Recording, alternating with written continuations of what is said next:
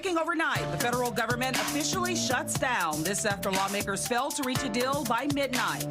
The shutdown set to have a ripple effect across the D.C. region, from thousands of federal workers impacted to local agencies and businesses. We have live team coverage. A man is shot and killed by police in Maryland. This morning, we know it was the police chief who pulled the trigger. But authorities say led up to the fatal encounter. Plus, we're going to hear exclusively from his mother. America 250. We are live in Stafford County this morning, where President George Washington spent some of his childhood. This as we celebrate America in your hometown. Fox 5 at 6 a.m. starts now.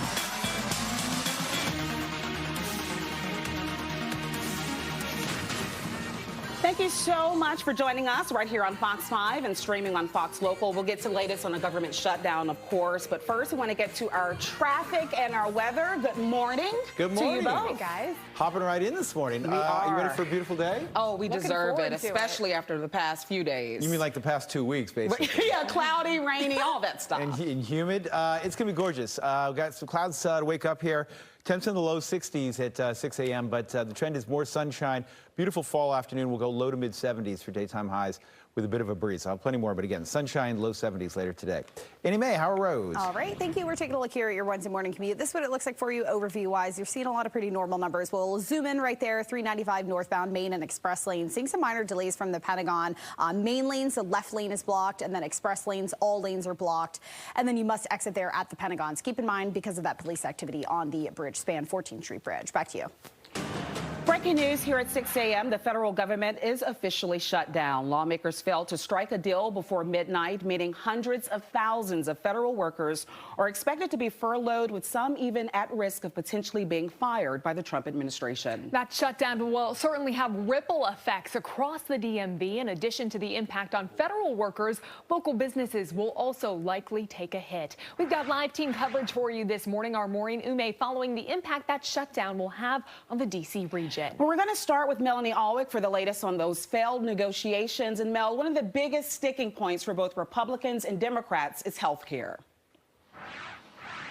That's right. And the debate on the finer points of that argument is going to continue. Meanwhile, Republicans are going to keep trying to bring their continuing resolution up for a vote to get Democrats on record of being the ones to keep the government shut down. You can see the back and forth here. The next vote may come as early as today, with Republicans showing no signs of being willing to offer any concessions. Here's the latest. Chuck Schumer is forcing a government shutdown, regardless of the cost. So we see now Republicans are plunging America into a shutdown. The back and forth continues. Senate Republicans and Democrats rejected two different proposals Tuesday that would have kept the government funded, with the last tally of 55 to 45 falling short of the 60 votes needed. Democrats want the bill to include an extension of Affordable Care Act tax credits and restore Medicare cuts recently passed under the Republican-led Big Beautiful Bill. GOP leaders say those issues can be discussed after a vote to keep the government funded, but there's no trust between either side here. The length of this shutdown will be a test of wills and tolerance. Maryland and Virginia senators, all Democrats, took to social media after the last failed vote. Here's Virginia Senator Tim Kaine saying this summer they spurred a health care affordability crisis under their big ugly bill. Democrats once again gave them a chance to help fix it and fund the government. Not a single Republican voted for it. And Maryland Senator Angela Alsobrooks saying the American people, including our patriotic federal workers, will pay the price for Republicans' callousness and incompetence. Now, the last shutdown in 2018-2019 lasted 35 days. It was the longest in U.S. history. So what finally melted the ice there? Well, there was a lot of public pressure, especially when things started to get kind of messed up in air travel, because the air traffic controllers weren't getting paid and many of them didn't show up to work. So that really was the thing that got both sides to the table. Hopefully, it won't take so long this time. Yeah, the impact can certainly go beyond federal workers, that's for sure. Our team coverage continues this morning with Maureen Ume, who's taking a closer look at the impact the shutdown will have here in the D.C. region. Yeah, Maureen, in addition to the federal workers' job status, a lot of local businesses also feeling the impacts. That's right, because these local businesses rely on these federal workers for their livelihood. But things like the Smithsonian Museum, they stay open for now. But come Monday, that could be a different story. The doors could shut down. They're staying open because there's a funding in place that will let them stay open a little bit longer. But again, come Monday, that could be done. Metro, we were there yesterday at L'Enfant Plaza, seeing teams of federal workers coming out of those metro stations. Ridership is bound to be down. So from traffic to businesses, you name it, families here in the D.C. region will be affected. I think people trying to play it as like a politics game when there's actual lives being affected it's not great. So hoping for better. Many are furloughed, while others, including air traffic controllers, TSA agents, and the military, are required to work without pay. And as part of the Trump administration's efforts to trim the workforce, some federal workers could lose their jobs altogether. Federal agencies like the IRS, the EPA, and FDA are scaling back. The NIH has put new research and grants on hold. And while the Smithsonian and National Zoo are still open this week, they will close next Monday if funding is not restored. Commuters are feeling it, too, with metro ridership expected to dip as federal workers stay home. This latest shutdown and its effects will be widespread. It's likely I would probably have to come into the office still and work, and perhaps without pay until they, get the budget set up. People always think it's the DMV that's going to be hurt, but remember, there are federal workers all across the United States. The majority of the federal workers are not in the capital area. And right now this morning, we're still seeing the effects, albeit slowly. We're not seeing the usual volume of traffic that we see on any given weekday. But again, it is still early. We'll have to see exactly how this plays out. But businesses for sure, those in the mornings who count on these federal workers to come in for their livelihood, to get coffee, what have you, those types of businesses will certainly take a hit. The food trucks around here will again be monitoring the situation, bringing you updates throughout the morning. Back to you. All right, Maureen, thank you so much. And you can stay up to date with us here on Fox 5 on the latest for the shutdown as well as its impacts by going to Fox Local. Just scan that QR code on your screen to download it right now.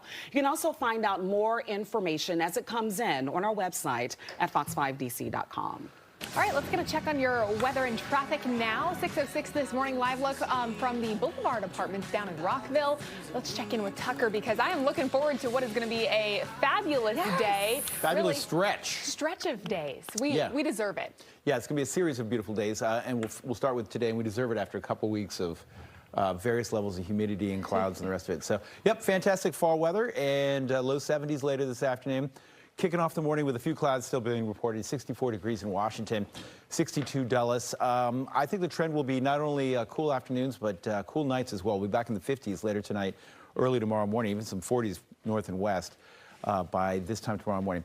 All right, still some lingering cloud cover. The very northernmost edges of what's left of Imelda still impacting our area, but high pressure builds in from the north and will push those clouds further and further south and east of us. And we should be in really good shape here later this afternoon. Dry conditions, lots of sunshine, a bit of a breeze here out of the north and east, and just very comfortable conditions again. With daytime highs expected to be a few degrees below normal. We should be 75, we'll be 73 this afternoon. Hey, and it says it right there, that's how I know. A nice fall afternoon. Okay, I have plenty more on the forecast. We'll focus on the weekend. Lots going on. Annie Mae's got a busy weekend, so we got to make sure we deliver for her. What's going on with Yes, you do have to deliver for me on a daily basis. Right now, we'll take a look there, 607. 14th Street Bridge, we're looking 395 northbound Main and express lanes. Police activity going on the bridge span, so the express lanes are all currently blocked, and then you have to exit there at the Pentagon exit. But then main lanes, this is what you're looking at in terms of your left lane blocked. You can, of course, see delays there in our traffic camera, as well as that's what it looks like leading up to it. Delays from the Pentagon. It's about 6 minutes there for that 1 mile stretch. We'll go ahead and look southeast southwest freeway in the westbound direction. Delays going towards the 14th Street Bridge. Your drive time currently between 6th Street and the 14th Street Bridge are up to about 12 minutes there for that 2 mile stretch. Inbound New York Avenue 13 at the moment between Kenilworth and the 3rd Street Tunnel. Finally, DC 295 southbound at 9 towards the 11th Street Bridge from Kenilworth. Marissa? Annie Mae, in Prince George's County, we now know it was the Cheverly police chief who shot and killed a 45-year-old man yesterday. According to Cheverly officials, Chief David Morris was one of the officers in the area investigating a stabbing that happened earlier in the day. They found a car connected to that stabbing and the suspect, and then encountered a man outside believed to be the suspect. They say he was armed with knives and charged at Chief Morris, who then opened fire. The victim's mother claims she told police her son was not armed. He had been depressed on his job. And actually, we know he have a little crisis and depression and stuff like that. He went outside. Chief Morris is a 40-year law enforcement veteran and has now been placed on restricted duty. The Maryland Attorney General's office is now investigating. Checking our other top stories this morning, an arrest in a brutal assault and robbery on the campus of the University of District of Columbia. Fox 5 spoke exclusively to that victim last week. She was choked and thrown to the ground while walking on campus. D.C. police have now arrested 39-year-old Gregory Woods of Northwest. He has been charged with assault with intent to kill, felony strangulation, and robbery. The Loudoun County School Board voting in favor to keep its current charter school funding policy in place. That means the county's 2 charter schools will still have access to funding from LCPS for some approved projects and renovations.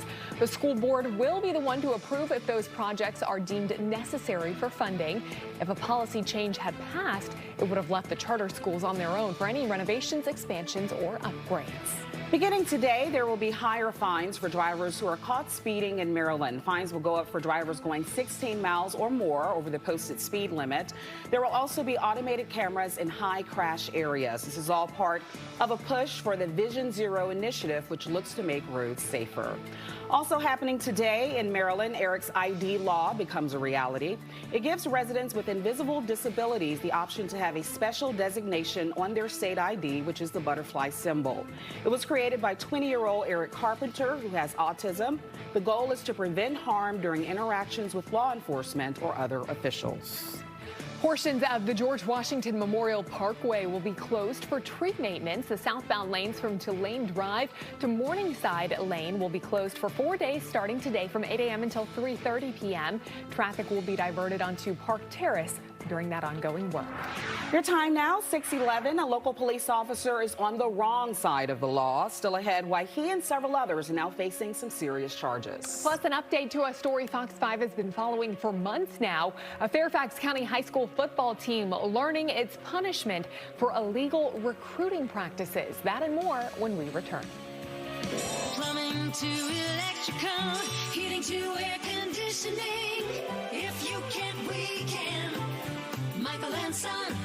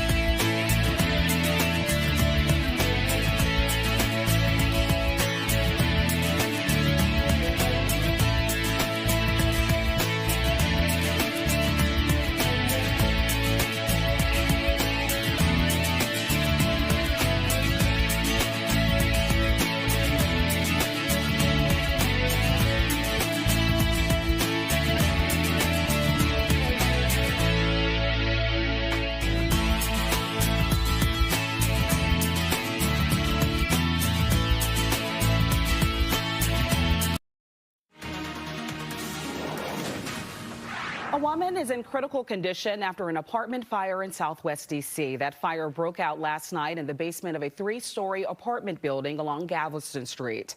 Officials say the woman suffered life-threatening injuries. A firefighter also was hurt, suffering minor injuries. The Red Cross is now assisting other residents there.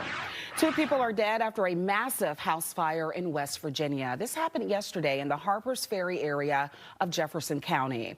A man and a woman died in that fire. Another woman and her 2 adult children were taken to a nearby hospital for burn injuries. The cause of the fire remains under investigation.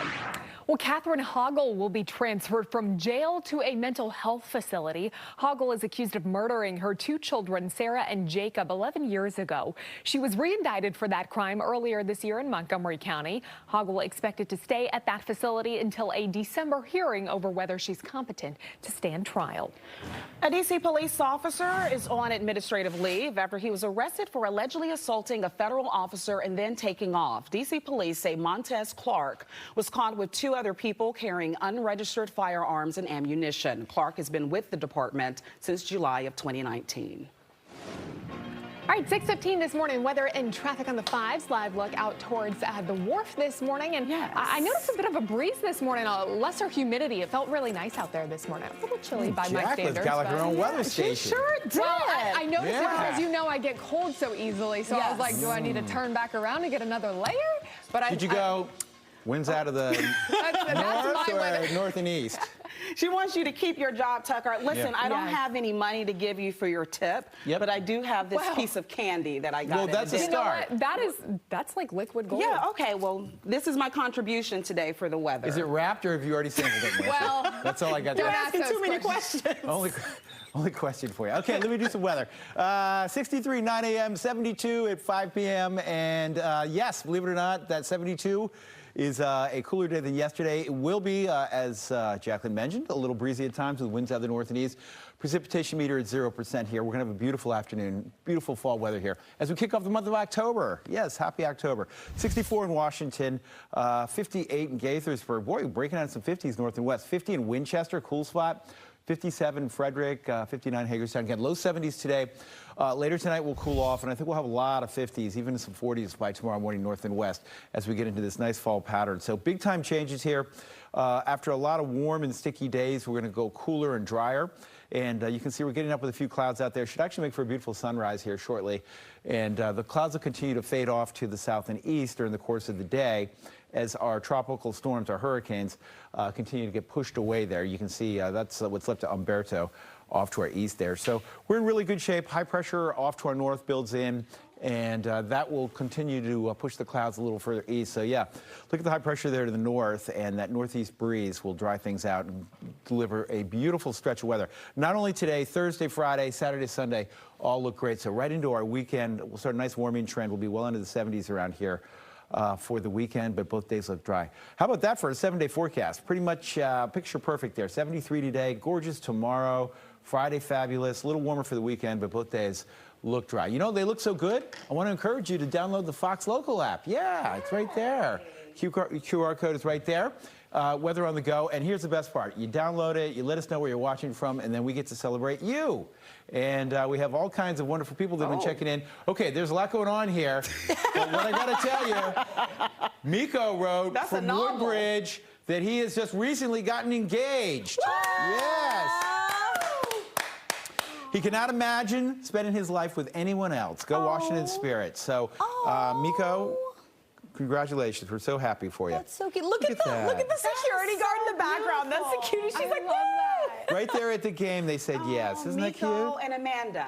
Miko and Amanda, so congratulations. And if you guys want to let us know what you're up to, scan me right up there in the upper right-hand corner. Greg and Patrice from Upper Marlboro. And that's Minji Boy, who's clearly watching this morning. Clearly. Clinton, we've got something going. Oh, I see we've got not one but 2 dogs. Joker and the... King and Queen. And no, the King and Queen. Oh, yeah, they love to cuddle. I feel like the one in front of the fireplace is giving King energy. Oh, I didn't see that absolutely. one. Right? Thank you, Annie Mae. That's Joker. On his throne. On his throne in front of At the some point, we're fireplace. going to have to encourage bigger pictures so I can actually see what I'm looking at. He's like looking at the screen, trying to. Jacqueline and I are trying to help out. We're taking a look at the 14th Street Bridge right now. 395 northbound Main and Express Lane. So if you're headed out right now, keep in mind some police activity going on over the bridge span that's affecting both Express and Main lanes. Express lanes, all lanes are currently blocked, and then you have to exit at the Pentagon exit. Main lanes, all lanes are now back open. So updates are that you're coming back up to speed over the area, but of course, come 6 o'clock, more people are headed out onto the roadways. Of course, we'll keep in mind too the volume of traffic with everything in terms of the government shutdown as well. About 16 minutes your drive time between the 11th Street Bridge and the 14th Street Bridge if you're headed southeast, southwest freeway westbound. Of course, those delays you're going to see there as well. Marissa. All right, Annie Mae, thank you. It's 6:19. It's unclear what caused a garbage truck to overturn in Bethesda. Sky Fox was over this scene on your screen here. That crash causing wires to come down, blocking lanes for several hours. It all happened yesterday on Bradley Boulevard between Fernwood and Hillmead Roads. The lanes are back open this morning. In Frederick County, the search continues for the driver who damaged one of the county's oldest bridges. The historic Loy Station covered bridge has low clearance warnings all over it. But despite that, the driver of that large vehicle drove over the bridge last weekend. Investigators hope cameras will help them identify the person involved. Repairs must be approved by the Maryland Historic Trust and are expected to take about a week. Fairfax High School's football team has been placed on probation for having at least one player who is not a student at the school. The school actually reported itself to the Virginia High School League, but no other details this morning on how it all happened. The varsity football team hit with 1 year of probation and no playoffs. Fairfax High School will not appeal that penalty. Well, some bad news for local sports fans. While you may no longer be able to watch the Capitals, Wizards, and Mystics games on some platforms here in the D.C. region. Got to find out all the information on that. Plus, we got a Fox 5 field trip lined up for you this morning. We're going to be live in Stafford County, where President George Washington spent his boyhood years. This as we celebrate America's 250th in your hometown. We'll be right back.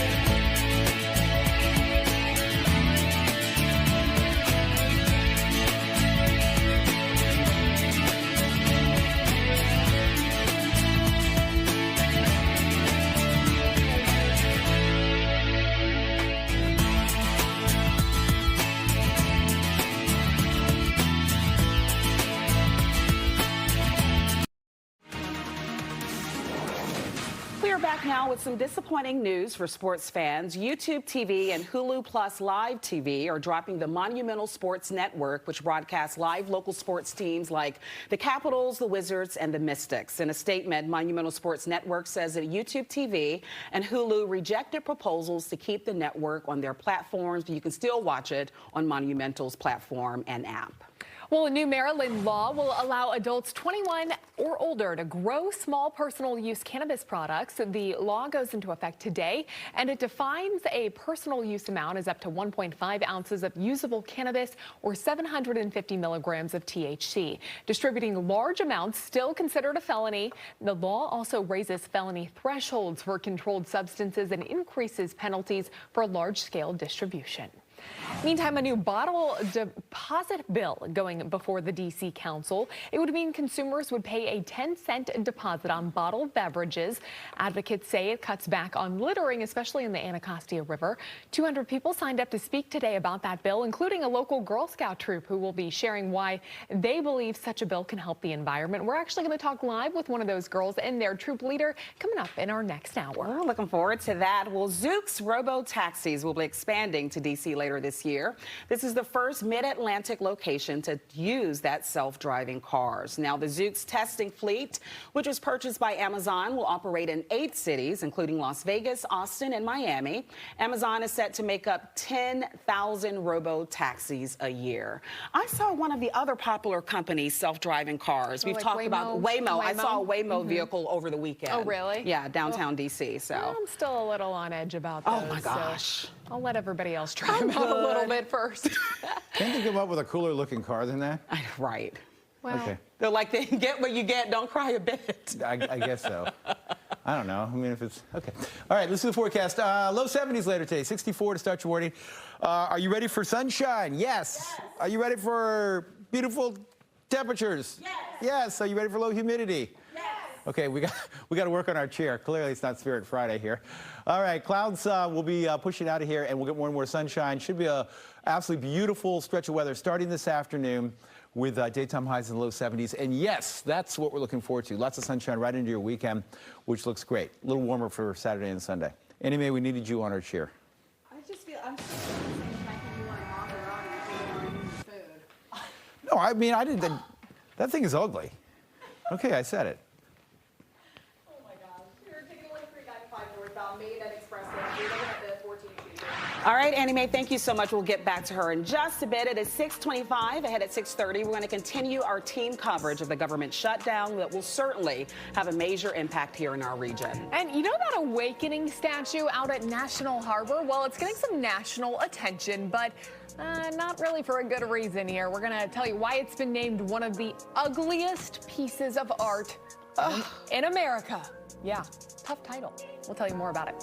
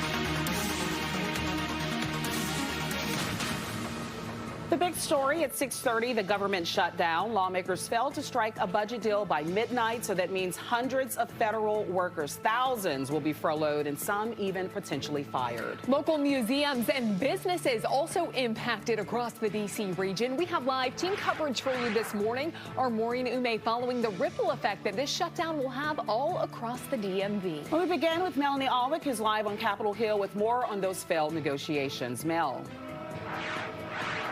Hey, good morning, guys. So there were two different proposals last night to keep the government open. One, the same Senate continuing resolution. Another shorter-term bill proposed by the Democrats, but neither one received enough votes to go through. However, there were a couple of Democrats and one independent that sided with Republicans on the continuing resolutions to try to avoid the shutdown that we are now in. As we've talked about, the issues that Democrats want included in the bill are extensions of Affordable Care Act tax premiums and also a rollback of some of the cuts to Medicare that Republicans have voted in. And so it looks like they're going to have to keep negotiating on this. There could be more votes today. Maureen?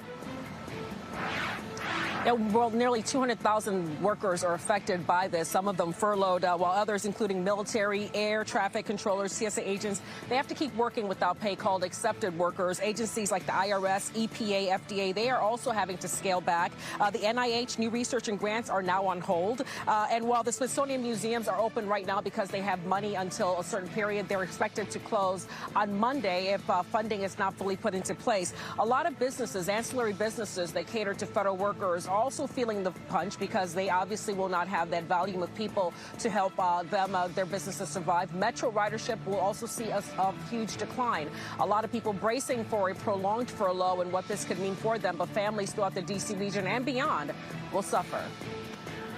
All right, thank you so much, ladies, for the latest on that. It is 6:31, and we're taking a look here. This is Frederick behind us, and we're in for a much better stretch of weather, Tucker. We are. We've been waiting for literally, if you're in the weather community, like 10 days for this. So it's finally gotten here.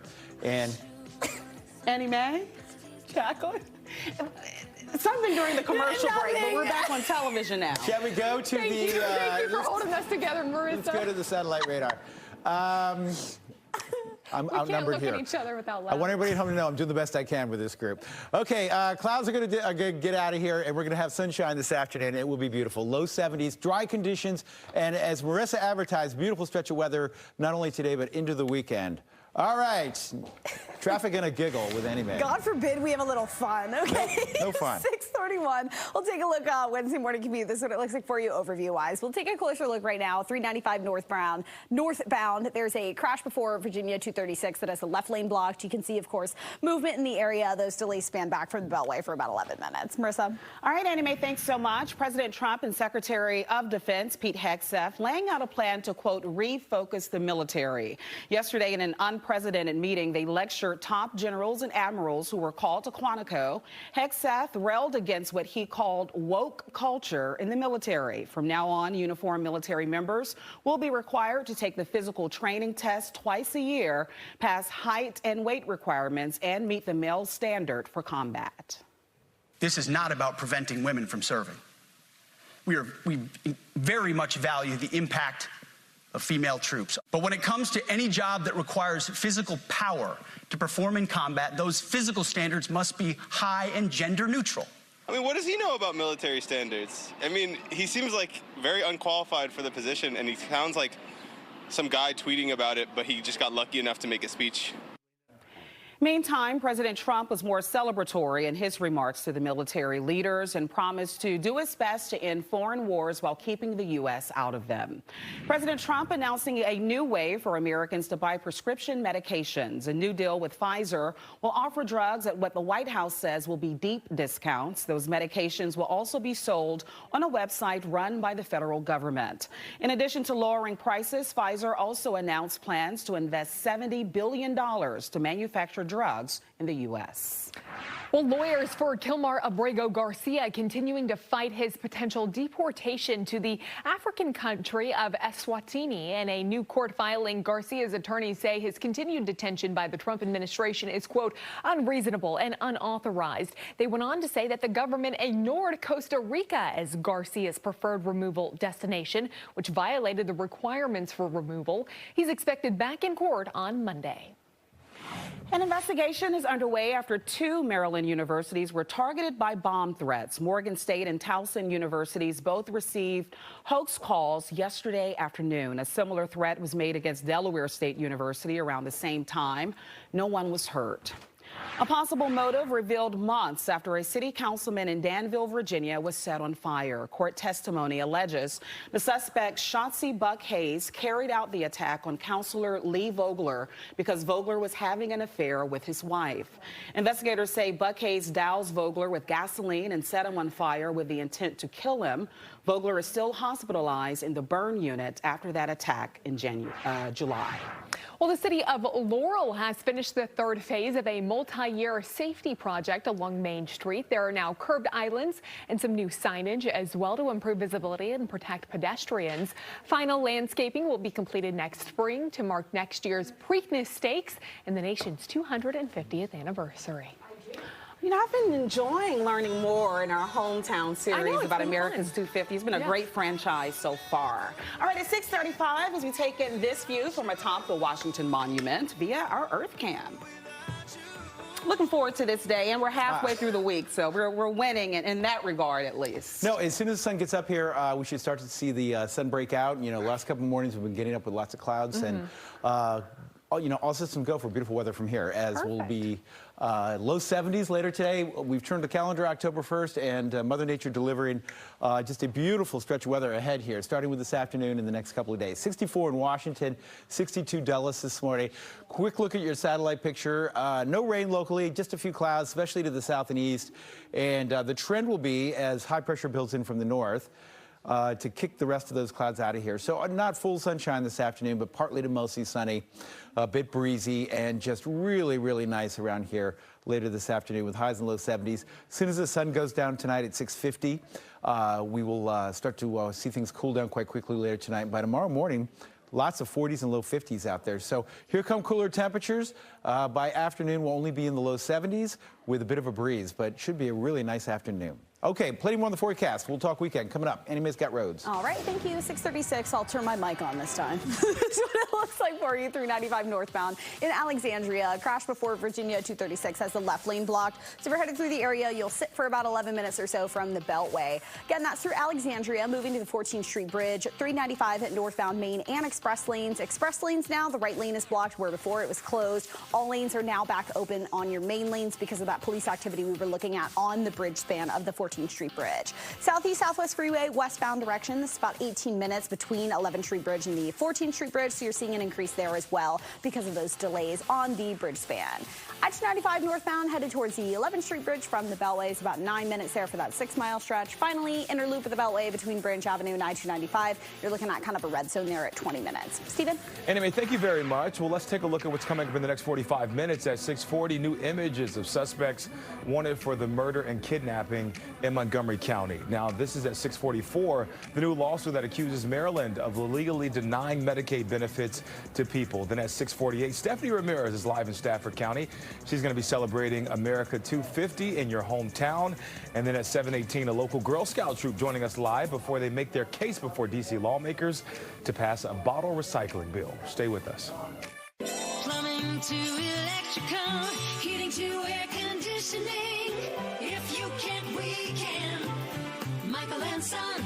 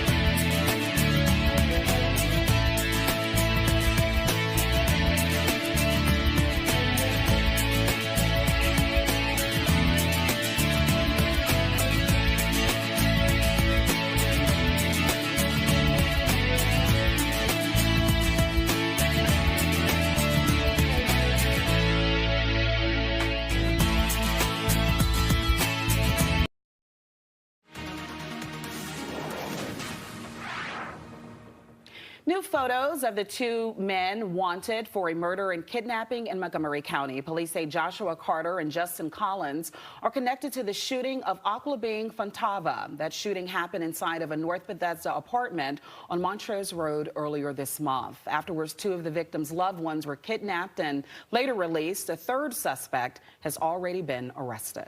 A Charles County man charged with a DUI after crashing into a school bus in Waldorf. Police say David Coffrin's Camaro hit the back of a bus carrying 28 members of the Westlake High School JV football team. Two students were taken to the hospital with non-life-threatening injuries. Authorities say there was also a 7-year-old child not in a booster seat in Coffrin's vehicle. That child was not injured. D.C. native and former basketball standout Lawrence Moten has died. According to Syracuse University, the 53-year-old passed away yesterday at his home in D.C. Moten played basketball at Archbishop Carroll. He then dominated the college basketball scene. He was the first Syracuse freshman to score 500 points in a season. He also helped the team beat Georgetown in the Big East Championship. The school retired his jersey in 2018. Moten was later drafted by the Vancouver Grizzlies, and we certainly send our love and support to his family and all who knew and loved him. It is 6:41. Maryland is facing a lawsuit of illegally denying Medicaid benefits to people. We have details on that next. Plus, we got a Fox 5 field trip for you this morning. We're going to be live out in Stafford County, where President George Washington spent some of his childhood. This as we celebrate America's 250th anniversary. But first, as we head to break, let's take a live look out from Bluemont, Virginia. You can see the sun just starting to wake up there. A nice little bit of a sunrise with those clouds out there. I bet it's going to be beautiful out there this weekend with all this fall weather. We're going to have a look at your weather and traffic in just a few moments at 6:45.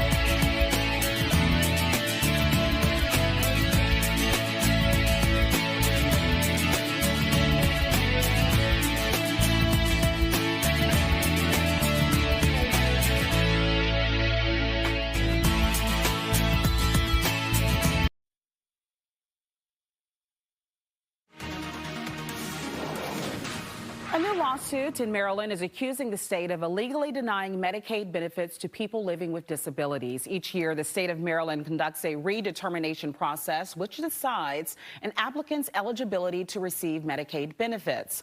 During COVID-19, that process was paused before resuming in 2023. Plaintiffs say that's when they first noticed that their Medicaid benefits were denied without proper notice. That an individual has the right to notice, the right to have an opportunity to be heard, and the right to a reasoned decision from the state before an adverse action is taken. And in this case, all of the named plaintiffs, and we know many hundreds, if not thousands of more people across the state, have been denied that opportunity. We reached out to the Attorney General's office for comment, and they declined. All right, 6:45 this morning. Look at weather and traffic. A live look out from towards Rockville, Bethesda area this morning. Let's check in with Tucker. And Tucker, I feel like the calendar and the weather finally aligned. They've gotten the memo. October 1st. Here It's we happening. are, and we finally got some fall weather around here. It's happening for sure, and you got it. Next couple days going to be very, very fall feel with daytime highs in the low 70s. Lots of sunshine has returned. A little bit of a breeze here out of the north and east this morning, and we'll have warm, pleasant afternoons and then cool nights. And you know, the trees will love this. The leaves will start to love this weather with the cool overnights ahead. Warmer by the weekend, not unpleasantly so. We'll be in the mid to upper 70s, but both Saturday and Sunday, a boat show in Annapolis, all kinds of outdoor activities, of course. We've got festivals and Taste of Bethesda and the rest of it. All of that happening with beautiful conditions expected this weekend. 64 in Washington, 58 Gaithersburg. I'll mention a little cool there north and west. Cumberland's our cool spot. Good morning to our viewers out there. 49 degrees. 50 in Winchester, 66 in Leonardtown, 63 in Fredericksburg this morning. Looks great everywhere. Cloud cover that we had around here yesterday getting pushed out with a wind from the north here at about 5 to 10 miles an hour. And I do want to mention it might be a little breezy at times today as we have high pressure off to the north that will be building into our region, and that will deliver that fall feel for the afternoon. All right, a little bit of cloud cover, as I mentioned here, to kick off the morning, and this will continue to get pushed away from our region. So the trend will be more and more sunshine. I think there'll be a few clouds around this afternoon. There won't be rain, and there won't be a lot of humidity, and there won't be mist or anything like that, so we look great. And we'll continue to watch this kind of fade off to the south and east as what's left of Umberto and Imelda continue to get pushed off to the east of us. High pressure up in Canada builds in, and it delivers not one day of nice weather. It delivers basically a week of nice weather. Bit of a warming trend around here as we get into the weekend, but certainly no complaints when you see a 7-day that looks like that. Fall feel tomorrow, 70 degrees. Cool overnight tonight, by the way. And then we're going to warm it up this weekend, upper 70s both Saturday and Sunday. Hey, we want to thank you for writing into us and watching every morning. We got Bree from Upper Marlboro checking in, watching my favorite team there, and my favorite weather team. Happy Hump Day. Bree, we really appreciate you watching, and just, want to thank all of you for watching every morning. All right, this Marlon just chilling in his chair. Marlon's really kicking back there. Thank you so much, Benita, for checking in from D.C. Oh, okay, that's an awful cute face. Charlotte watches every day for Tucker's Weather Report. Charlotte, you can go outside today, and, if you don't feel like running around the block, Charlotte, you can just hang out right there on the deck. That's like me when I watch Tucker's Weather Report. Hey, hit that scan me in the corner, and you can let us know where you're watching from. There you go. We love it. Thank you, everybody. Let us know. We're taking a look at your roadways today. Woodbridge to Springfield, about 42 minutes there for that 14-mile stretch. That's spearheaded 95 northbound, your main lanes. Looking 395 northbound in Alexandria. A crash that we were looking at has since cleared from before Virginia 236 from the left lane. So it's about 6 minutes you'll see in residual delays from the Beltway for that 3-mile stretch. So right now that's what it looks like in terms of your red zone there. Just some minor delays left. 395 in northbound Main and express lanes, 14th Street Bridge. Police activity on the bridge span that at one time had it all completely closed on your express lanes. Now just the right lane block. So coming back up to speed there. Main lanes, all lanes are now back open. So right now you're just hitting a slowdown as you're headed towards the bridge this morning. Back to you. All right, Annie Mae, thanks so much. This week for Fox 5's In Your Hometown, we are out in Stafford County. Yeah, our very own Stephanie Ramirez visiting the farm of one of our founding fathers, President George Washington. Pretty cool here. You're live in Fredericksburg now. Stephanie, tell us all about this. Yeah, good morning. So we are live just outside of Ferry Farm, which is President George Washington's childhood home. Of course, my first thought was, is this where he cut down the cherry tree? But that's really more of a child's story to highlight George Washington's honesty. But if it did happen, it probably likely happened here. Look, the country, everybody knows we're all celebrating the country's 250th birthday next year. So just beyond the gates here, later this morning, guys, we're going to be going over all of the American history located right here in Stafford County, which was originally called King George County. And Ferry Farm, where we are at this morning in Old King George County, is where a 6-year-old George Washington moved with his family to in 1738. And thanks to the efforts of the George Washington Foundation, you can tour a replica of the first president's childhood home. Visitors can learn about how they lived, who lived here, and what adversities they overcame. Stafford County is also home to the historic Kenmore, the home of George Washington's sister, the University of Mary Washington Washington's museums that share about the life of others, another president, I should say. Now, coming up at 7:48, I'll be speaking with the Stafford County Board of Supervisors Chairman. We'll talk with the executive director of the University of Mary Washington's museums at 8:48, and then at 9:23, I will take you inside Ferry Farm. We're going to go find that cherry tree in the meantime, ladies. I'll send it back to you. All right, thanks so much. We'll check back in, Steph. Well, the Awakening at National Harbor has been named one of the ugliest pieces of public art in the entire country. This is all according to a survey by Rivers Art. The sculpture, you know, it's a giant man half buried in the sand. We showcase it even on our zip trips. Rivers Art calling the piece, quote, more nightmarish than artistically pleasing. The sculpture was number 58 on the list. And there are several other things. I believe number 3 was one of Lucille Ball. In New York. They didn't, I guess, think it resembled the star, but that was on there as well. Well, there's a few others that don't resemble stars quite spot on as they probably would like, but like this one. Like this one. The newly unveiled Tina Turner statue in Tennessee. People online are saying it's simply the worst. Yeah, it looks like the Green Giant, the Jolly Green Giant, except Tina Turner version, I guess. Oh my gosh, and we love Tina, huge fan. They did get the legs right, so I'll give them that, but everything else is just... well, hey, something to be said for that, I guess. Yes, you got it. That's worth it. All right. Mary's not proud at all. She's not. So bad. Oh, man. All right, let us know what you think about the statue out at National Harbor. Do you think it qualifies as being on this list? Use hashtag Fox5DC. Good day, DC, as well. All right, time now 6:51 this morning. Still to come, find out who won this year's Fat Bear Week. Oh, yes. Here's a hint. The winner, no stranger to being a finalist, but the first time he's ever won. Are you ready?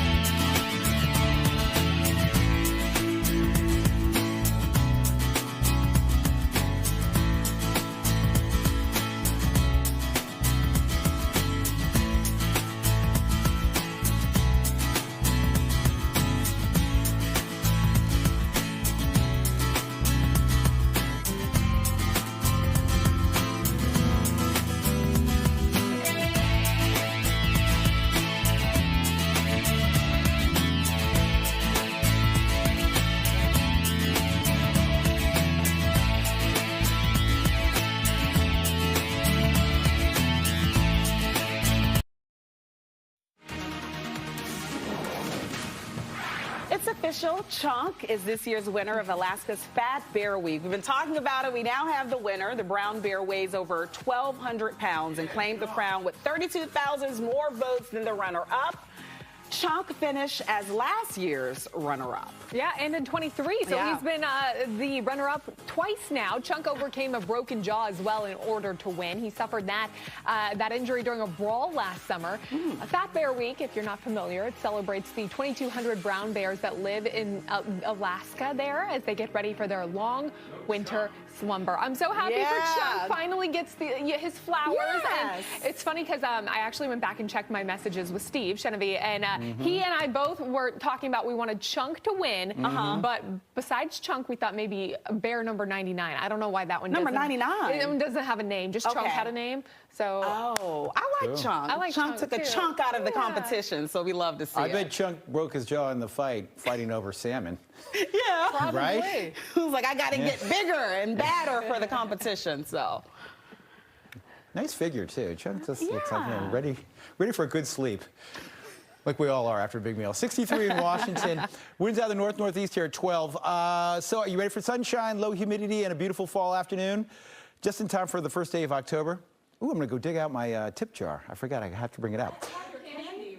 Yeah, I don't want candy. I want money. Okay, it should be a beautiful afternoon, and we are again talking about low 70s around here later today, and a beautiful stretch. Look at your weekend.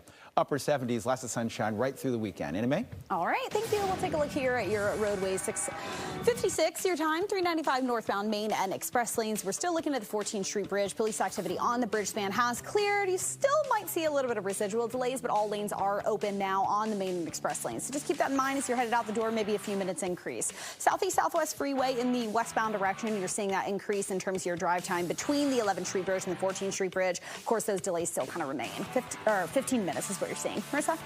All right, Annie Mae, thank you. Today marks 8 years since a deadly mass shooting at a concert in Las Vegas. 60 people were killed and more than 800 injured. The gunman opened fire from a room at Mandalay Bay Hotel. We all remember this. It's the deadliest mass shooting in modern U.S. history. Well, less than a month after Charlie Kirk was killed, his organization Turning Point USA has resumed its college campus tour. The first stop actually kicked off last week at the University of Minnesota, followed by a stop at Virginia Tech last Wednesday. Yesterday, an event was held at Utah State University. As of today, electric and plug-in hybrid vehicles no longer have solo access to HOV lanes. That means in order to use the HOV lanes, you must have at least 2 occupants in the car. Good heads up. Yes, for that. You don't want to have a good fine because of it. Absolutely not. All right, we got a lot more news, weather, and traffic coming up for you on this Wednesday. Fox 5 Morning at 7 a.m. starts in just 60 seconds.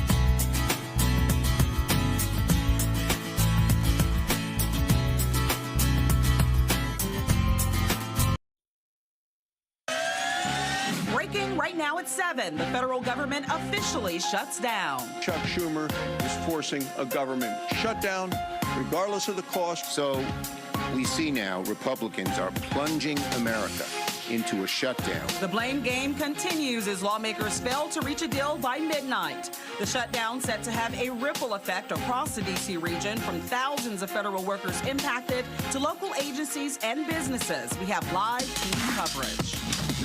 New month, new laws. A look at the new rules going into effect today in Maryland, including one that increases fines for drivers who speed. The countdown is on. Taylor Swift's newest album drops in just days. The city that's hosting a pop-up in the singer's honor to celebrate. Fox 5 at 7 a.m. starts now.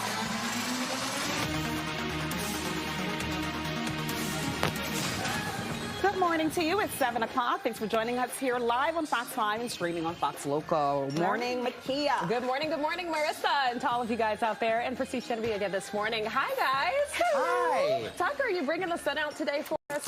I am, yes. I'm going to deliver a beautiful day. Oh, okay. I want to take credit for it, but it's really not my doing. I'm just reporting it. Yeah, he said my candy wasn't good enough. He wants money for the tip jar, by the way. I mean, did he stutter? No. Marissa, facts are facts on that. 72 this afternoon, bright sunshine, and yes, finally we're going to break the warm and humid pattern. Should be a beautiful fall afternoon and a beautiful stretch of weather. I'll have more on what to expect going forward, including the weekend, in just a moment. Nice afternoon, though. Anime? All right, thank you. We'll take a look 7 o'clock. This is what it looks like for you Wednesday morning commute. Overview-wise, a lot of pretty normal numbers. We'll take a closer look right now at some of your majors. DC majors, about 14, 11, and 12 minutes for 50. DC 295 as well as I-295, looking at pretty good numbers in terms of your area main roads right now, just not yellow zone. It was very clear, behind closed doors, that the president hasn't fully grasped the magnitude of the disaster he's causing Americans. This is totally avoidable. It is a decision they're going to have to make, and if the government shuts down, it is on the Senate Democrats. Off the top at 7 a.m., the blame game on Capitol Hill as the federal government has officially shut down. Lawmakers failed to strike a deal before midnight, so that means that hundreds of thousands of federal workers are expected to be furloughed. Some are even at risk of potentially being fired by the Trump administration. And that shutdown will certainly have a ripple effect across the DMV. In addition to the impact on federal workers, local businesses are also likely going to take a hit from this. We have live team coverage for you this morning. Maureen Ume is following the impact the shutdown will have on the D.C. region. Well, we begin with Melanie Alwick for the latest on those failed negotiations. Mel. Well, today there will be press conferences and public statements, each side trying to point the finger at the other for failure to come to an agreement. Senate Republicans and Democrats last night took up two different proposals that would have kept the government funded, with the last tally of 55 to 45 falling short of the 60 votes needed. Democrats want the bill to include an extension of Affordable Care Act tax credits and restore Medicare cuts recently passed under the Republican Big Beautiful Bill. Now, GOP leaders say those issues can be discussed after a vote to keep the government funded goes through. The length of this shutdown will be a test of wills and tolerance. I certainly hope it will be on the shorter end. As you know, we've also had shutdowns that lasted only a matter of days and had, little real world impact or real life impact on federal employees or the American people. I hope we'll be in that category rather than the 35-day category, but at this point, I just don't know. This could all end if Chuck Schumer would just simply say, hey, I'm not going to vote for it, but I'll let my members that actually want to vote for it, because there's plenty that could. Now, federal workers will still be paid this week, but if the shutdown drags on, the pressure will start to ramp up when the military misses paychecks on October 15th and federal workers miss theirs on the 16th. Now, Republicans will try to keep forcing this measure to a vote so that they put Democrats on record as voting against it. Last night, 2 Democrats and 1 independent voted with Republicans to keep the government open. That next vote could come as early as today. And let's now go to my colleague, Maureen Ume, who is talking more about the impact that you may see and that local families might feel. That's right, Mel. You and I both know we are out in the mornings. You'd only see the volume of people around this time. Starkly different today. A lot of federal employees at home this morning watching, hopefully us here at Fox 5 to get information about what to do next. A lot of them saying they didn't really get any directive on what will happen now that there has been a shutdown. I can tell you the Smithsonian Museum, some of which you see behind me, these museums will stay open temporarily because they do have funding until at least Monday. But after that, the doors may shut down. They're not the only ones. A lot of ancillary businesses really concerned about what this could mean for them because they rely on federal workers for their livelihood. And so we're not seeing the volumes of people. Metro ridership starkly lower this morning. So they're not seeing the volumes of people, and that's bound to affect the bottom line. Let's show you what we're talking about in terms of the agencies and list them for you. 200,000 federal workers across the D.C. region are directly affected by the shutdown. Many are furloughed, but others who are deemed essential have to work without pay until funding is restored. But as part of the Trump administration's efforts to trim the workforce, some federal workers may lose their jobs altogether. Agencies agencies like the IRS, the EPA, the FDA, they will be scaling back operations. The NIH will have to pause all kinds of research and suspend new grants. And national parks and museums will be closing, but not initially, as I said. The Smithsonian says its operations will continue through October 6th on Monday, thanks to its funding reserves. Among those essential workers who will be on the job but not getting paid right away will be active duty military. That does include deployed National Guard members, air traffic controllers, and TSA workers. Social Security, Medicare, and Medicaid payments will still be going out, and U.S. mail service will continue. Those are funded separately. For many government employees, this latest shutdown has brought a lot of uncertainty and fear into an already tense period.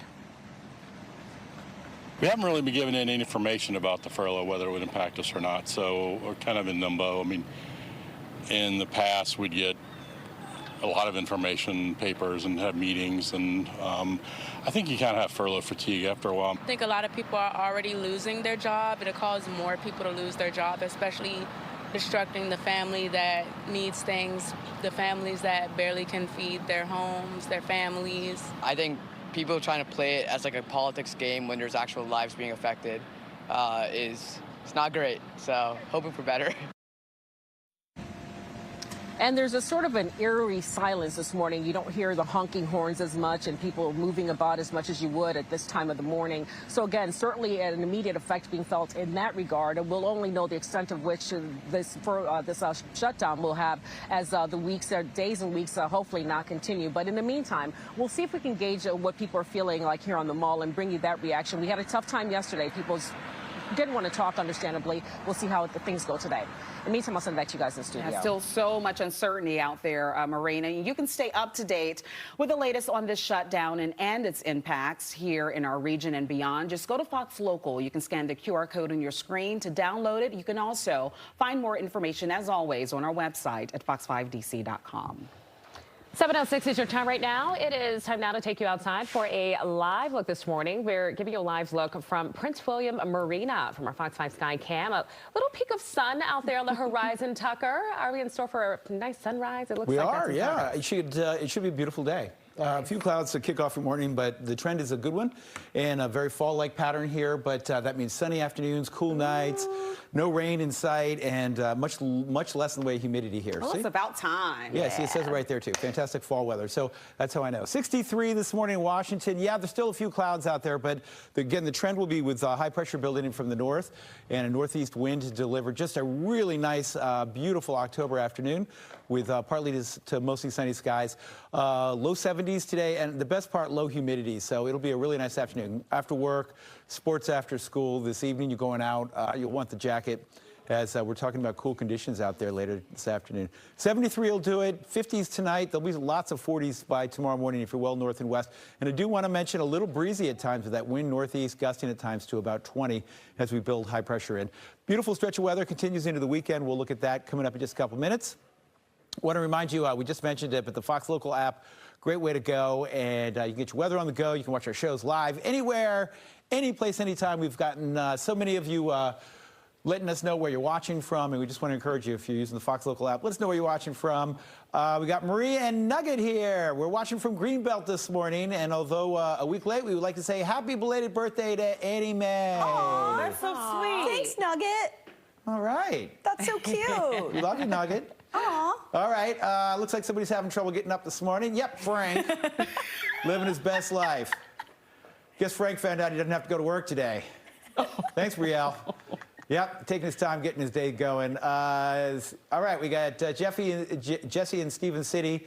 Love Fox 5. Thank you so much for watching. And please let us know where you're watching from, and we will give you a shout-out and some love, too. Just like Annie Mae just got. That's a nice backyard, Jesse. Right? That's a nice backyard. Right now, we'll take a look at the inner loop of the Beltway. We're not looking at any incidents to report in the area between Branch Avenue and I-295. It is about 28 minutes for your drive time. Maryland 210 northbound direction, about 28 there between 228 and the Beltway for that 10-mile stretch. So looking pretty typical of the 7 o'clock hour here. Branch Avenue northbound hovering around 20 between 301 and the Beltway. BW Parkway, both north and southbound. You're always going to see a little bit more in the southbound direction between 195, of course, headed towards the Beltway. It's about 34 minutes. And then 25 in the northbound direction. We'll look one final time if you're headed on the outer loop of the Beltway. This is between Baltimore Avenue and Georgia Avenue, which is pretty typically increased on your top side, usually around 20 or 30 minutes. 23 today. Marissa? Anime, thanks so much. It is 7:09 in Prince George's County. We now know it was the Chevrolet police chief who shot and killed a 45-year-old man yesterday. According to Chevrolet officials, Chief David Morris was one of the officers in the area investigating a stabbing from earlier that day. They found a car connected to a suspect in that stabbing and then encountered a man outside who they believed to be the suspect. They say he was armed with knives and charged at Chief Morris, who then opened fire. The victim's mother claims she told those officers her son was not armed. He have been depressed on his job, and actually we know he have a little crisis and depression and stuff like that. He went outside. A white man, I told the officer, whoever is his name, with the glasses, he said, "Who are you?" I said, "My son don't have nothing on him." He says, "I have been in the area. Who are you?"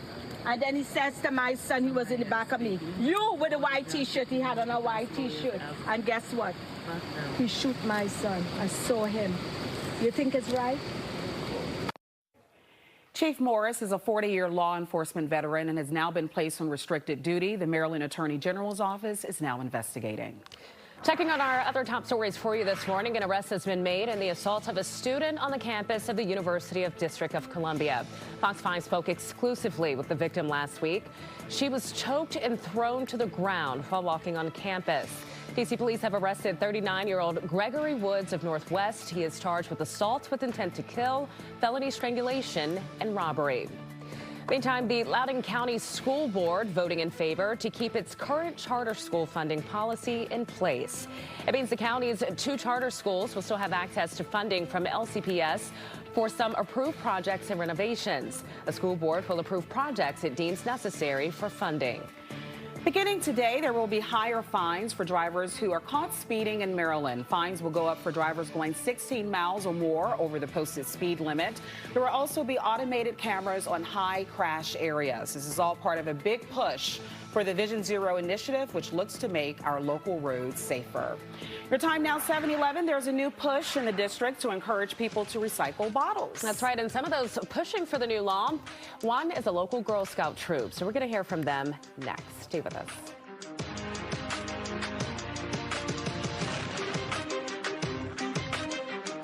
Plumbing to electrical, heating to air conditioning. If you can, we can.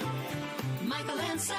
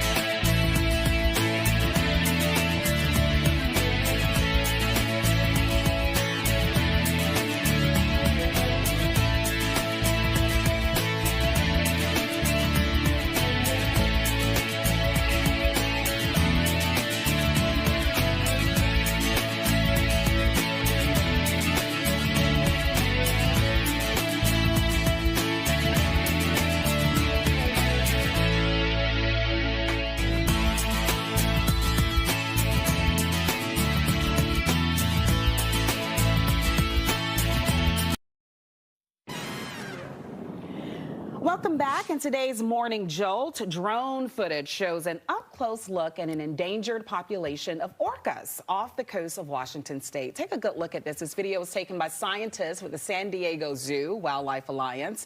It shows the southern resident killer whale pod swimming together. At one point, the scientists say they saw a new whale calf swimming in the pod as well, which is welcome news considering that this is listed as an endangered species by 2050 even. So this was certainly a sight to see on multiple fronts, and I can look at it all day. Yeah, me too. It's just so soothing to watch them just glide through the waters. All right, we've had some really good marine life videos this week for sure.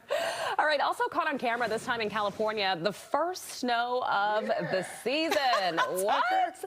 All right, so this was at Mammoth Mountain in the Sierra Nevadas. The mountain will be open, or rather won't be open to skiers until November 15th, though.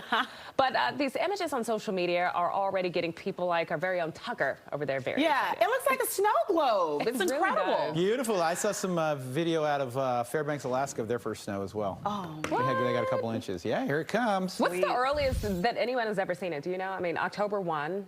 Well, whereabouts? I guess anywhere at this point. I mean, if you live north of the Arctic Circle, it snows all year. All year. There you go. Yeah. We had snow maybe 10 years ago in late October. I don't know if you remember that. Really? Yeah, maybe it was 12 years ago. Wow. I remember that. It didn't stick, but we had some something. I think it was the end of October. We are not going to get snow today. We are going to get cooler temperatures, though, and they're here to stay for the next couple days. Beautiful fall afternoon, a beautiful fall couple days here with cool overnights and pleasant, mild afternoons. Perfect if either of you ladies want to come over and help me in my yard. I'll bring you some lemonade. No takers? Marissa, you know what? I'll take the lemonade at this point. I was out mowing the lawn this weekend and I was sweating. Okay, 73 in Washington today. Average high 75. You can see we keep it below that. We do warm it up for the weekend, but each one of those days featuring lots of sunshine and then cool overnights. And it should just be a beautiful weekend if you want to get out and rake some leaves or mow the lawn, that kind of thing later today. 63 in Washington, 57 in Frederick, 58 Gaithersburg. A little warmer by the water, 66 in Annapolis and Leonardtown. Quiet as can be. Yes, there's a little cloud cover still lingering. This is the leftovers from our hurricane that was off to our south and east yesterday. We actually have two hurricanes off to our south and east. And high pressure up in Canada builds in. And we will be a little breezy today with winds out of the north and east at about 10 to 15. So that will also make it feel a little cooler than that. You might even want the jacket with highs only in the low 70s later today. That is Umberto fading away. And then we have Imelda, still a hurricane here. Twin hurricanes there. Imelda with 90-mile-per-hour winds, Umberto with 80-mile-per-hour winds. They both continue to get pushed away from our region and off the eastern seaboard, which is great news. Bermuda will be impacted by Imelda there. And then out to the central Atlantic they go, where they will dissipate. But wonderful news in that neither hurricane is directly impacting the United States. 73 today, fall feel tomorrow for sure, only 70. And then a nice warm-up. Weekend looks great, upper 70s, lots of sunshine. Annie Mae? Thank you. Right now, we'll take a look here, 717. If you're headed out onto your roadways on the Outer Loop in Cabin John, we're following along with a new crash before the American Legion Bridge that has the two left lanes and shoulder blocked. And typically, if you do have an incident in this area, you start to see this increase massively. Right now, it's only about 23 minutes, but we'll, of course, see that number increase from Old Georgetown Road is where you start to slow down. That's what it looks like passing the scene directly. Again, that's on the Outer Loop of the Beltway. 270 southbound going to start and, of course, continue to see that increase because getting towards the Beltway is going to be a little bit slower. About an hour right now between 70 and the Beltway, so we'll keep an eye on that. It's usually around 50 minutes to an hour towards the 8 o'clock hour, but right now 7:18. Nakia? All right, thanks so much, Annie Mae. The district is considering a so-called bottle bill. This would mean consumers would pay a 10-cent deposit on bottled beverages. A public hearing on the bill is today, and hundreds are signed up to speak. That includes a group of fourth-grade Girl Scouts who will share why they believe such a bill can help the environment. So joining us now this morning is Girl Scout Noah, and then we have Raymond as well as Troop co-leader Dr. Amira. Good morning, ladies. So good to have you. Welcome in. Thank you for having us. Good morning. Good morning. You're so welcome. So let's just get into the importance of this. As we just mentioned here, anyone who purchases a plastic bottle in the district will put down a 10-cent deposit, but get it back if, in fact, they do recycle. What do you make of this bill, and why does it matter so much to you? It matters a lot because the DC has a lot of bottles all around it, and it doesn't really look good. Also, the bottles don't break down, so it just becomes smaller and smaller, and it goes in us. Noah, you are just so wise. Let everyone know, yes, absolutely. Some of the consequences of just trashing your bottles just all over the place. Dr. Amira, what do you make of just the kids' involvement in this and their passion and making sure that we keep our environment clean? Yeah, our girls have been really interested in learning more about government, how it works, how bills pass, and they've been interested in what we can do to protect the environment. We do cleanups every now and then as some of our activities, and we do a lot of work talking with pet owners and others to learn about how they protect their pets when they're out and about. And so the girls wanted to learn about the bill in DC, especially because this is an issue that they all see as important. Yeah. Noah, when you're riding around with your family or your friends and you see plastic bottles or just trash just sort of just strewn about, how does it make you feel when you do see trash on the ground? To me, it makes DC look bad since it's really dirty, and I've been to places that are way cleaner, so it almost seems like they don't really care about how DC looks. And it just looks sad because you can see animals trying to eat it and getting sick. Oh, so essentially you're reminding all of us this morning to do our part to take care of our environment, which is such a beautiful message. Dr. Amira, how have the girls prepared to testify? As you mentioned, hundreds are going to be coming out to talk about this bill. What does the preparation look like for the girls to make their voices heard? Yeah, first we learned about how bills work, especially in the district, and then we met with experts who were for the bill, and we talked about reasons against the bill, and the girls came up with their arguments for why they think the bill might be a good idea. Then we had a session where we got to practice and write our testimony. And so now the girls will get to go and deliver the testimony, and we'll be following the bill very closely to see what happens eventually. That is amazing. I'm so proud of you ladies. Noah, what is one final message that you'd like to leave with our viewers this morning? I'd also like to say that you can also get more money since you'll get 10 cents back once you recycle a bottle that's in DC. And the beverage companies can take those plastic bottles and reuse them, wash them, reuse them, instead of having to buy more plastic. So everybody gets more money. All right, there you have it. More clarity to that bottle bill. We'll see what comes out of it. In the meantime, thank you so much, ladies, for stopping by. We wish you the best. Thank you. All right, take care.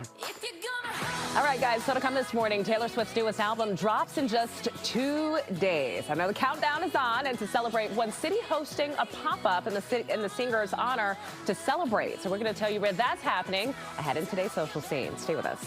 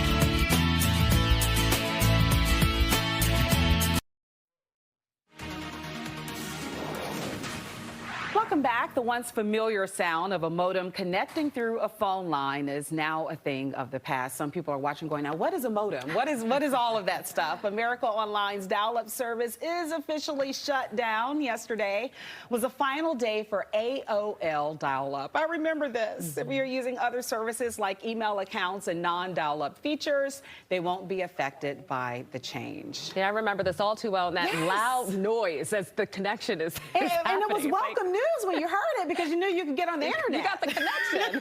Yeah. Oh, man. And then I remember Messenger. Yes, hearing it for the first time. I was in first grade. Okay. First grade in elementary school. So. Yes. Wow. Oh, my goodness. That's a blast from the past. Well, it is officially October, and Trader Joe's is ringing in spooky season with Halloween-themed mini tote bags.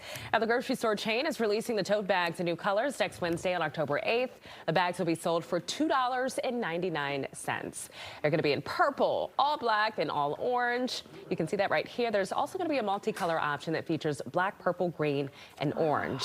The new tote bags will be available nationwide. Do you remember when the all-white ones went viral? Or Oh, yeah, they were a off the hot shelf? commodity. Yeah. I remember people were fighting over the bags. And customizing them themselves. So we'll see what happens with these. $2.99. Well, I just want to say the holidays are right around the corner. My favorite color is purple, in case you're wondering. Oh, good. Okay, Marissa. There you go. I just spent Noted. the last 5 minutes explaining to Annie Mae what a modem is and how that works. So It's in the Smithsonian somewhere. she doesn't understand that we'd be so excited. We'd wait like 12 minutes for one pixel and one graphic to finally come up. 63 in Washington, winds out of the north-northeast here at 12. We are going to be low 70s later today, loving it. And lower humidity, loving that. And again, dry conditions for the next several days. So it should be a beautiful afternoon. We do have a little bit of cloudiness, especially south and east. Trend will be to kick the clouds out of here, and high pressure builds in and just delivers gorgeous weather around here for the next several days. So when you're going to Trader Joe's to get your multicolored bags, great afternoon for it. Thursday, Friday, Saturday, Sunday, all look great. A little warmer for the weekend. Back to the desk. All right, nothing like a little stroll to Trader Joe's. Love to do that. Ahead at 7:30, another edition of our Talk of the Town. Montgomery County State's Attorney John McCarthy. He's going to join us live. We'll be right back.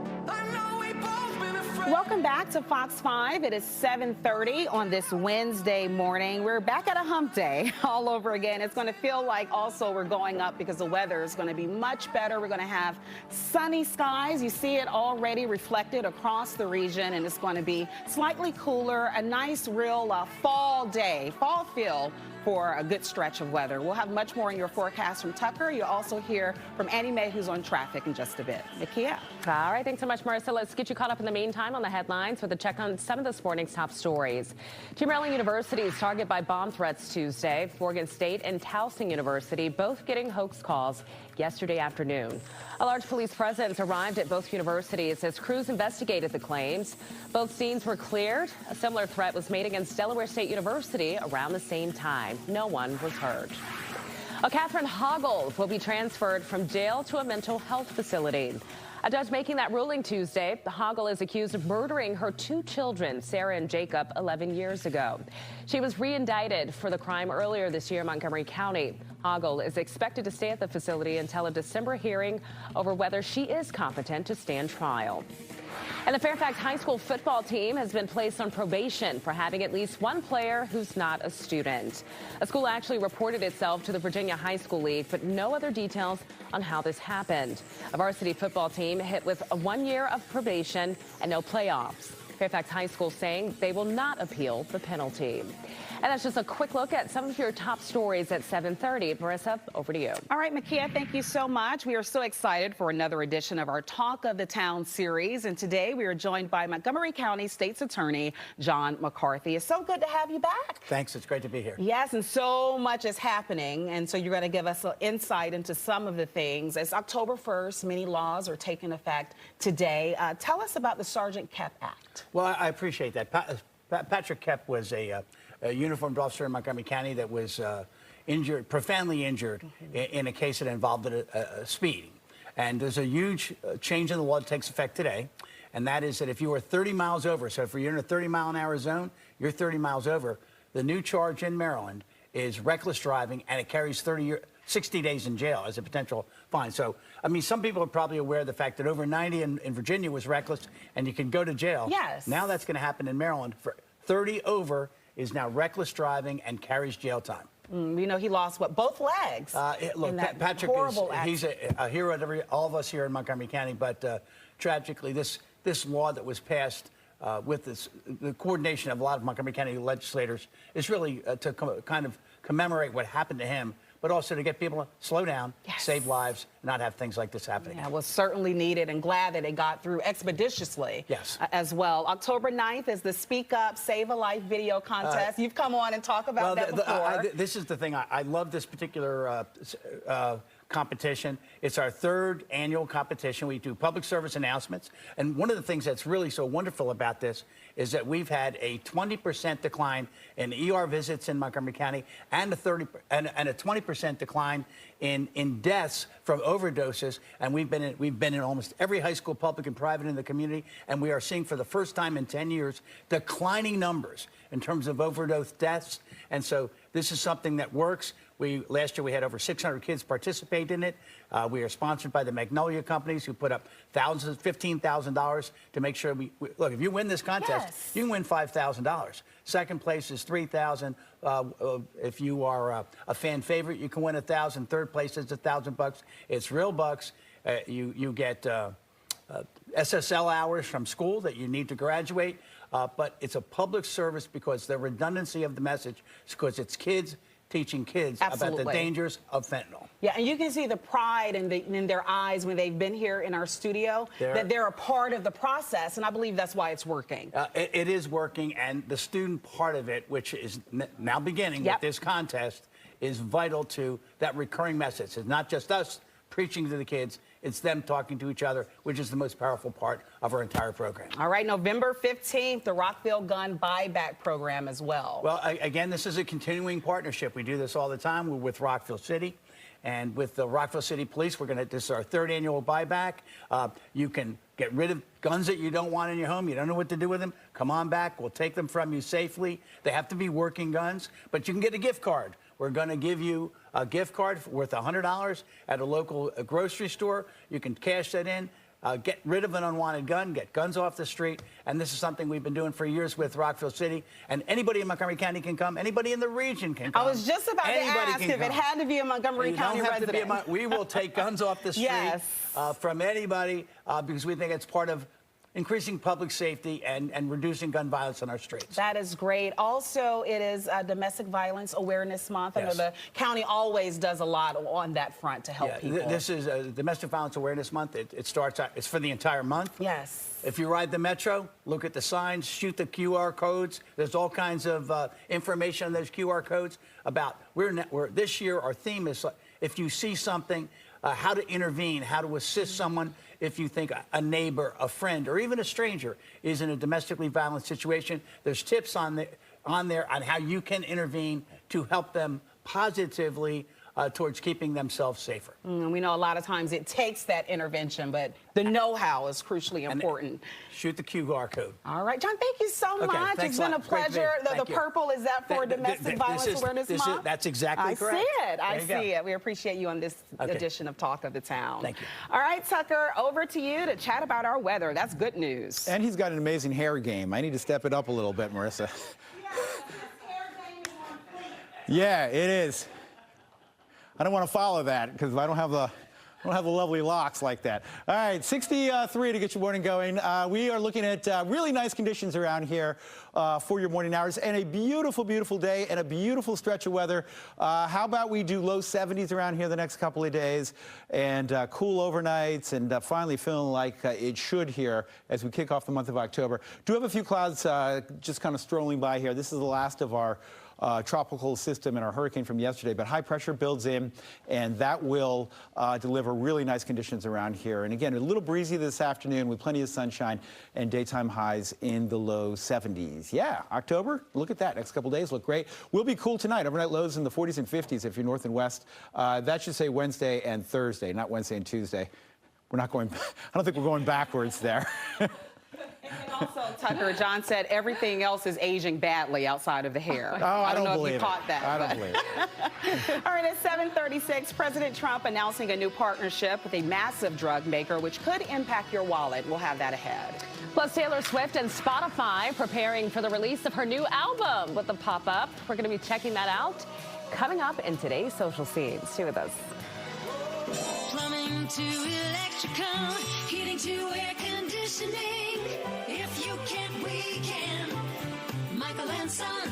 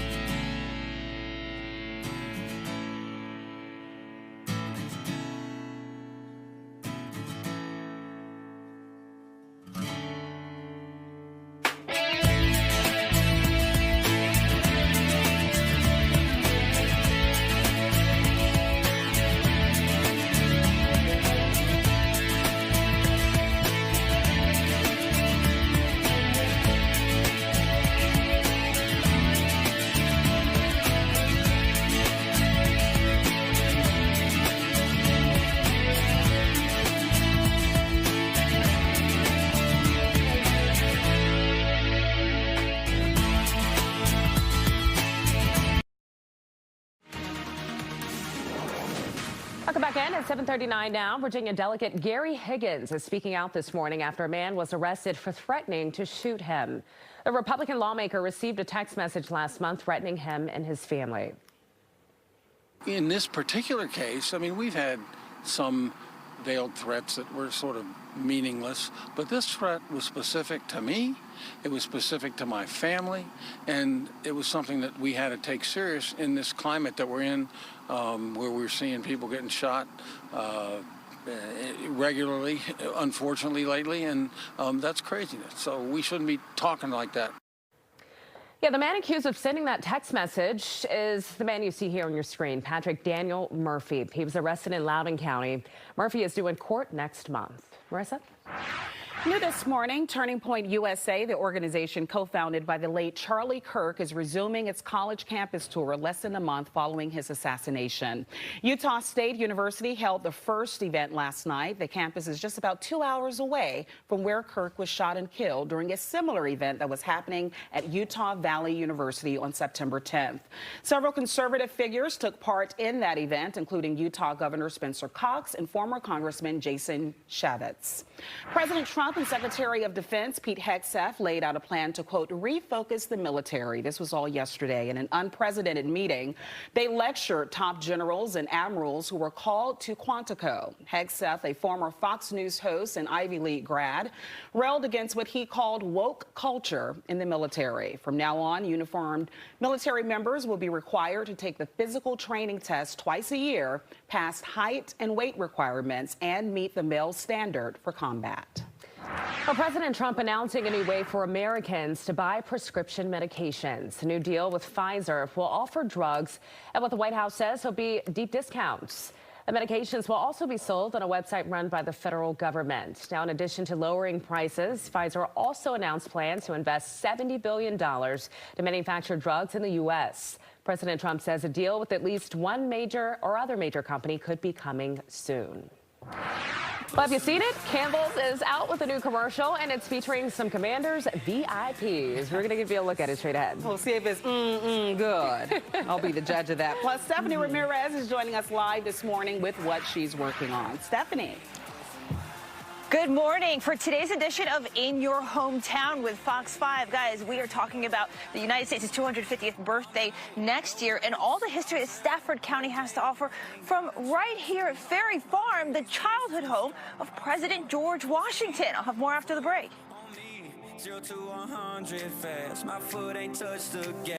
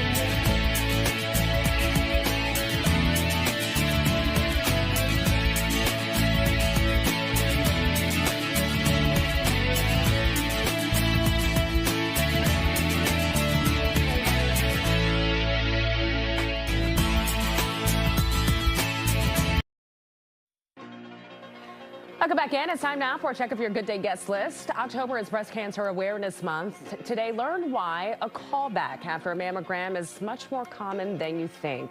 A doctor will be here to explain.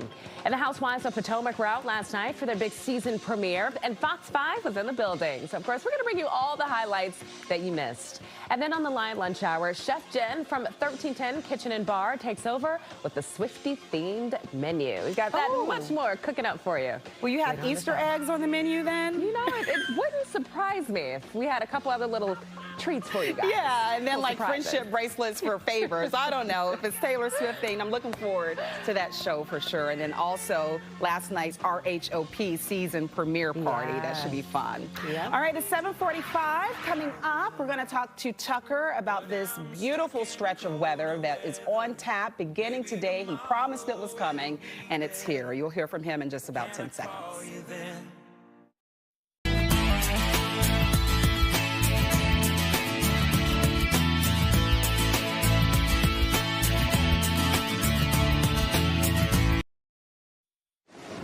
All right, you ready for some nice weather? It is October the 1st, and just in time, the planetary forces have decided that it is time for us to have some beautiful weather, and we got it. Sunshine, feeling like fall, finally. The trees are going to love it. Our leaves are going to love it. Got some rain last week, and we're setting up here for a really nice pattern for the next couple of days. Chilly nights ahead, 40s and 50s out there by tomorrow morning. In fact, we had some 50s early this morning as we started the cool down. And then pleasant this weekend, but in a perfect kind of way, 75, 78. Saturday and Sunday with lots of sunshine. So weekend looks great as well. Love October. It always seems to deliver some of the best weather we get all year. 63 now in Washington. Yeah, a lot of 50s north and west. Even one spot there, Cumberland at 49 degrees. 52 in Winchester this morning. 66 in Quantico. Annapolis and Leonardtown, 66 degrees. So we're off to a real nice start. We do have a few clouds out there. That's the leftovers from our tropical systems that brought us all that tropical moisture and cloud cover last couple days.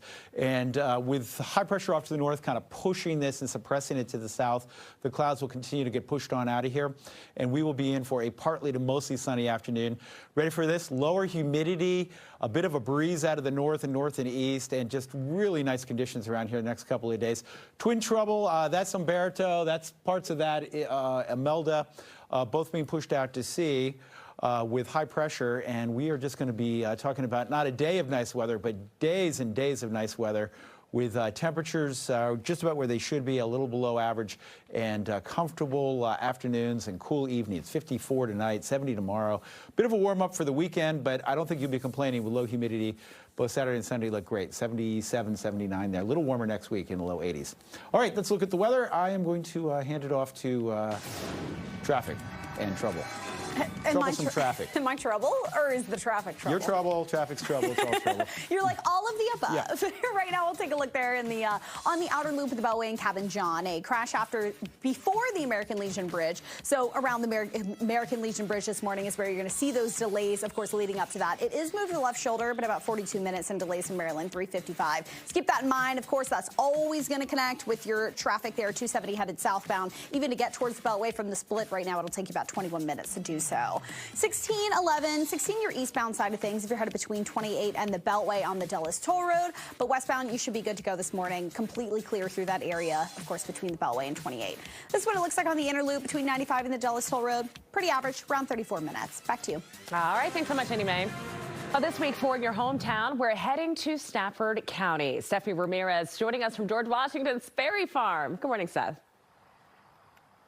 Good morning, guys. A lot of folks don't know, but Ferry Farm is where the childhood home of President George Washington was and is still located today. There's a replica on site here, but really Stafford County has so much to offer, and that's why we're talking with the expert here. We have the Board of Supervisors Chairman with us, Mr. Deontay Diggs. Thank you for having us this morning. Good morning. How are you? For being with us this morning. So yes. Talk to me about all the history that Stafford County has to offer, especially as we look at the 250th birthday of the United States next year. Yeah, well, Stafford is really a cornerstone of American history.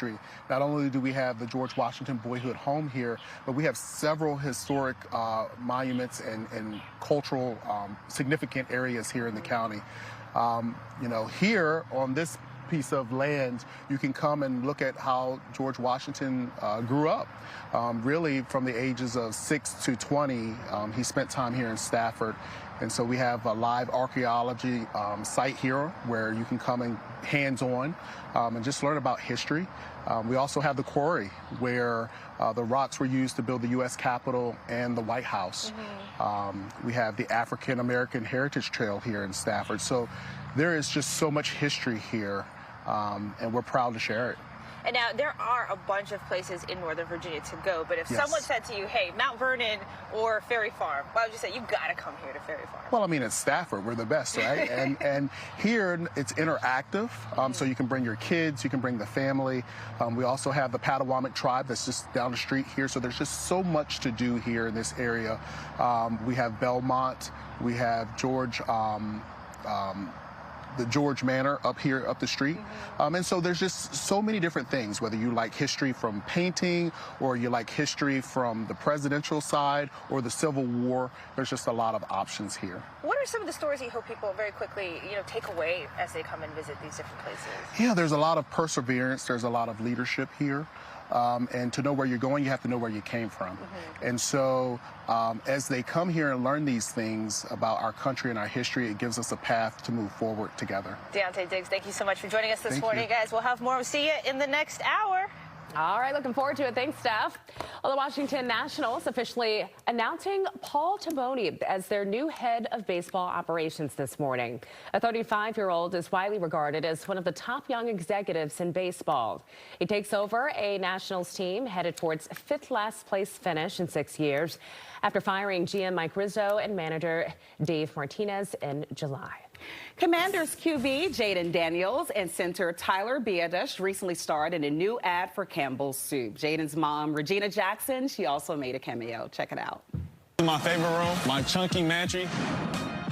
Got my guy TV cooking some chili dog mac. What did you do to my pantry? It was him. Chunky soup that eats like him. My favorite. Think about Mama 5. She's going to pop out. She's going to be there, and I love this for her, the entire family. The ad is part of Campbell's Crush Your Cravings campaign to reframe itself as a craveable meal option. Yeah, I love everything about this, and I wouldn't be surprised if we saw this during a Super Bowl time. This is sort of giving us a little Super Bowl commercial feel here. And I think, too, they have more ads coming. I mean, they're hot right now, and a lot of people love Regina, too, as well. So I love to see it. Well, Swifties are loving this. They're flocking to New York City, where a pop-up for her new album is underway, and it's filled with Easter eggs from the new music. We're going to talk all about that coming up in today's Social Scene.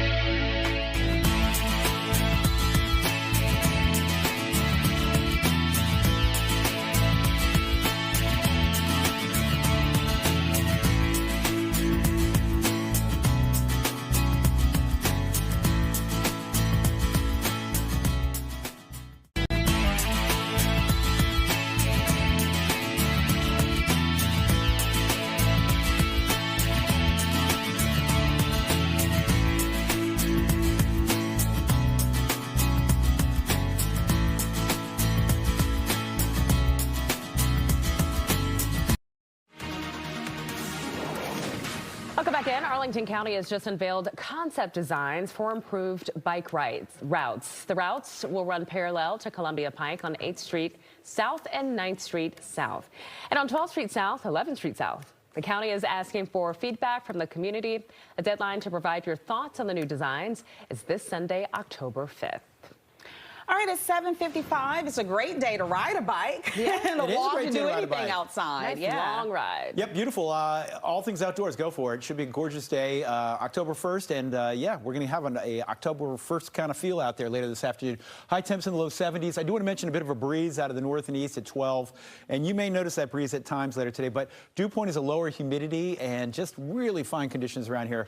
Not only today, but we have a stretch of weather ahead, which features sunshine each day, cool nights, and pleasant, mild afternoon. So really nice looking day. High pressure. You can look at all the clear skies to our north. High pressure to the north builds in this afternoon. Beautiful. There you go. Looks nice right through the weekend. A little warmer Saturday and Sunday, but I will not complain about low humidity 75 to 80 for the weekend. Anyway? Thank you. Right now, we'll take a look at the outer loop of the Beltway if you're headed through Cabin John this morning. Note there's a crash before the American Legion Bridge. It's moved over to the left shoulder. You can actually see it right here in our traffic camera, just kind of under that sign. About 27 minutes in delays from Maryland 355. So, of course, that's going to span up kind of across 270 for you this morning if you are headed through the area. What is wrong with this thing? I am a hater of this, me and this remote beef. 15 minutes if you're headed between the split and the Beltway. So this is what I'm talking about when I say up and across 270. If you're headed spur southbound to even get to the Beltway, it'll take you about 15 minutes to do so. Now she wants to work. 66 eastbound, about 46 minutes between Gainesville and the Beltway. Again, that's headed eastbound. Pretty normal drive time, usually around 30, 40 minutes, maybe a little bit increased today. 30 the case there, 37 between Woodbridge and Springfield. 95 headed northbound. You can see a couple of delays in our camera at the mixing bowl as well. Marissa? All right, Anime, thank you. It's time now for the social scene. And this morning, we're counting down the clock to the highly anticipated release of Taylor Swift's new album, The Life of a Showgirl, which comes out this Friday. And of course, we had to check in with our resident Swiftie joining us now to share the unique way that fans can celebrate. Jacqueline, are you going to get any sleep this week? Oh my goodness, I know it's been rough. I've been reliving my Tortured Poets Department era for the past couple days, just in anticipation. I gotta get all of the emotions out before I become a showgirl come Friday, right? Taylor Swift preparing to drop that new album, The Life of a Showgirl, and she's doing so with the help of Spotify.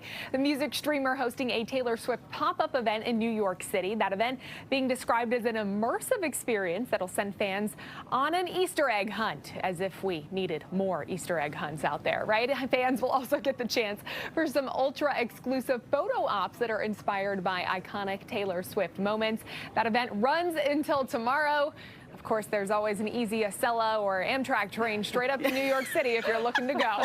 You've already booked your ticket. If you need me to go, if you'd like me to take part, I volunteer as tribute. Yeah, well, the other thing, her theatrical release, I know it's limited on the album, and there's a music video. It's a partnership with AMC, but also Regal, too, because the one will, in my neighborhood, all the signage is up. So I think I'm going to go and check it out this weekend, too. I know. I'm really hoping whatever comes out in theaters right on the 3rd, on Friday, gets a streaming option as well, because I have a lot of events this weekend and I'm not going to be able to go see it. The struggle. I'm sure the other Swifties will represent the for other you. Swifties will 1,000%. There's no shortage of any other Swifties.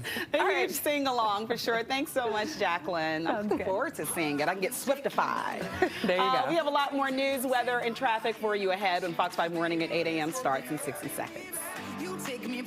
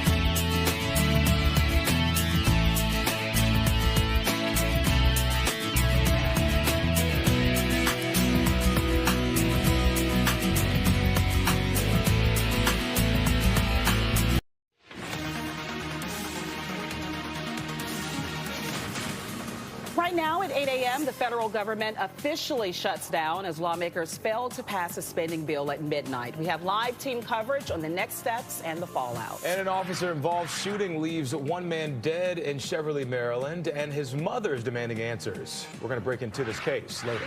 And buying bottled beverages in the district could soon come with a higher price tag. We're going to explain the motive behind a proposed bottle bill that's ahead. But first, thank you for joining us here live on Fox 5 and streaming on Fox Local. Good morning, Stephen. Good morning. Did you miss me? Yes. Oh, good. Very, very good. Glad, because I missed you guys, too. He's like, I haven't been gone. Right. I only saw you about 10 minutes ago, but yes. First of all, loving this outfit today. It looks fantastic. Thank you. It's giving Martha's Vineyard, right, It is. Tucker? There you go. Very first lady, very regal. Speaking of regal, King Tuck, you look fantastic. Thank Annie you. Mae, always stunning in the white. We love the compliments. Steven, what's up with all the compliments? Yeah, Well, are you new here? Well, probably. Yeah. Where did Stephen go? Yeah.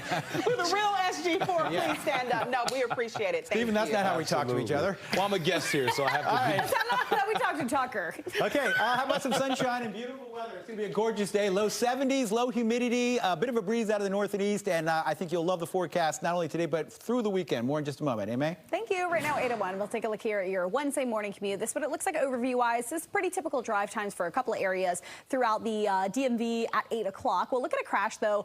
It's abnormally red there before the American Legion Bridge on the outer loop of the Beltway in Cabin John. That is moved to the left shoulder, but not without delays. The span back from around Maryland 355 is when you'll start to slow for about 24 minutes. Marissa? Anime, thank you so much. Our top story, of course, this morning, the federal government officially shutting down overnight as lawmakers failed to come to an agreement on a spending bill. Yeah, we got team coverage this morning to cover every angle of this. Melanie Onlook is following the developments out of Capitol Hill, while Maureen Ume has the latest on the fallout for federal workers. We'll start with Mel this morning. Good morning, Melanie. Good morning. So Republicans plan to keep trying to force votes on this continuing resolution to get Democrats on record that they're keeping with the shutdown. We understand that the next vote could come as early as today with no plans for concessions from Republicans. Last night, Senate Republicans and Democrats, as you know, failed to come to an agreement. They actually rejected two different proposals that would have kept the government funded, the last tally of 55 to 45, falling short of the 60 votes needed. Two Democrats, John Fetterman of Pennsylvania and Catherine Cortez Masto of Nevada, and one independent, Angus King of Maine, did vote with Republicans, and Republicans hope there could be more. Right before the recess, we had one Democrat vote. Tonight, we had three. So the cracks are beginning to show. We are absolutely determined that this ticking clock will not deter us from saving American health care. Literally, it's about real lives.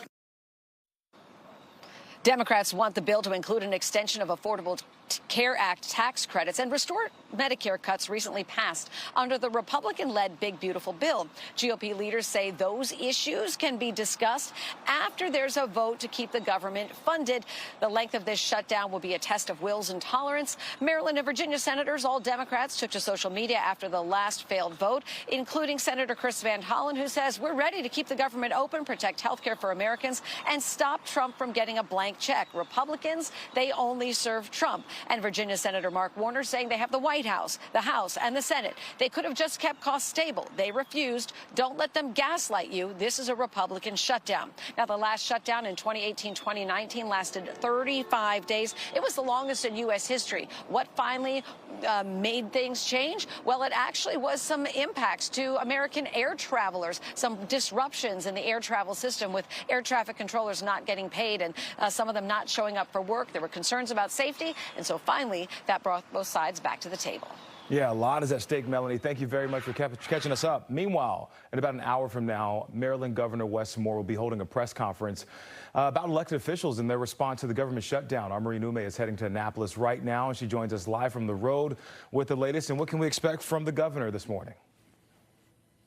Well, we expect the governor to categorically say the Democrats are in the right in this fight to keep the government, reopen the government, I should say, since the shutdown at midnight. And so right now we are headed to Annapolis to the press conference where he'll be joined by other Maryland leaders to talk about what the shutdown will mean for Maryland and Maryland families. I could tell you anecdotally when we were on the Hill, we already saw some of the effects of this, less traffic. Federal workers who normally would be getting to work around this time are going to work. We didn't see those people. So obviously they're at home right now. Those businesses that support these federal workers, particularly in the morning. A lot of them had no business or very little business. So we're seeing that how this is rippling, not just from parks and politics and paychecks, but also to everyday families.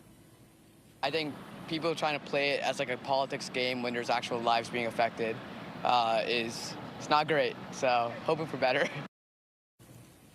Now, nearly 200,000 federal workers in the D.C. region are directly affected. Many are furloughed, while others, including air traffic controllers, TSA agents, and the military, are required to work without pay. And as part of the Trump administration's efforts to trim the workforce altogether, some federal workers could lose their jobs completely. Federal agencies like the IRS, EPA, and FDA are scaling back. The NIH has put new research and grants on hold.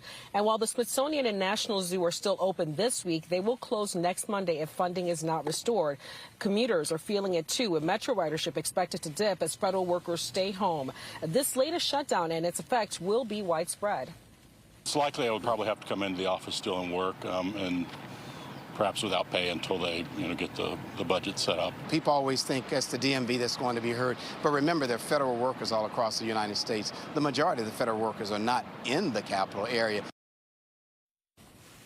So again, we are here in Annapolis, just getting to the State House, where Governor Moore is expected to have comments at 9 o'clock related to the shutdown, along with other Maryland leaders. Of course, we'll be there to bring you the latest to see what Governor Moore has to say, perhaps any programs they might be enacting to help families who undoubtedly will be going through a hard time through this latest shutdown.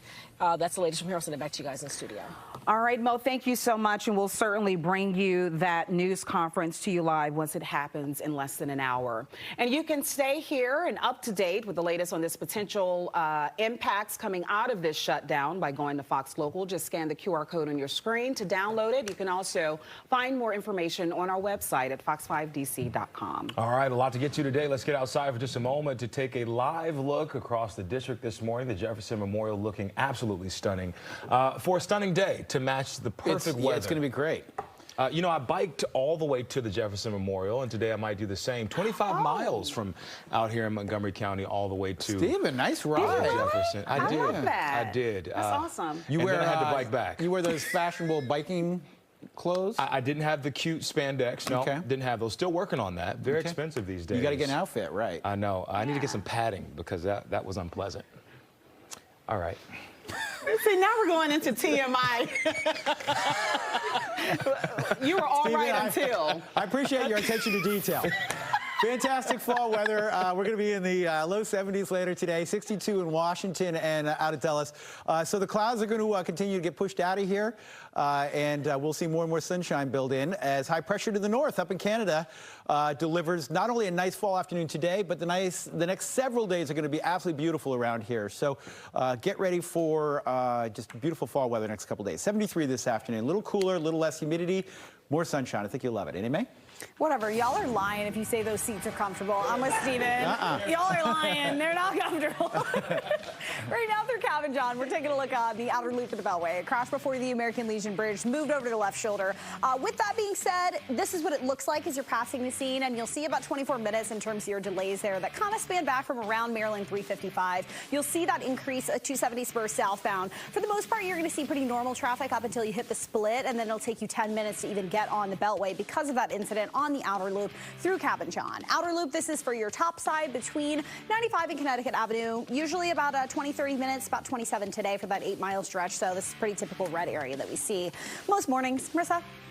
Anyway, thanks so much. It's 8:08 in Prince George's County. We now know it was the Chevrolet chief of police who shot and killed a 45-year-old man yesterday evening. According to Chevrolet officials, Chief David Morris was one of the officers in the area investigating a stabbing that happened earlier in the day. They found a car connected to a suspect in that stabbing and then encountered a man outside believed to be the suspect. They say he was armed with knives and charged at Chief Morris, who then opened fire. The victim's mother claims she told officers that her son was not armed. He have been depressed on his job, and actually we know he have a little crisis and depression and stuff like that. He went outside. Chief Morris is a 40-year law enforcement veteran and has now been placed on restricted duty. The Maryland Attorney General's office is investigating. Well, some other top stories we're following this morning. An arrest has been made in a brutal assault and robbery on a University of District of Columbia student athlete. Fox 5 spoke exclusively to the victim last week. She was choked, thrown to the ground while walking on campus early morning of September 23rd. Last night, D.C. police arrested 39-year-old Gregory Woods of Northwest D.C. He's charged with assault and intent to kill, felony strangulation, and robbery. New photos this morning of two men wanted for a murder and kidnapping in Montgomery County. Police say Joshua Carter and Justin Collins are connected to that shooting of Akwalabing Fontava. The shooting happened inside of a North Bethesda apartment on Montrose Road earlier in the month. Afterwards, two of the victims' loved ones were kidnapped and later released. A third suspect has already been arrested. Anyone with any other information is asked to call police. Meantime, a driver is charged with DUI after crashing into a school bus in Waldorf last night. Police say that David Coffrin's Camaro struck the rear end of a bus carrying about 28 members of Westlake High School JV football team. Two students were taken to the hospital with non-life-threatening injuries. Authorities say that Coffrin showed signs of impairment and was transporting a 7-year-old child not in a booster seat. It is 8:10. We're looking forward to welcoming Maryland Representative Glenn Ivey to our studio this morning. We're going to speak with him about the government shutdown and so much more next. Yeah, very important conversation. Looking forward to that. Plus, fall is here, which means it is time to get your home ready for the winter months. We're going to be checking out some home maintenance tips. All that happening at 8:30. It's 8:11. We're back after this. Plumbing to electrical, heating to air conditioning. If you can't, we can. Michael and Son.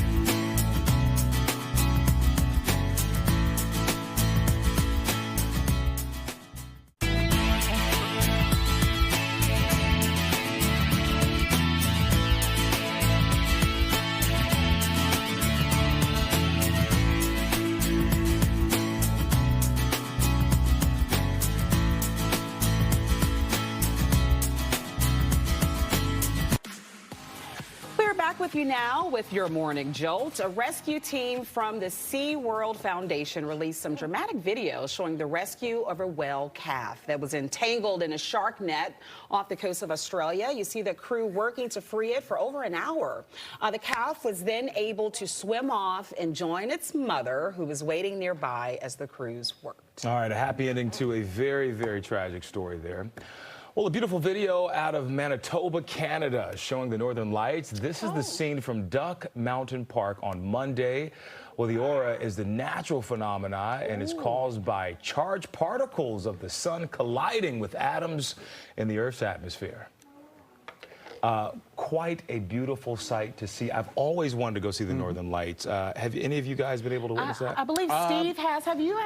So I saw them when I was much younger. I was up in northern Canada. I saw them, and then many years ago I went to Iceland to see them. And the entire week I was there, it was cloudy. I didn't see anything. Oh no! Just your luck. Your weather reports only work here in the district, not abroad. I still had a good time, but yes, I didn't. You more than anybody should have timed that just right. All right. Well, you're still I think young. Makia has seen them too, if I'm not mistaken. And Jacqueline, I think, might have been Iceland as well. But yeah, Anime pointed out they were here last year. Remember, they were. I missed it.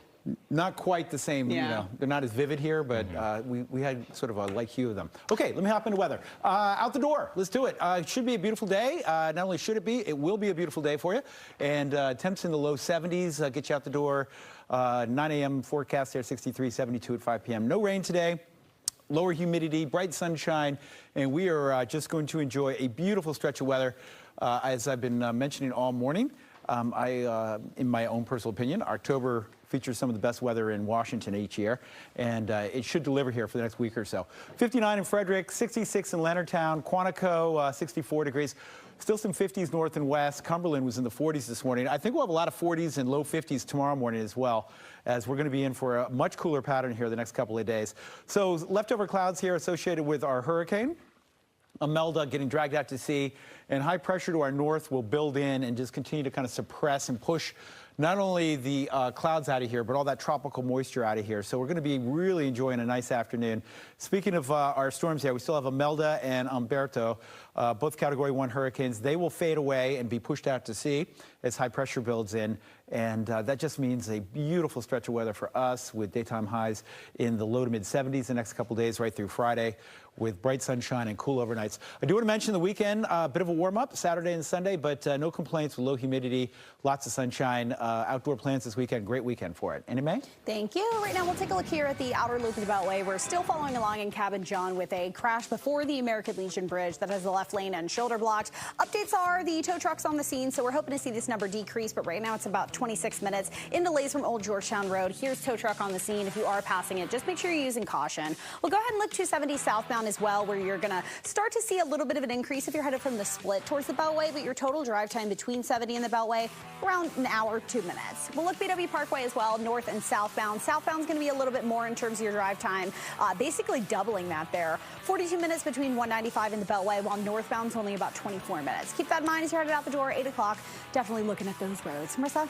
Thanks, Annie Mae. 8:17 now for today's Capitol Close-Up. We welcome back Maryland Democratic Representative Glenn Ivey. Thank you for joining us here today, live in studio. We have to talk about the government shutdown, obviously. Sure. Tens of thousands of Americans starting today with news that nobody wanted, that this has happened. What's your message to people who are deeply concerned? Well, two things. One is that we're going to try and make sure we get through this as quickly as possible. The second, though, is we want to try and make sure that at the end of this, health care is restored for people who are facing massive cuts. There's $1 trillion in cuts to Medicaid that the Republicans have pushed through in a previous bill. And also the ACA extension credits are about to expire as well. So what that could mean is that for some people, they're going to see the premiums they have to pay in double in some instances. So we want to try and address both of those things as part of a resolution for this. Is that possible? Because it's been such a sticking point and a stalemate for weeks now.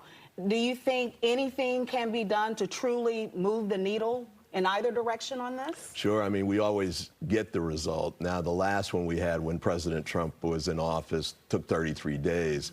I think people who are, once they realize the types of increases they might be facing in paying for their health care, they might have to drop it altogether. I think there'll be public pressure to get something done. What could that look like? The public pressure? The public pressure and also the compromise. Well, we'll have to see what the compromise is. My hope is it'll address these health care issues. You know, the Republicans have dug a very deep hole with respect to health care coverage for the American people, and we're asking them to cancel those cuts that they've made. But, you know, working it out, I think just, you know, people need to come together and sit down. The Monday was the first time when they went to the White House where it actually had all of the principals sitting down and talking. That hasn't happened again since then. But I think, you know, working something out on this front, people just have to get in the same room and have the conversation. Yeah, but you have so many Republicans laying this at the feet of Democrats, blaming you all for the stalemate and the shutdown. Speaker Johnson saying there's no more negotiating to do. It is what it is, essentially. Sure, but when those notices land in people's mailboxes and they open them up and they see that their health care costs have like doubled, they're going to get on the phone and say, who did this and how do you fix it and how quick can you get it done?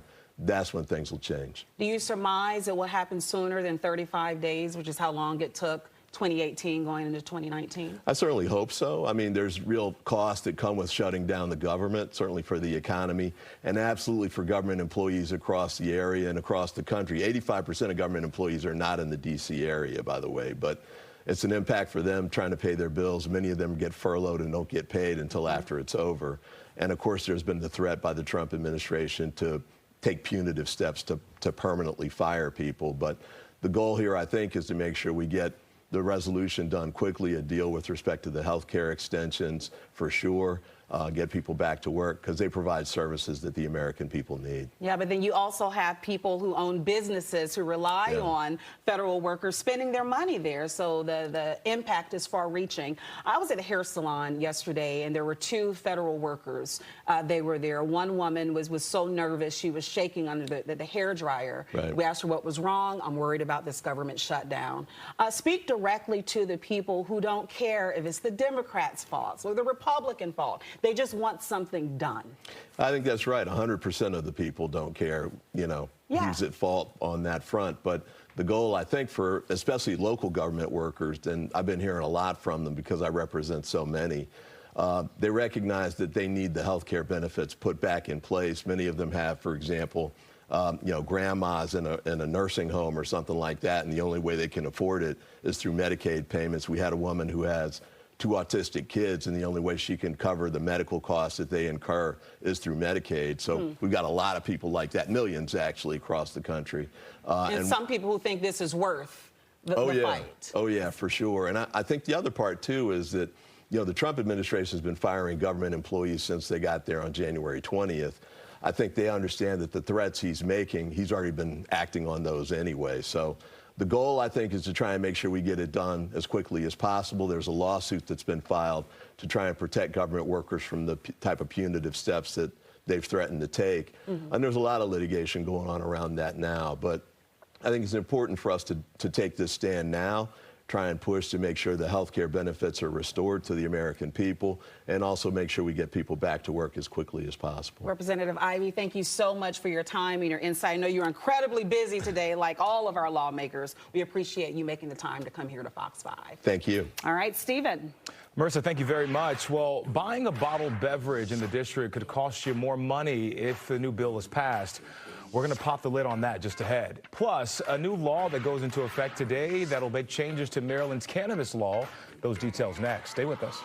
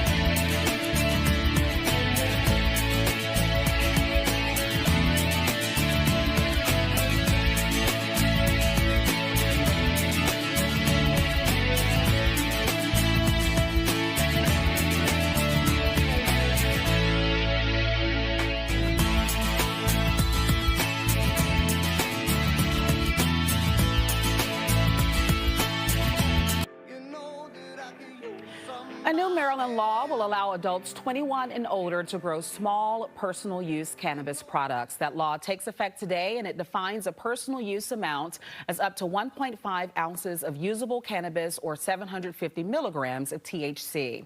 Now, distributing large amounts is still a felony. This law also raises felony thresholds for controlled substances and increases penalties for large-scale distribution. Well, a new bottle deposit bill going before the D.C. Council today would mean consumers would have to pay 10 cents on a deposited bottled beverage. Now, associates and advocates for this particular bill say that this will cut back on littering that adds much of D.C.'s littering that finds itself into the Anacostia River. 200 people have already signed up to speak during today's council meeting about that bill. Councilmember Brianna Nadeau is spearheading this legislation. Bottle bills put the responsibility of addressing the problem on beverage companies causing it, rather than taxpayers or the government. They also put money back into our local communities through employment opportunities for people with no income or looking to supplement their income by collecting bottles and earning cash, which also cleans up our streets and rivers. All right, in addition to those speakers, there will be small businesses that will also testify with their concerns about the bill and the potential financial burden it could place on them. This meeting is set to start this morning at 9:45. In just a few moments, Marissa. All right, Stephen, thank you so much. There's a list of things you should do for your home before it gets too cold. Up next, we're going to speak with an expert about some home maintenance projects next. Plus, Fat Bear Week is officially over, and we have a winner. We're going to tell you how the Bears turned out, who came out on top, and claimed the big win.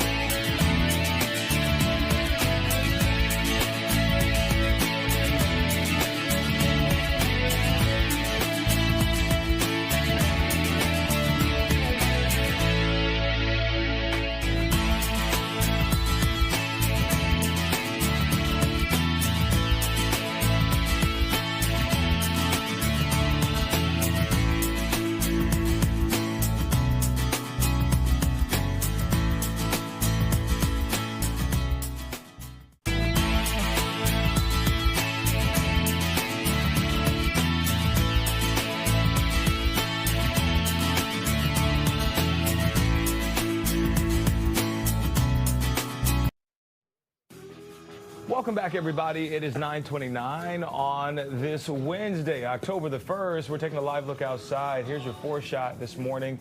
Absolutely stunning out there. Boy, look at the clouds. We got a great day on tap. Of course, Tucker's tracking all of the major developments in our weather department. Annie Mae's on the road this morning. All that coming up in just a few moments, Marissa.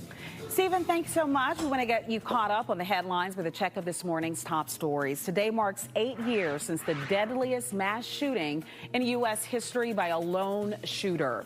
On October 1st, 2017, a gunman opened fire onto concert goers in Las Vegas from a room at the Mandalay Bay Casino Hotel. 60 people were killed in the massacre, more than 850 wounded.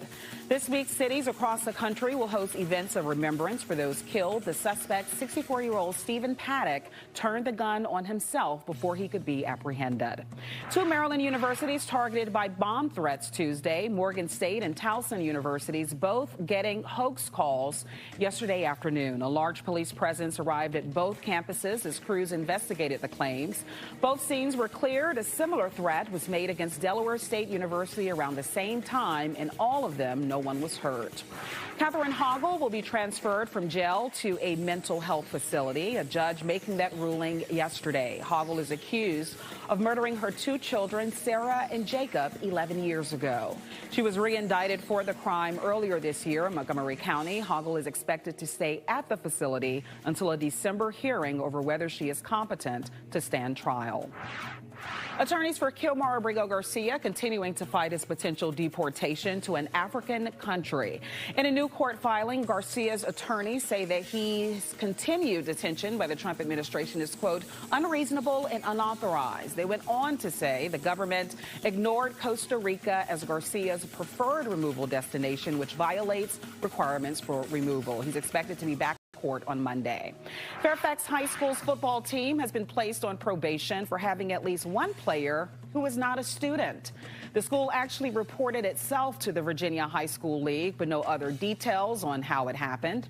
The varsity football team hit with 1 year of probation and no playoffs. Fairfax High will not appeal the penalty. Stephen. All right, Marissa, thank you very much. Well, fall is officially started. It is October the 1st, and whether it isn't cold outside just yet, although we do have a great day on tap, the experts are warning that we need to avoid delaying those home projects before it gets too cold. Now, here to help us out is Angie, the co-founder of Angie. And, of course, Angie Hicks is with us to talk about how we can tackle some of these fall to-do lists that are now amounting at the house. Angie, good to see you this morning. You as well. Good morning. Well, let's get into it. You know, I think when many people are thinking about homes or whether they own an apartment, a townhome, or a massive home, I think a lot of people are thinking about how they can make them safer this holiday season, or at least going into the holidays with more people at the house. Where should people start? Well, when you're thinking about your fall checklist, then one of the first things I would recommend is actually taking a look at your HVAC system, your furnace. It's good to have that tuned up this time of year to make sure that it's running efficiently. Your HVAC system is the largest user of energy in your home, so making sure it's efficient is going to be important. And it also can help prevent a problem down the road. And then if you're in a home, you know, one of the other things that is kind of that chore that no one likes to do is taking care of your gutters. Cleaning out those gutters is going to prevent issues with your roof from ice damming potentially over the winter. It'll also make sure that the water is draining away from your home to prevent water issues even at the foundation or in your basement. But if you're be careful. This seems like a really simple task, cleaning your gutters, but if you don't have the right ladder, it can actually be a pretty dangerous one. So it might be one best left to the pros because, you know, accidents on the ladder are one of the most common. And then make sure you're sealing up areas of your house, you know, kind of making sure you have weather stripping around your doors, your windows. A good check for that is to take a candle, and if it flickers near a door or a window, you're getting too much draft through there, and you want to add weather stripping. This is a good DIY project. This is going to cost you, you know, it's inexpensive to do, but it's going to keep that draft out and keep that warm air in. And then, yeah, it's a simple one. I encourage you. I had my handyman out the other day and was having that done at my house. And then check the insulation in your attic and make sure it's adequate, because again, most of the heat's going to rise, and that's where you're going to lose it in the winter. Yeah, and these are for folks who typically own homes where they have to do those things. Maybe they don't have a maintenance man coming to them like I do in my apartment. For those who do live in an apartment, we can still prepare too. I think there are some seasonal changes that might be in effect. Making sure you have enough emergency kits, right? Making sure you got enough candles like you mentioned. Are those things that we should consider? That's right. That is absolutely, and I would say that's good for both a homeowner as well as an apartment dweller. Also for the apartment, that checking weather stripping and making sure your apartment's really comfortable, again, is probably a project I would leave on the list for an apartment dweller. And then if you do have an individual furnace in your apartment, changing your furnace filter once a month should be added to your to-do list. Are there any things that are a little bit cheaper to repair this time of year than it might be in the summer or in the spring? Well, think about things that are just a little, kind of counter-cyclical, especially as we head into the holidays. So, like tree trimming, a lot of times people think about that as being a spring or summer job. Not a bad fall winter job either, because when the leaves are off the trees, it's easier for the tree expert to know kind of where to cut. And you want to make sure you don't have any limbs hanging over your roof, for example, because that creates a great path for the squirrels and the raccoons to visit your attic. Yeah, you got to keep those critters out. Angie Hicks, thank you very, very much from Angie. We are now so much smarter and can make better decisions, certainly, about our homes. We appreciate you joining us today on Fox 5. Thanks, Stephen. All right, have a great day. All right, Marissa, or Makia, this is you. All right, let's give you a look at what's coming up in the next 45 minutes. We are so excited for another edition of In Your Hometown. And this time we are heading to, drumroll, Stafford County. Stephanie Ramirez. That's coming up at 8:48.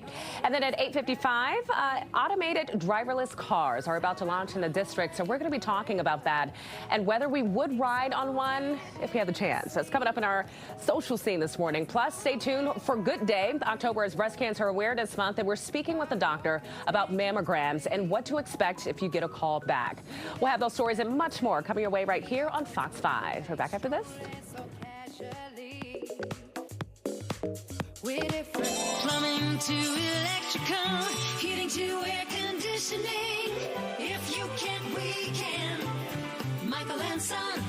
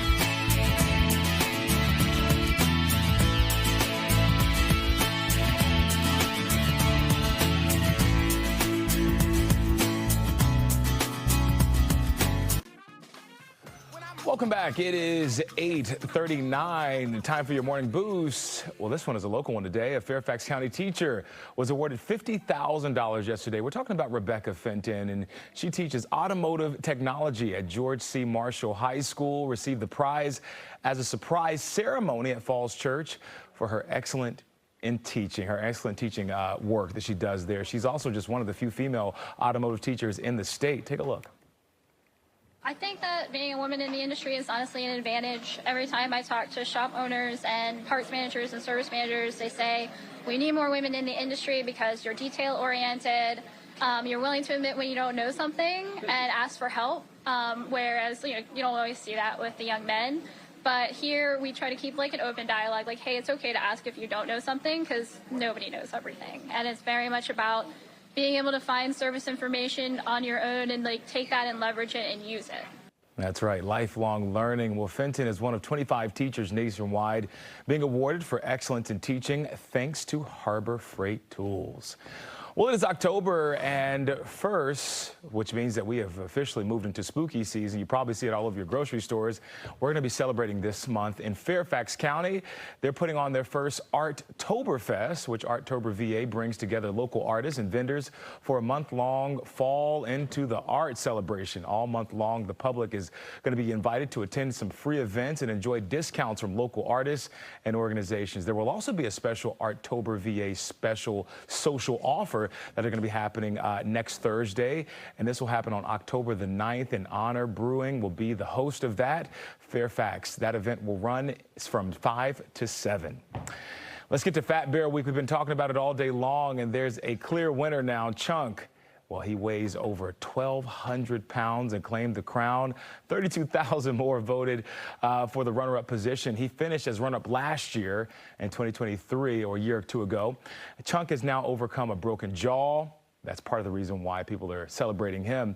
He suffered from an injury last year in a brawl. Kind of broke his jaw and all of that over the summer. Fat Bear Week celebrates 2,200 brown bears that live in Alaska on the peninsula there and are ready for the spring and winter seasons as they come out of hibernation, where they will pretty much shed all of that weight. Well, it is the end of an era for wrestling greats taking place this week in D.C. We've got those details ahead. Plus, Stephanie Ramirez joins us live with what she's working on. Steph, hello.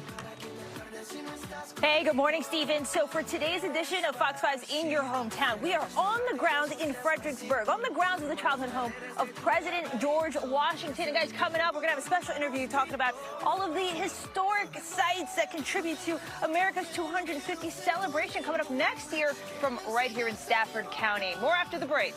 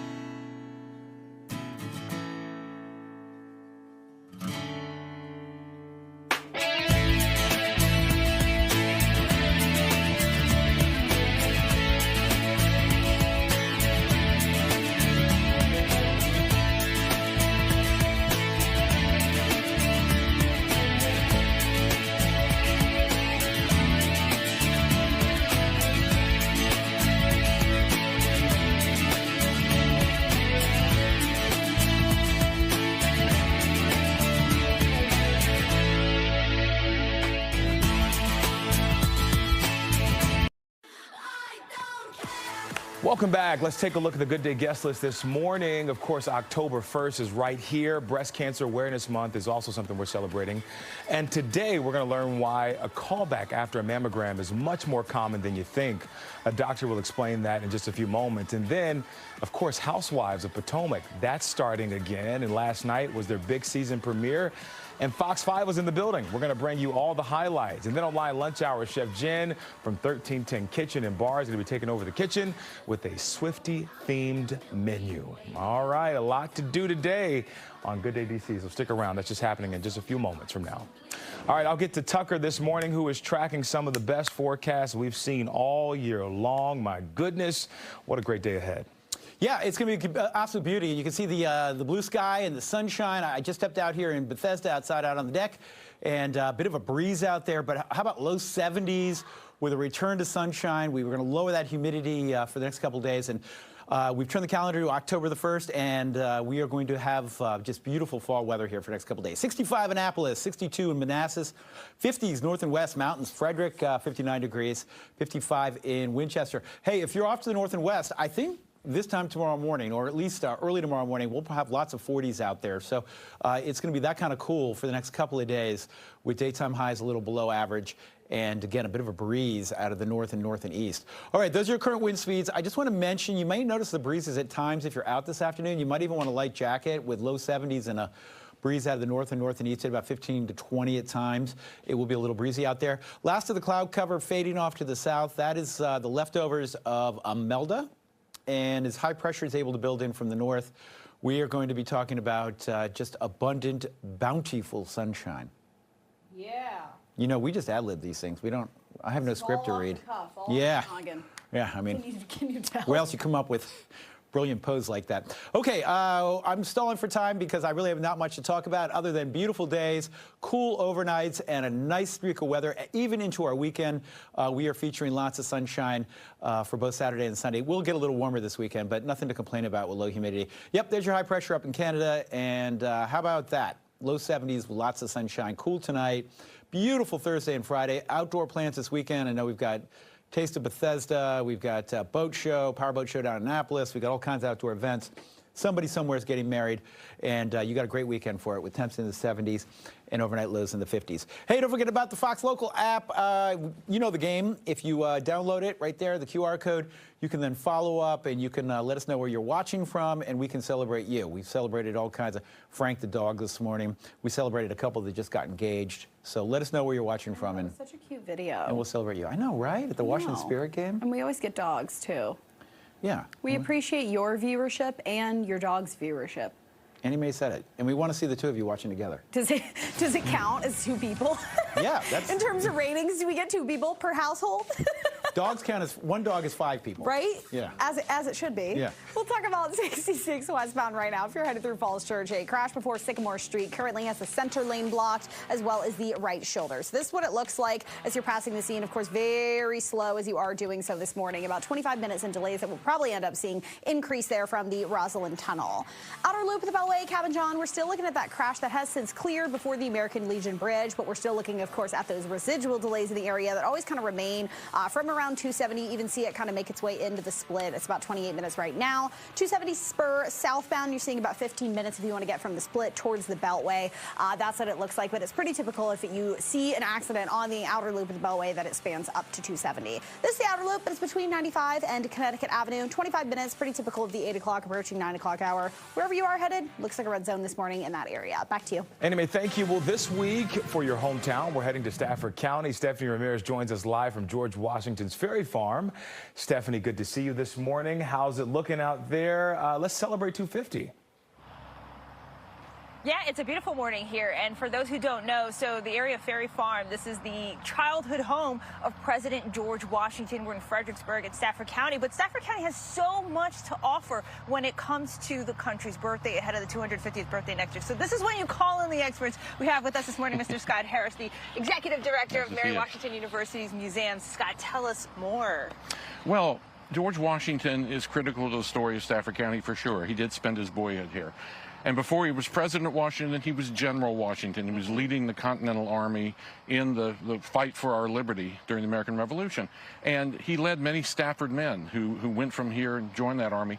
And so much of the weapons and equipment that they carried was made right here in Stafford County at the Rappahannock Forge, also called Hunter's Iron Works. Wow. So it was an arsenal of liberty, ironically, with an enslaved workforce of over 200. And so right there gets at sort of the central issues that we would be looking at in our history down the years.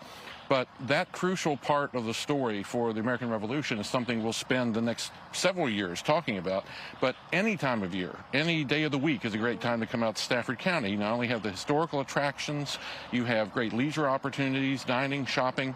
The Rappahannock River forms a wonderful site to enjoy. So there are just many things you can do, and tourstaffordva.org.com, I did it again, will be the place to find out all of that. Now, we want to talk to you as well about the University of Mary Washington. You got at least 2 important museums there, That's right. We have 2 museums under the university. Gary Melcher's home and studio, the artist's home and residence here in Stafford County. Is this impressionist or realism? He's an impressionist artist who had a long, varied career, and we have the largest holding of his paintings anywhere, plus 27 acres of grounds, wonderful gardens. So it's a great place to get a very full experience of his life and career. They're giving us 30 seconds, so President Monroe. Okay, James Monroe Museum. Wow, 30 seconds. James Monroe, our 5th president, born in this region, had an important career in government from the American Revolution, where he got started right through his presidency. And the James Monroe Museum, downtown Fredericksburg, is the place that you can find out all about that. So go to UMW Museums. You'll find it on our website, and you'll be able to see all that. So much to see here. Thank you so much for joining us this morning. We Thank you. appreciate you. Guys, we'll send it back into you. We'll have more in the next hour, 9:23. I'll see you. All right, Stephanie, thank you very much. Well, the Washington Nationals officially announcing Paul Taboni as their new head of baseball operations this morning. The 35-year-old is widely recognized and regarded as one of the top young executives in the whole sport of baseball. Now, he took over the Nationals team. Of course, this is the 5th last place team that's been going over for the last couple of years, 6 years in a row after firing general manager Mike Rizzo and manager Dave Martinez back in July. So we're hoping the best for the team as they start to welcome new leadership into the locker room. We're turning now to some sports news, and one of the most iconic professional wrestlers will have his final match right here in the district. John Cena will close out his year-long farewell tour at Capital One Arena on December the 13th. Cena has been, of course, in the WNBA the World Wrestling Entertainment Federation since 2000 and is a 17-time world champion. Tickets then go on sale mid-October. All right. A local piece of art getting some harsh reviews, national surveys saying, boy, this piece in our area not looking so good. Coming up this morning in the social scene, we're going to talk about that. We're going to get your thoughts on it.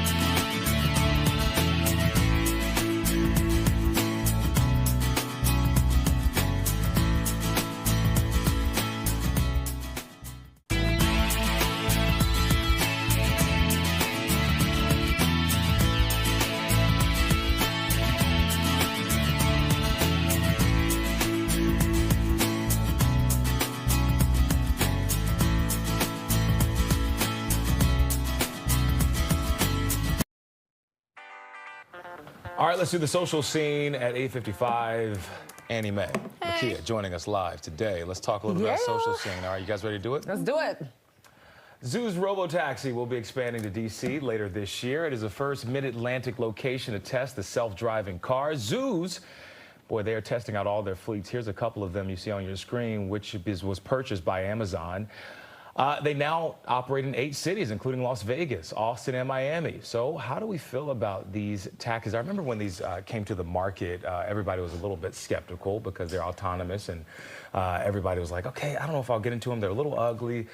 But a lot of people... you're worried. Yeah, I'm not worried about the aesthetics. I'm worried about my safety, my life. Right? Like, didn't we just run a story the other day about how one of those cars, driverless cars, made an illegal U-turn and they didn't know who to give the ticket to? Yeah, and we then, literally ran that like yesterday. Didn't someone also get hit, or it was a near miss? They were in a crosswalk or something in Arizona. Yeah. I think we had a story on that not too long ago. I think the idea is there. Yeah. The execution never is. Well, the problem is, like, there are so many things, and, like, it's literally my job, so I watch it every morning, but it's, like, there are so many circumstances where, like, you'll be on a highway, whatever, and something's, like, manually blocked, right, by a construction worker, by a police officer, and, like, they don't know what to do in situations like that, and that happens often, especially in an area as crowded as, like, the DMV and the Beltway. That's literally why I have a job, is because nobody can drive. So it's, like, seriously, and everybody just creates traffic. So it's, like, there's so many, like, there's like a pothole here. There's like, you know, an animal on the side of the road. Stuff like that that these things can't avoid. And also, too, it's technology, right? And sometimes technology malfunctions. And you just don't want to be in the car if that is the case. Now, also, too, more recently, because we were talking about this morning.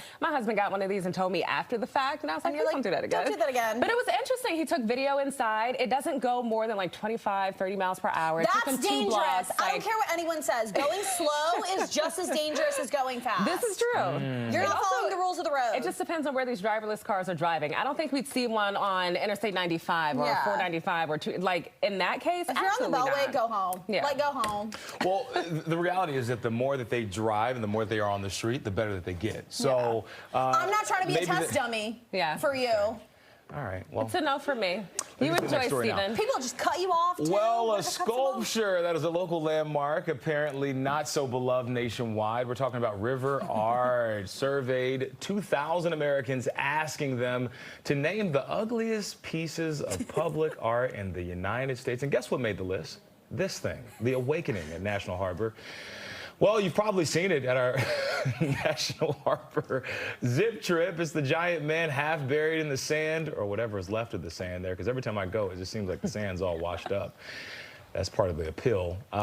They're calling this piece, quote, more nightmarish than artistically pleasing. The sculpture is number 58 on the list, so far from the worst, but remember, art is very subjective. I don't think it's that bad. I don't think so either. It's not that bad. Also, when you survey 2,000 people, talk to more people and then talk to me. Okay. Like, don't survey 2,000 people and be like, Americans think. Like, be so for real. Right. Like, I hate that. Yeah, 2,000 Americans think. 2,000 people. And by the way, if this is 58th, that's probably what, 20 people think this? Like, realistically look at you doing the quick math. I know. Right? Like, all right. That's just amazing. But you like it? I don't think it's that bad. You like it? I don't love it, but I don't hate it. Yeah, I don't think it's the worst that we've seen. We've talked about some that look pretty bad. Truly. Like that's not touching like how bad it could be. Like that duct tape banana. On the. Do you remember that duct tape banana? Yeah, but that was a little art piece. Didn't it sell for like $1 million? It did. Oh, way too many millions of dollars. Yeah. I'm trying to think of like all things that. While they discuss that, we got some Good Day DC to do. Of course, that's not ugly at all. This shot here is absolutely beautiful. It's your artwork of the day, and it is not subjective. We got great weather coming up. We got Good Day DC. Roll that open. Right now at 9A, Shuttered. The first day of the government shutdown begins, marking the first in more than 6 years. Throughout Good Day DC, where potential impacts like layoffs stand this morning. And our shutdown coverage doesn't stop there. We have the latest reaction from top leaders, including Maryland's Governor Westmore, who's set to speak at any moment. We'll bring you his comments live. Then, anxiety and mammograms. The two can go hand in hand for many of us. Still ahead, strategies to curb those nervous feelings as you wait for results. Plus, the sun is out. Find out if the clear skies will take us to the end of the week. Good Day DC is here for you, and it starts right now.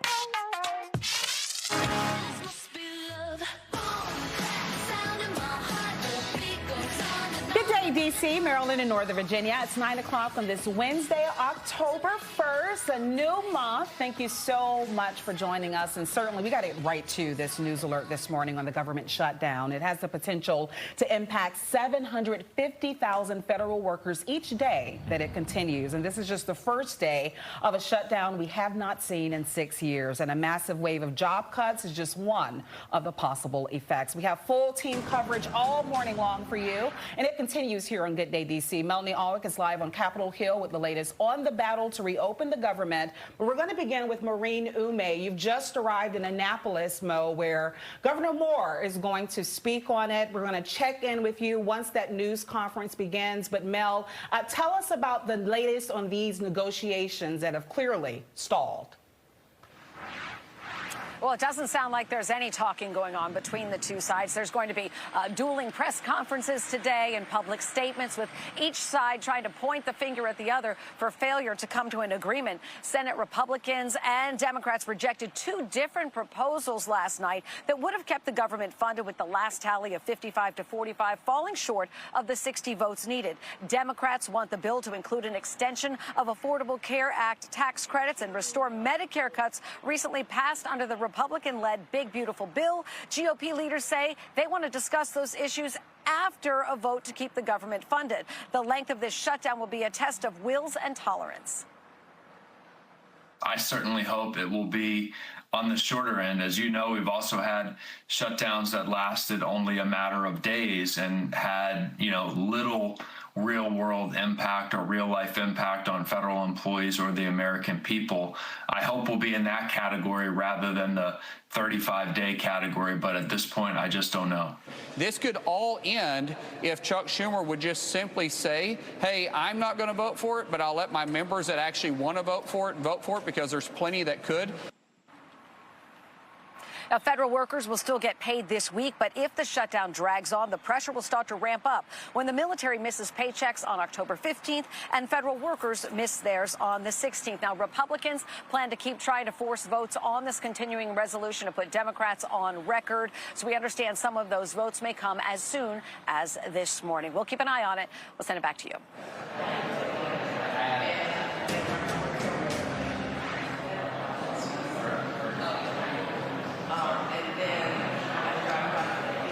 This press conference with Governor Moore is expected to start any minute now. He will be joined by the Lieutenant Governor and other state leaders to talk about the government shutdown and its impact on Maryland residents. As you know, Governor Moore has been a strong supporter of Democrats in this process and really wanting to hold firm on what they believe is right for this. But in the meantime, a lot of people are concerned about what this could mean for them. There are concern that a lot of people who will be furloughed will perhaps have to go without necessities. Anecdotally, we were on the mall earlier this morning, and the normal traffic of people we see patronizing businesses, going to work, that was not evident. A lot of people obviously at home because of the shutdown. Let's take you to the numbers. Specifically right now, nearly 200,000 federal workers across the D.C. region are directly affected by this. Many are furloughed, but others who are deemed essential have to work without pay until funding is restored. But as part of the Trump administration's efforts to trim the workforce, some federal workers may lose their jobs altogether, and that's a huge concern. Agencies like the IRS, EPA, FDA, they will be scaling back operations. The NIH will have to pause all kinds of research and suspend new grants, and national parks and museums will be closing, but not initially. The Smithsonian says its operations will continue through October 6th thanks to its funding reserves. Now, among those essential workers who will be on the job but not getting paid right away are active duty military. That does include deployed National Guard members, air traffic controllers, and TSA workers. Social Security, Medicare, and Medicaid payments will still be going on, and U.S. mail service will continue. Those are funded separately. For many government employees, this latest shutdown has brought a lot of uncertainty and fear into an already tense period. We haven't really been given any information about the furlough, whether it would impact us or not, so we're kind of in limbo. I mean, in the past, we'd get a lot of information, papers, and have meetings, and I think you kind of have furlough fatigue after a while. I think a lot of people are already losing their job. It'll cause more people to lose their job, especially destructing the family that needs things, the families that barely can feed their homes, their families. I think people trying to play it as like a politics game when there's actual lives being affected it's not great. So hoping for better.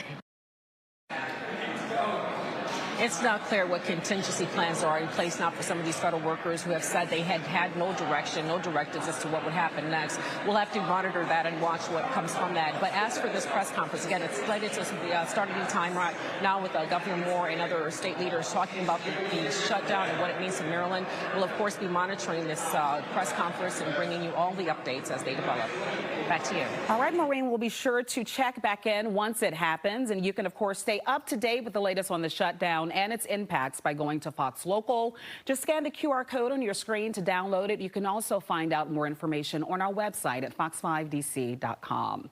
President Trump and Secretary of Defense Pete Hegseth laid out a plan yesterday to, quote, refocus the military. In an unprecedented meeting, they lectured top generals and admirals who were called to Quantico. Hegseth railed against what he called woke culture in the military.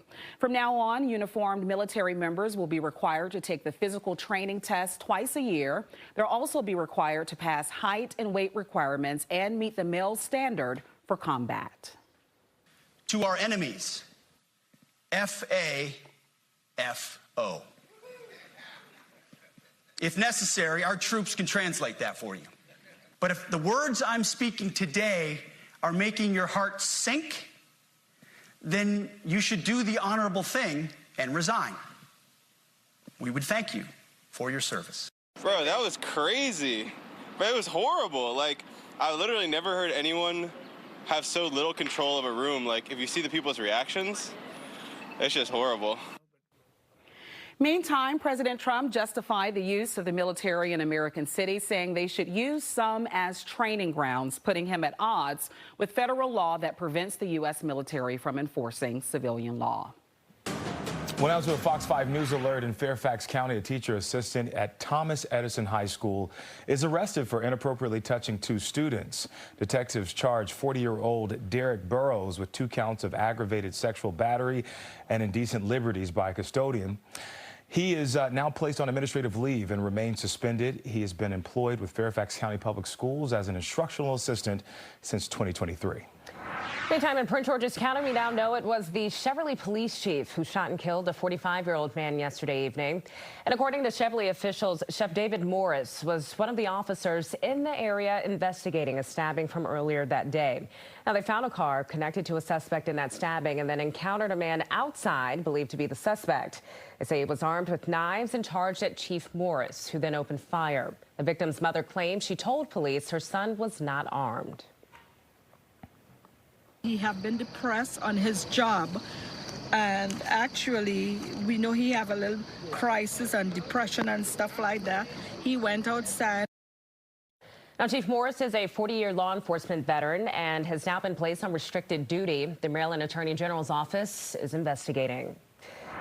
This morning, we have an update to a story that we first brought to you last week. An arrest has been made in a brutal assault and robbery on a University of District of Columbia student athlete. Yeah, Fox 5 was able to speak exclusively to the victim last week. She was choked and then thrown on the ground while walking on campus early in the morning on September 23rd. Last night, D.C. police ended up arresting 39-year-old Gregory Woods of Northwest D.C.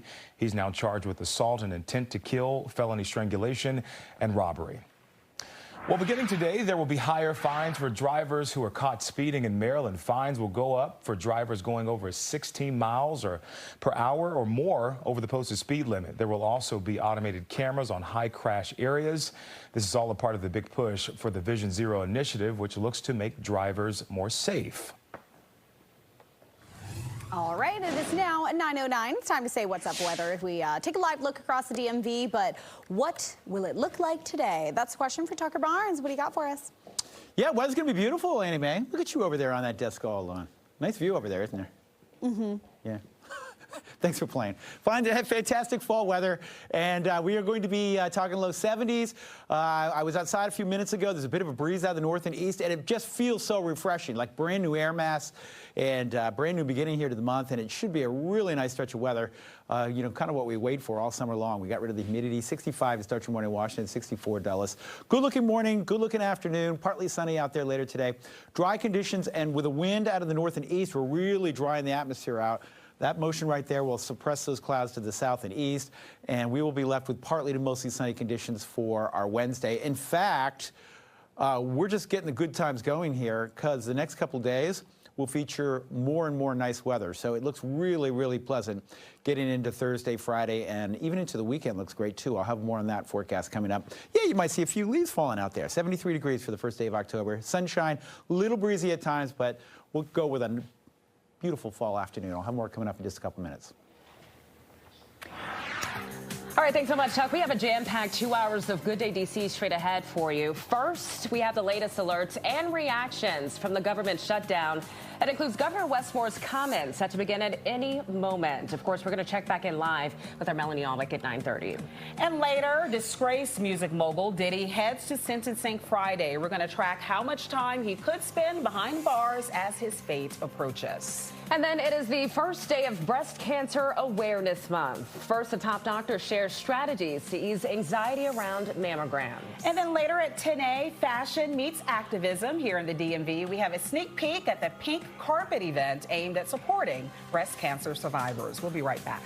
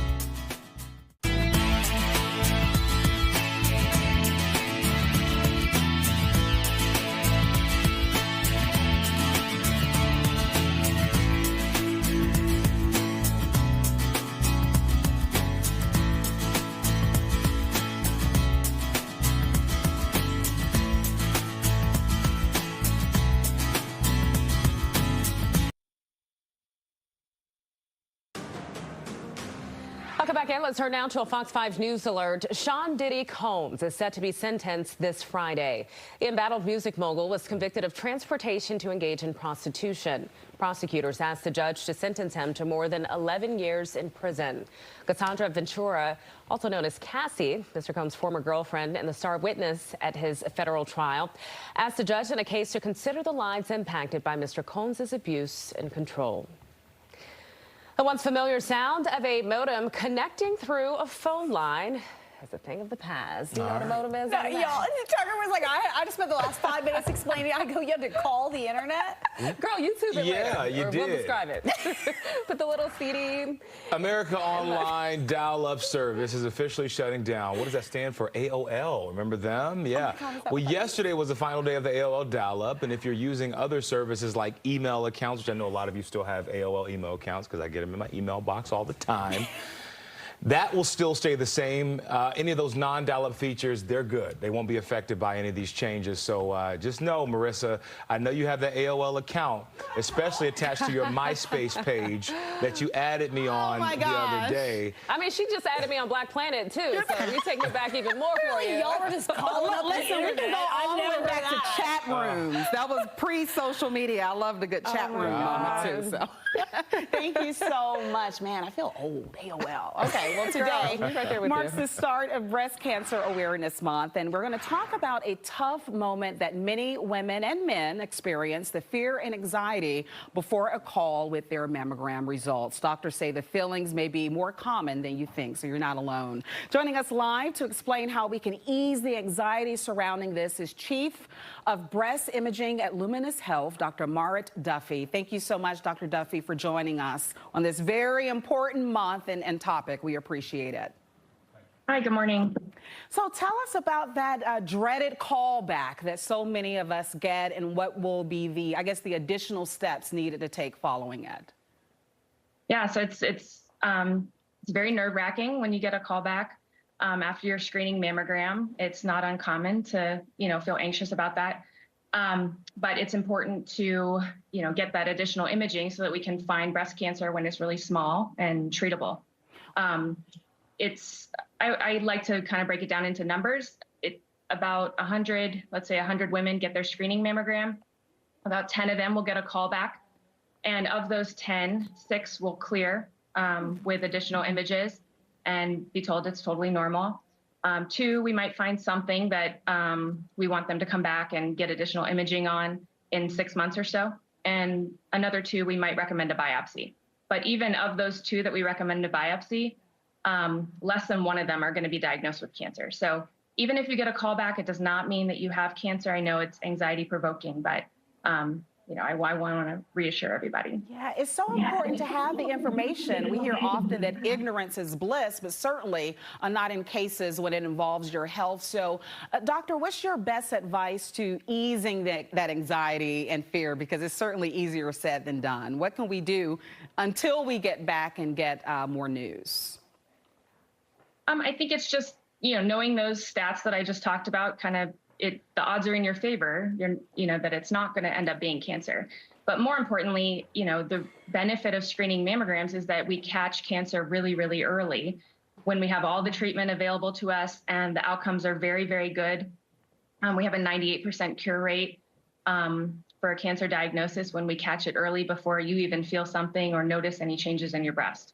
I had to correct a friend just the other day who said, well, I don't have breast cancer in my family, so I'm not particularly worried about it. Can you talk about some of those misconceptions that are still out there since we're talking awareness? Yeah, I mean, having a breast cancer history in your family is definitely a risk factor, but it's not the most common one. Other risk factors are just, being a woman, your age, having dense breasts, a lot of lifestyle choices that we make can increase your risk. And you want to make sure you, get all of that. Thank you so, Dr. Marit Duffy. I hate to cut you off, but I'm glad we got the information in. We've been covering the government shutdown all morning long, and Governor Wes Moore is now speaking in Annapolis, Maryland, about that issue. We want to listen in. What's unnecessary? This shutdown will directly hurt Maryland and directly hurt Marylanders. And the President of the United States, the Chief Executive of this country, has a simple responsibility: to run a functioning government, not to shut it down. Well, the idea of running a functioning government, we've seen that the President has failed in that responsibility and has abandoned his duty to the states and his duty to the people. Leaders at the highest levels of government and inside the White House itself are looking at each and every one of us, all 50 states, and saying, you're now on your own. But while Washington sows division, in Maryland, we stand united. I look to my left and to my right behind me, and I see public servants of the highest order. I see partners inside the work. And we are doing and will continue to do everything in our collective power to keep our people safe and to keep our state moving forward. And so I want to recognize the members of Team Maryland who are with us today actively doing the work.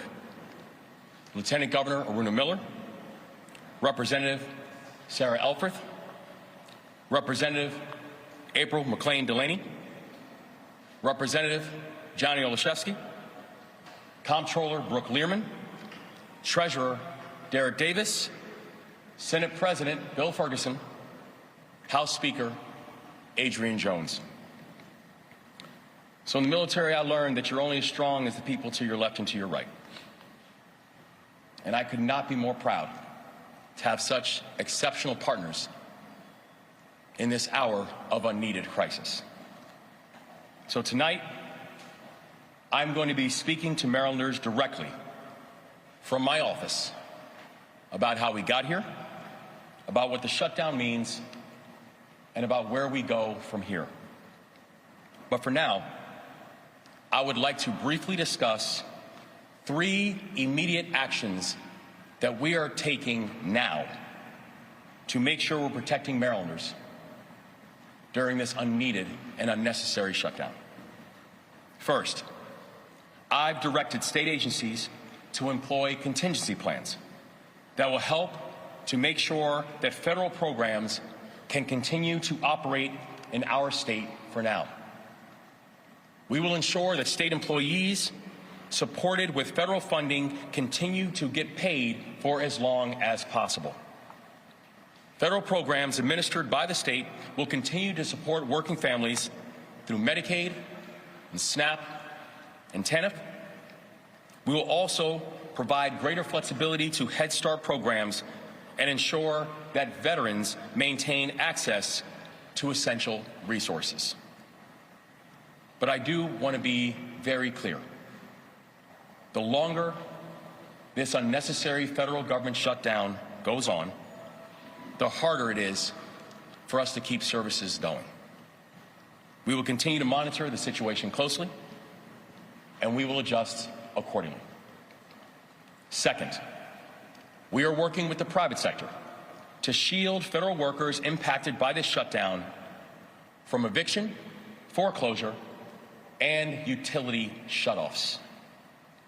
This morning, I sent letters to the state judiciary and our state utility companies reminding them of their statutory legal protections for federal, state, and local government employees who are not receiving a paycheck or are at risk of eviction or foreclosure. And third, we are protecting and expanding emergency assistance programs for federal employees.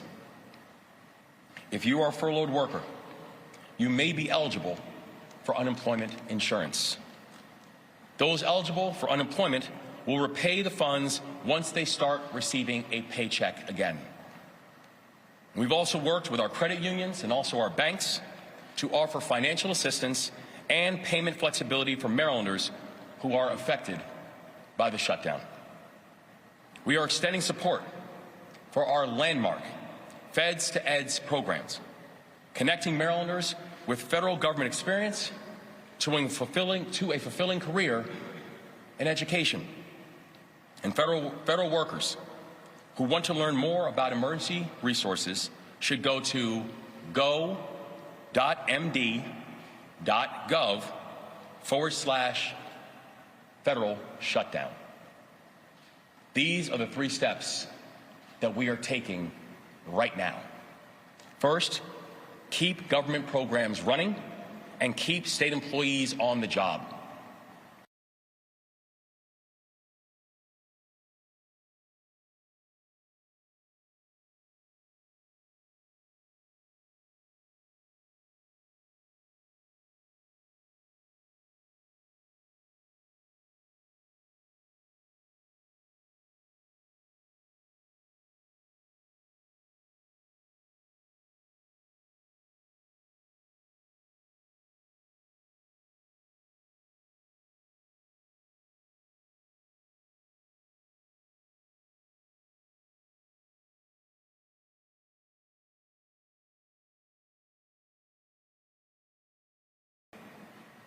We could see military families, people who've already sacrificed for this country, go without pay for weeks. We could see small businesses dip into the red. And all of this is coming at a time when our state has been working hard and having real momentum on modernizing our economy and diversifying off of the federal government. We will do everything in our power to deliver relief to those who are struggling. But I also want to be clear that there is not a single state in this country that is prepared to fill this enormous gap that is being created by this federal administration. A prerequisite to keeping the government open should not be cutting people off of health care. A prerequisite for keeping the government open should not be forcing people to have their premiums jump. So on behalf of the 6.5 million Marylanders, my message to President Trump is clear. Stop this shutdown. You're the one causing it. We're the ones dealing with it. And Marylanders are the ones feeling it. And so with that, I will turn the program over to Lieutenant Governor Aruna Miller.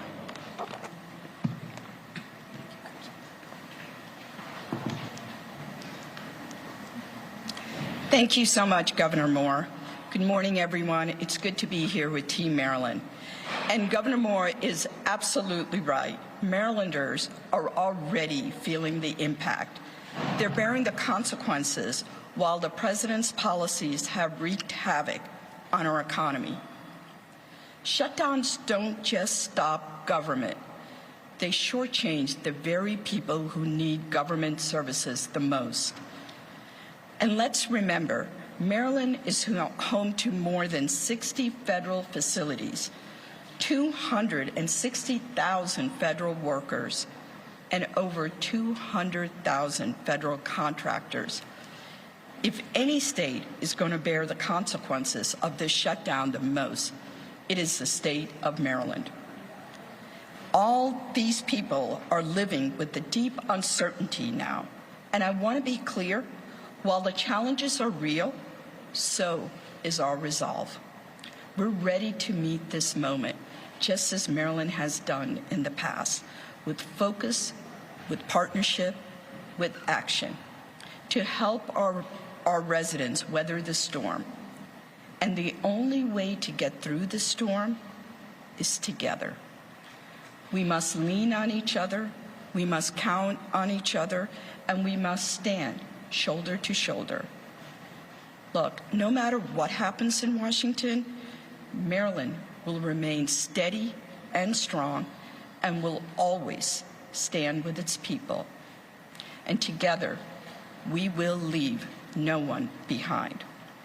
Now it's my pleasure to introduce the U.S. Representative from Maryland's 3rd District, Sarah Elfreth. Thank you, Lieutenant Governor and Governor, for bringing us together today. I've been back and forth from here in the 3rd District to Washington all week, as have my colleagues in the congressional delegation, and we are working every day, every single day. We've introduced legislation to support federal workers. We are calling back every constituent who has reached out to our office with questions and offers of help. And I'm ready to vote on a bipartisan bill that protects the health care of the American people and keeps our government back open. Our country is in a health care and affordability crisis. The governor mentioned that Congress must act before premiums skyrocket and health care becomes out of reach for millions of Americans. Right here in Maryland, 190,000 Marylanders will be impacted if Congress does not act to expand the Affordable Care Act's tax credits.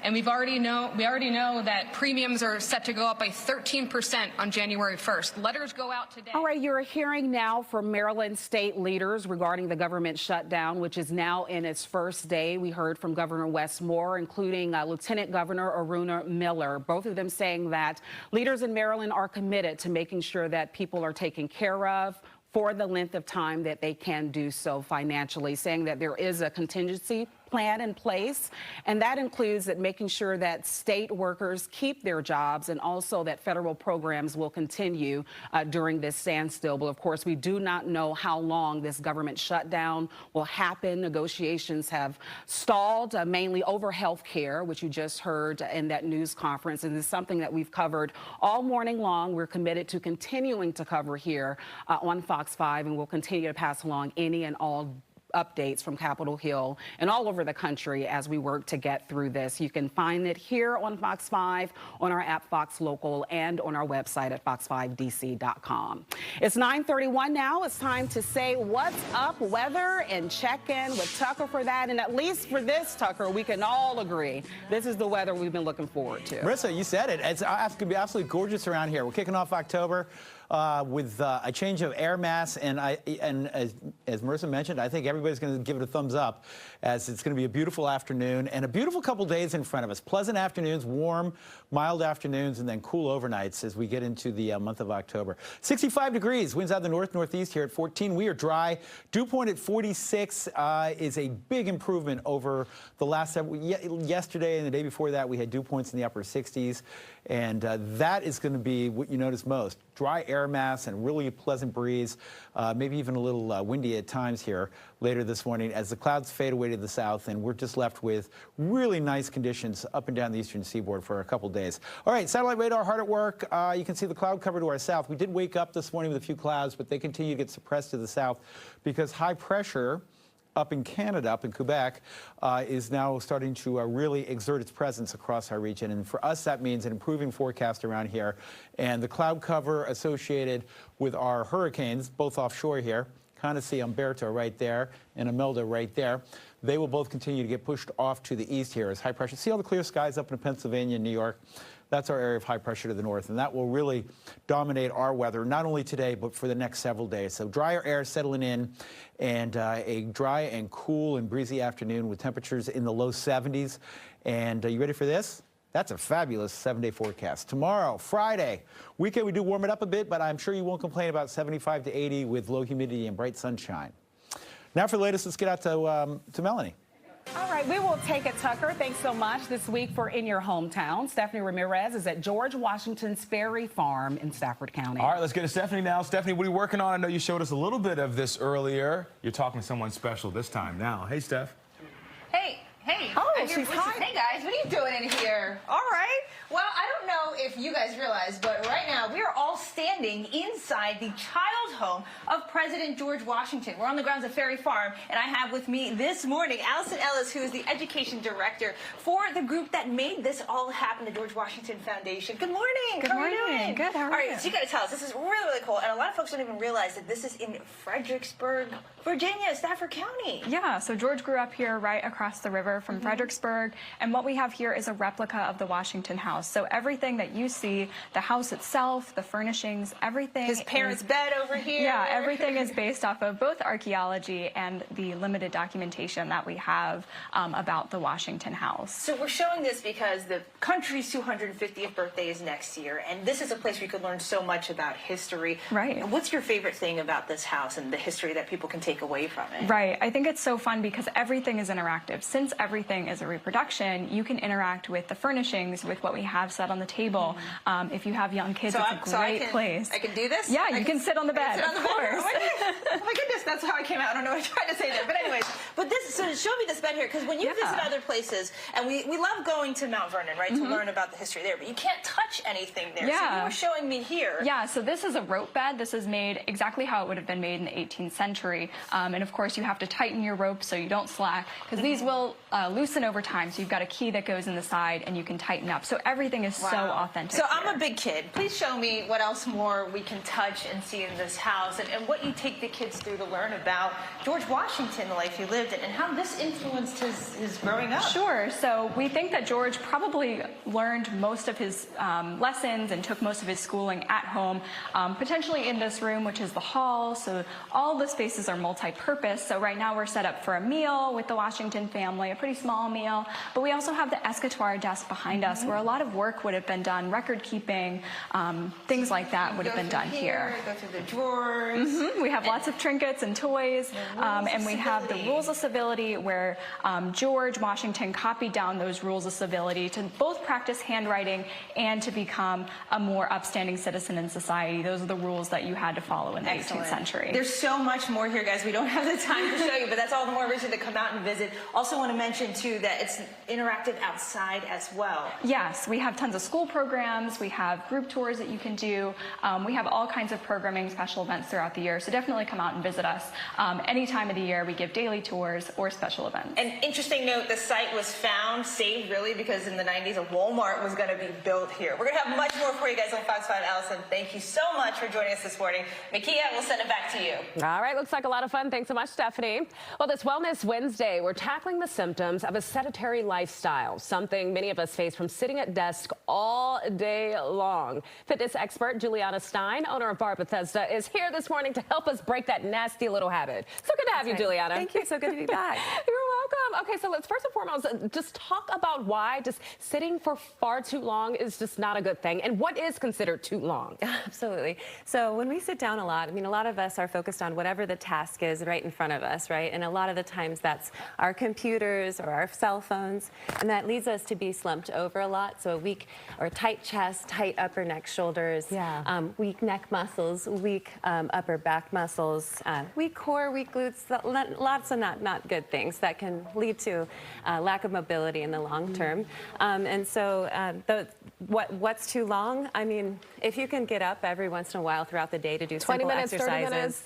I would suggest, I mean, give yourself a break at the very least every hour. But okay, nice. Yeah. So what are some exercises that we can do when we finally decide to just get on up and let the blood flow a little bit? Absolutely. All right. Well, I have something if you want to try it with me. Absolutely. This is Bar 3's latest long resistance band. Okay. And one of the things that we really want to strengthen is our postural muscles. So if we come to an inclined chair position with our feet hip distance apart, knees are over our ankles, reach out. We're going to do some chest flies and just pull the band apart. So you should feel your mid-back muscles kind of fire. And where you place your hands will help you with more mobility. Yeah. So just this kind of repetitive motion. And if the low back, this also forces you to engage the core, but you can also come to an upright position and work in a vertical spine here. So that one's really good for the postural muscles. Okay. Yeah. And what's another one? So I love using this band. At Bar 3, we're all about mobility and strength, all about balance. This one's really good. It's a reverse lunge. So I'm just going to step back and then pass the band behind so you get some good shoulder mobility, and you can just kind of step into this reverse lunge. You're going to strengthen all the lower body muscles and really stimulate the core for balance as well. This is why it's really good. And for those also who aren't familiar with bar as a form of exercise, as you show us your next one, I know you have 5 for us, your third one. What is it, and why is it good for low impact activity? Absolutely. So Bar 3 in particular is all about body balance. So we combine strength, cardio, and mindfulness. And it's just really good for functional mobility, functional strength, front and back body, whole body strength and mobility. Nice. So good for life. So show us one more that we can take away this morning. Absolutely. Well, this one's going to be really simple. Okay. You can ditch the band. Okay. And so stretching is really important to negate the impacts of sitting down. And this one is really good. Just the chest opener. Honestly, this helps improve circulation. And it just helps stimulate good breathing, opening up. And the shoulders, doesn't that feel good? Oh, it feels great. I felt my neck crack. You probably heard it. I know, exactly. You kind of realize, wow, I really need this.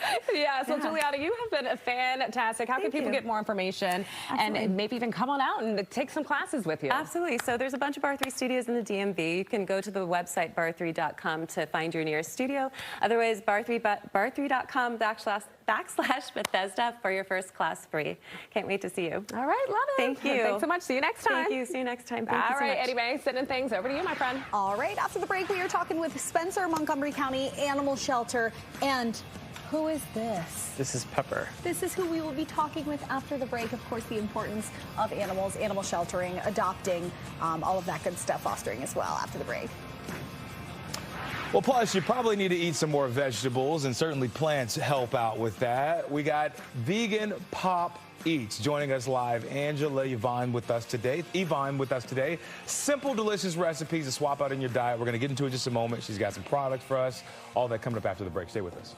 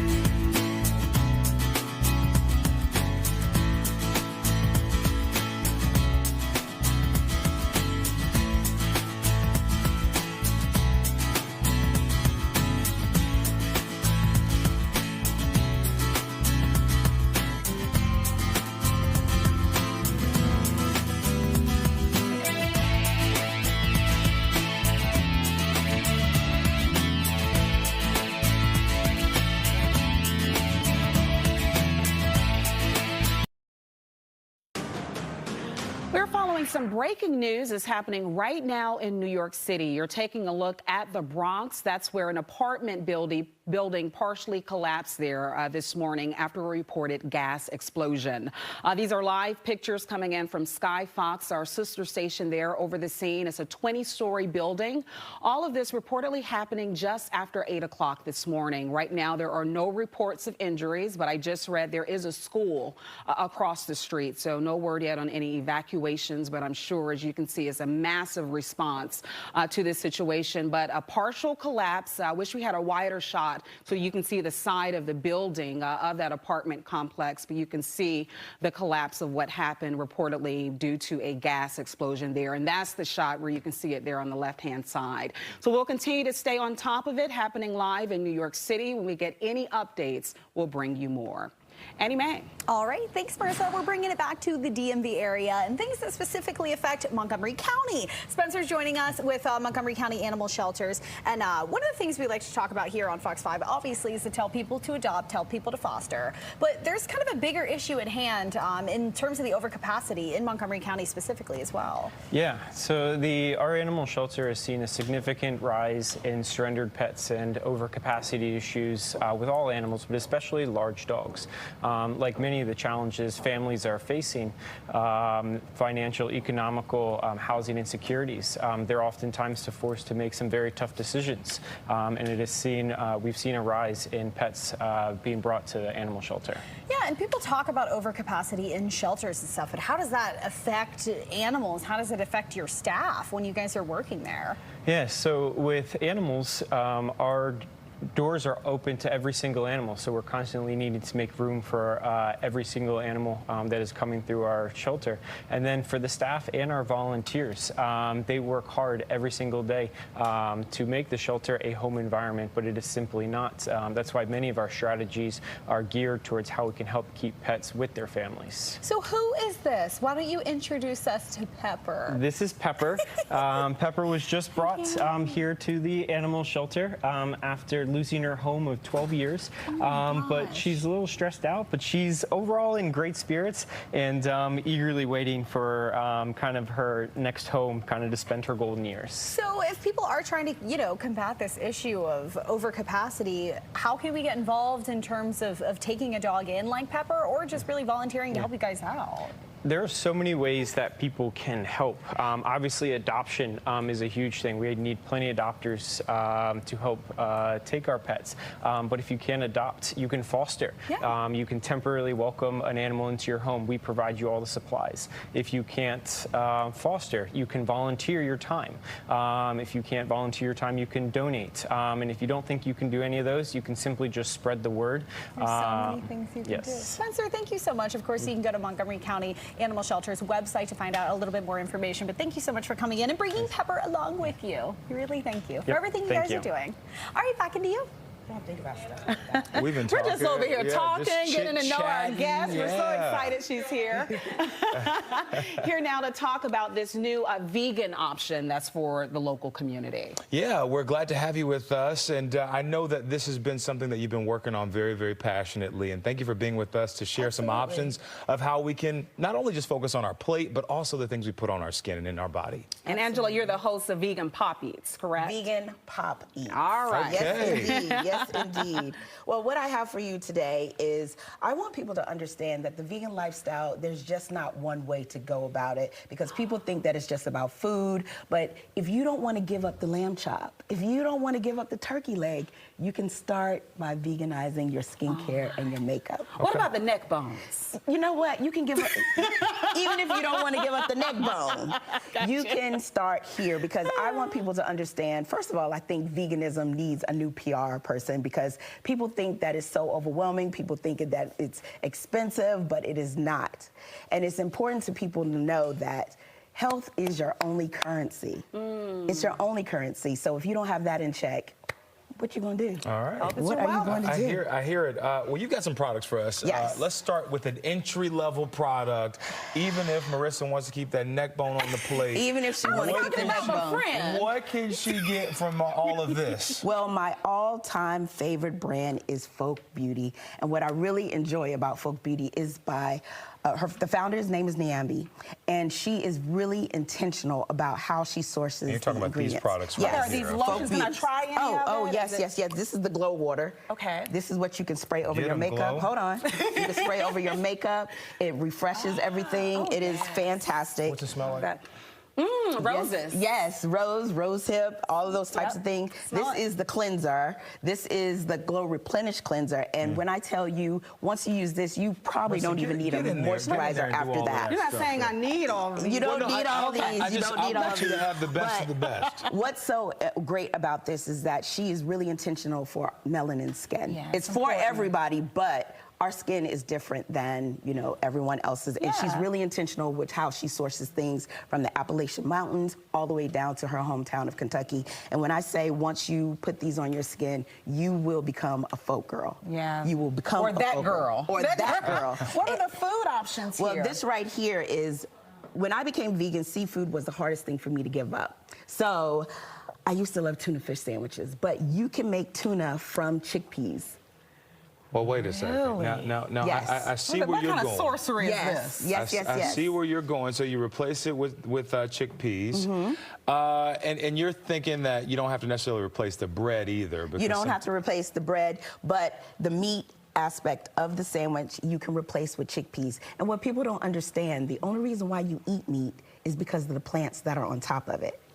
Because if you didn't have the plants, would you eat the meat raw? Yeah, well, raw? Cooked. Yeah, maybe. cooked. But you by have to itself. manipulate it. You have to manipulate it so much. But with this, you can still have the feeling of the tuna fish sandwich, the A little raw texture, a little raw. everything. Mahi tuna would be not too bad. The first tip that I always tell people, you just veganize what you're used to. Like, if you love mac and cheese, you can veganize mac and cheese because we have phenomenal vegan cheeses that will cross you over to the green You're side. selling it. Guaranteed. She's that new spokesperson. She's saying that veganism needs. Other products on the list, right? Yes. Youth to the People is one of my favorite brands aside from Folk Beauty because they combine superfoods and science. And what people need to also know, your skin is your largest organ. So you need to nourish your skin like you would nourish your body. Angela, thank you so much. Where can people go to stay connected to you and get this great information? VeganPopEats.com. You can see me on YouTube. You can see me on TikTok. You can see me on Twitter. You can see me on Instagram. Beautiful skin like this. We want to see you wherever you are.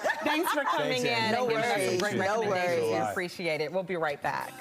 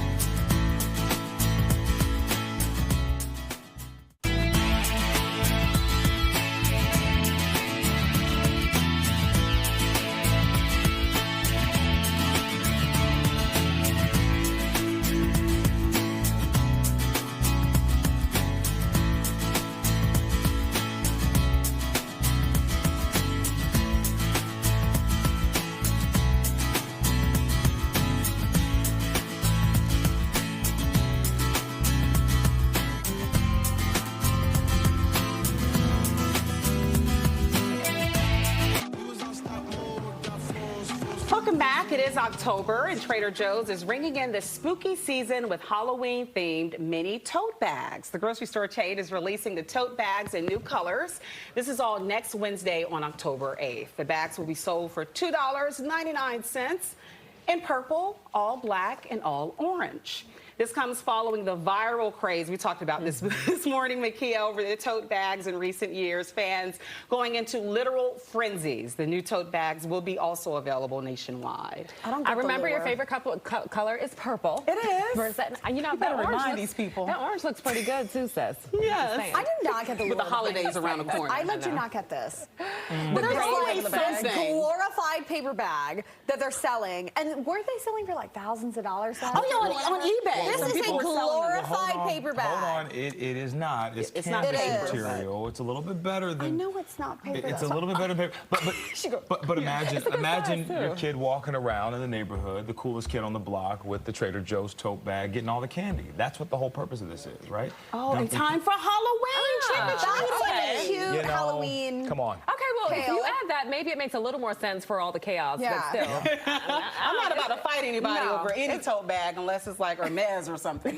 Then maybe I might throw some bows. Then the gloves are my earrings. That's a few bucks then, if that's the case. Come on, but I mean, if you like it, we love it. Enjoy. Do we? Maybe. You might.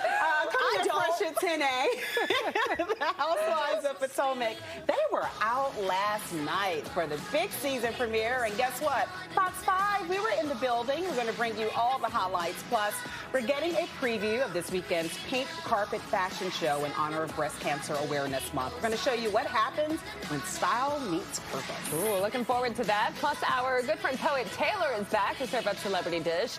And she's going to stick around to co-host the Lion Lunch Hour. Meantime, Chef Jen Cravato from 1310 Kitchen and Bar, she's going to be taking over the kitchen with the Swiftie-themed menu.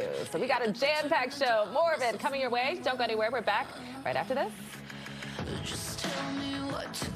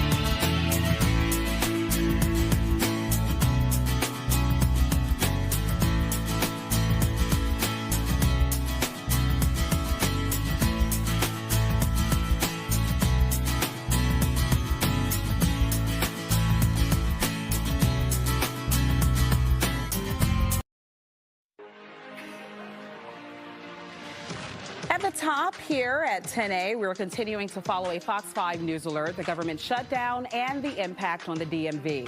We have what you need to know live in just a few moments. We're also continuing to follow the shocking split of Nicole Kidman and Keith Urban, seen here in happier times. TMZ, they're going to join us live to talk about what could have possibly led up to that breakup. They're live with us at 10:30. Plus, the Real Housewives of Potomac premiere. Look at those ladies. They were out last night celebrating the new season, and we were there. And Giselle, she let something slip. We're going to play that for you coming up. It's a busy Good Day at 10A, and it starts right now.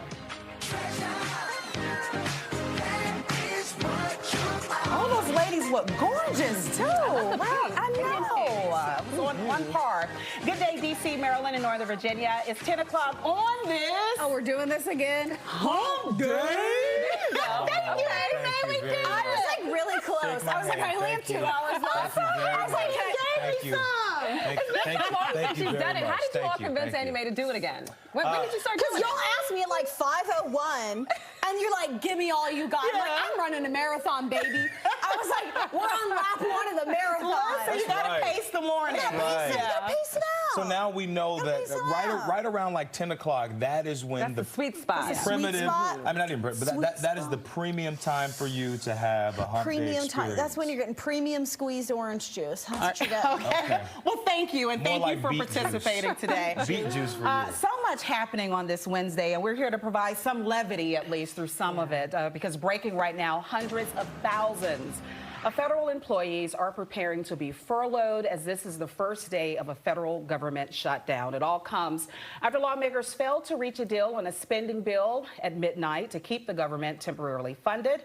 This morning, the shutdown posing an even larger threat following Trump's threats to fire federal employees if a spending bill couldn't be reached. We want to get out to Fox 5's Melanie Alvin. She's been on this all morning at Capitol Hill, and she joins us now with more. Mel.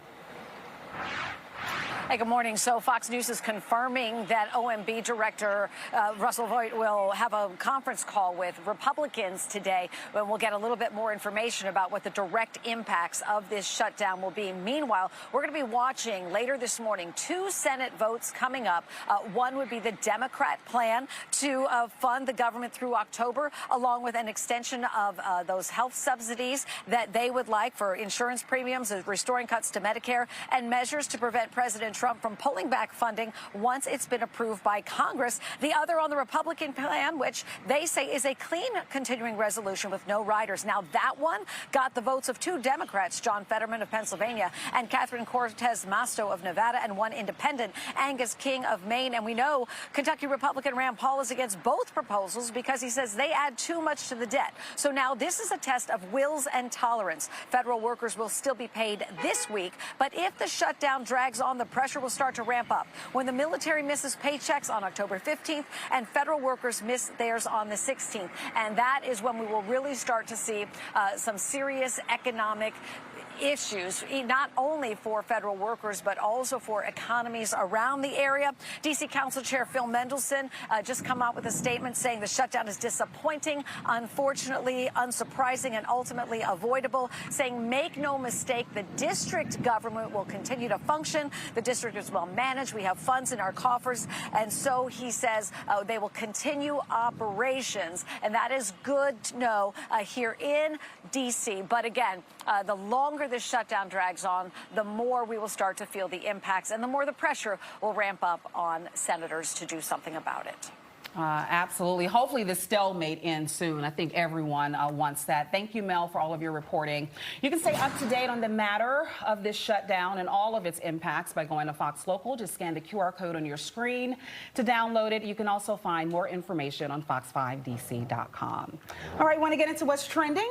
Let's do some trending stories now. More offices are going footwear free. Is this Tucker's office? I guess ask me and Tucker both, because sometimes you might catch me without shoes on. Only because my feet are crying at the end of the shift. Girl, you need to limping down the hallway by the time my lunch hour is over. Party never killed nobody. Well, a number of companies using no shoes policies as a way to improve focus, comfort, and even staff morale. Now there are conditions to this unique rule. This includes no bare feet, you got to have clean socks, and shoes must be worn in hygiene compromised spaces like kitchens, bathrooms, and outdoors.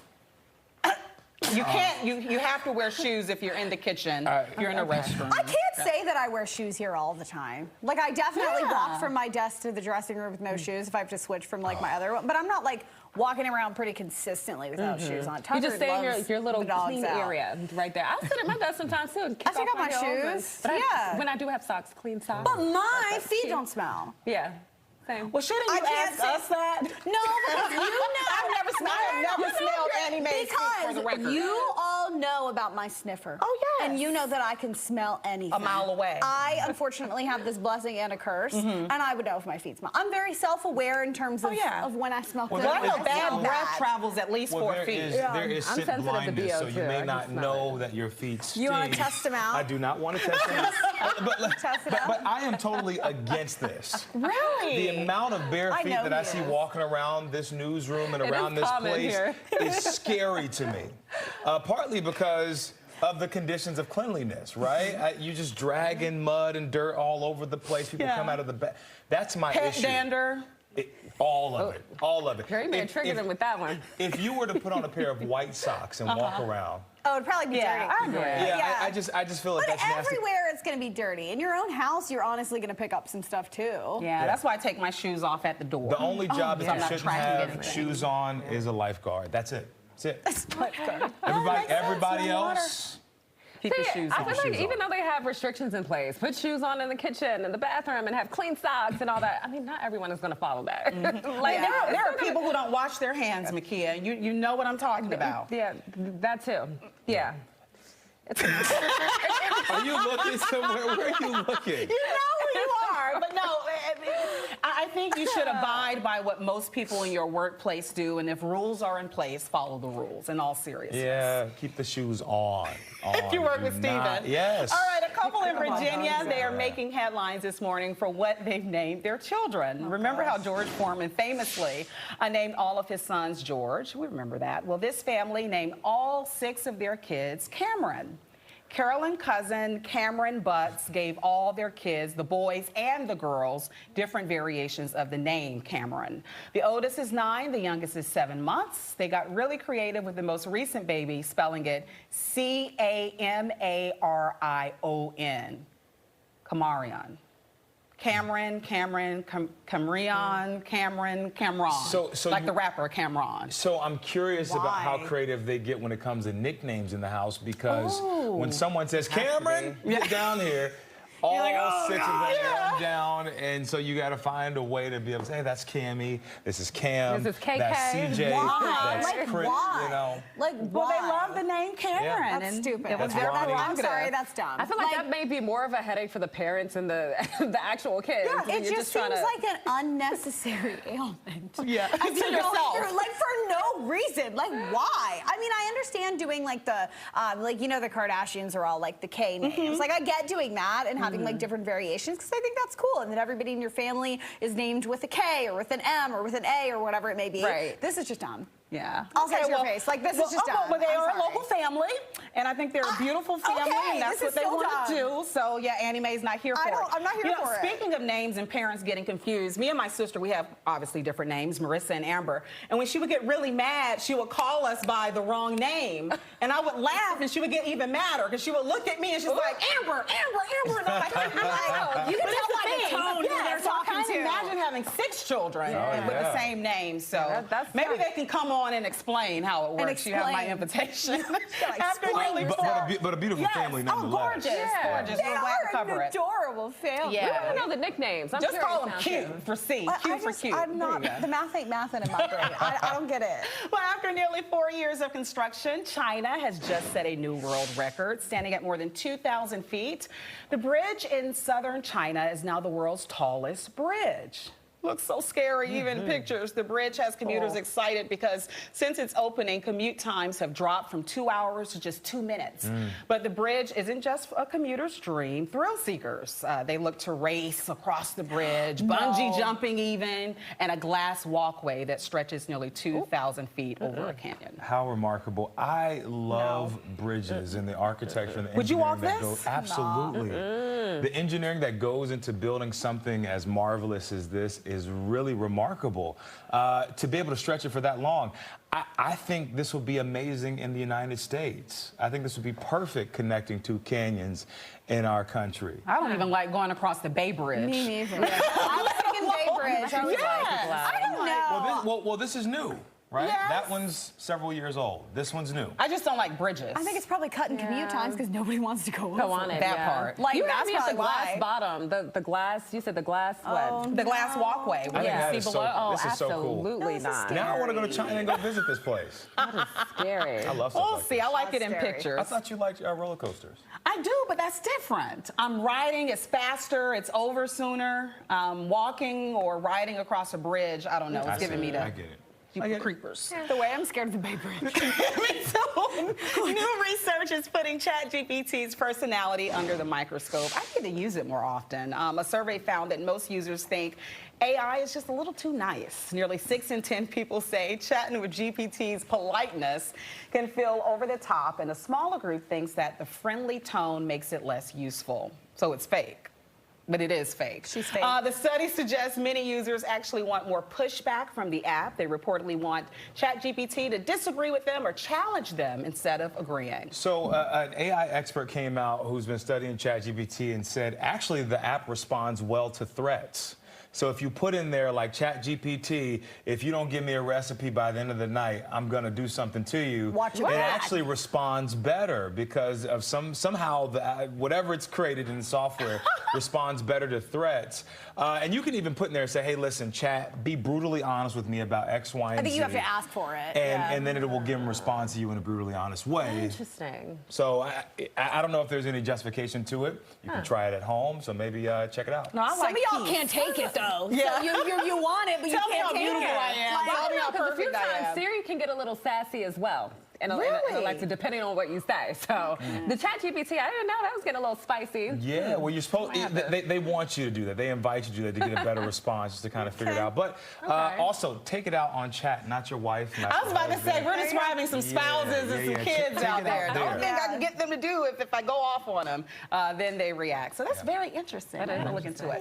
All right, it's 10:11. You're looking for Jacqueline, where she's live at the wharf for a really cute wiener dog race. It happens each and every year. And will I see your doggy? Well, guys, I had to leave Hops at home this morning because I had to, be on my best behavior out here. Plus, he probably put all these pups back here to shame. We're talking beer, we're talking brats, and we're talking speedy sausage dogs. The Oktoberfest event back down here at the wharf this weekend. Coming up, we've got a preview of the Weenie 500 race on the other side of the break. Look at these cute faces. Jacqueline, I know you are in doggy heaven this morning. Oh, look at the little paw. He's waving at us. Hello. Okay, this is not helping my puppy.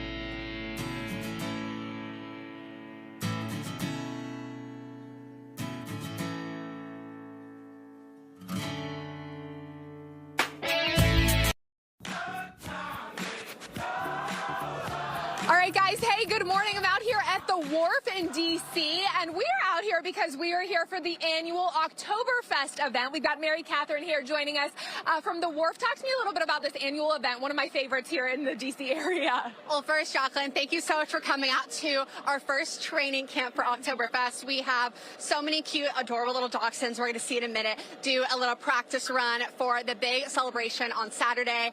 This year's Oktoberfest is Saturday, October 4th. The festivities kick off at 2 p.m. That is when our cute dachshunds will be off to the races. It's over 130 dachshunds racing bracket style for a few hours. It's really adorable. And then, so they run bracket style all day. And then finally, we, at the end of the event, around 5, will crown a champion of who is the king or queen dog of Oktoberfest. I love that. It's really fun. And on top of that, you guys are going to have a lot of other events going on. I mean, right? It is Oktoberfest after all. We're going to be complete with lederhosens and some fun little hats, as well as Oktoberfest beer and all sorts of activities, right? Exactly. There will be a Stein hoisting competition with Sam Adams. So our restaurants and bars this whole week have been having their own Stein hoisting events with Sam Adams. And then Saturday, the winners from each event are going to come out and see who will be the Stein hoisting champion, which is going to be so much fun. And there will also be a adoptable dog parade with our friends from Roll Dog Rescue. They're an organization that pulls dogs from high-risk shelters and helps them find their forever home. And so if you don't have a dog yet, be on the lookout this Saturday. There you go. So all the money from the race and everything like that is going back to this animal rescue. Yes, exactly. This is our 13th year doing Oktoberfest and doing the Wiener 500, and we have raised over $100,000 over the years for Roll Dog Rescue. Amazing. Okay, well, on that note, let's go over here and meet some of our competitors. I'm going to take the hat off, or maybe I'll keep it on for posterity, right? My photographer, Mike Rickard, joining me. And we're going to come over here and meet some of the contestants, I guess you could say. Hi, what's your name and who do we have here? I'm Emily, and this is Team Pastry. Here we have a Claire and Beignet. Oh my gosh, this is what year is this for them racing? So this will be Claire's second year, and Beignet's first, as he's still a little puppy, so we'll see how he does. Okay. We're very excited. Team Pastry, there you have it. Now down the line over here, who is this? This is Handsome. Handsome. Is this Handsome's first year competing? This is Handsome's first year competing. He just turned 1. Oh my goodness, Handsome, do you have anything to say? Are you prepared? You got this, bud. I have faith in you. And I love the outfit. We've got a theme here. And then we've got Toast over here, who we had last year in studio, complete with a fantastic shirt. Toast, did she win last year? She won her heat, but not the whole thing. This year, we're coming back for the whole thing. Okay, there you have it. Toast, I have faith in you as well, my friend. So, so sweet. And then we've got one more friend over here. Who is this, and what year is this competing? This is Olive, and this is her second year competing. So sweet. Olive, are you prepared to take on you got some good competition, girlfriend. Yeah. Okay, there you go. And last but not least, who do we have here? This is Poppy. Poppy. Hi, Poppy. What year is this for her? This is her first year. First year? Yes. Okay, so we've got some veterans. We've got some newbies coming. Should we go ahead and let everybody race? Mary Catherine, what do you think? I think that's a great idea. We can say it together. We'll say 3, 2, 1, go, and then the pups will be off to the races. All right. Are you ready? Okay. Oh, they're so cute. Okay, ready? Ready. 3, 2, 1, go!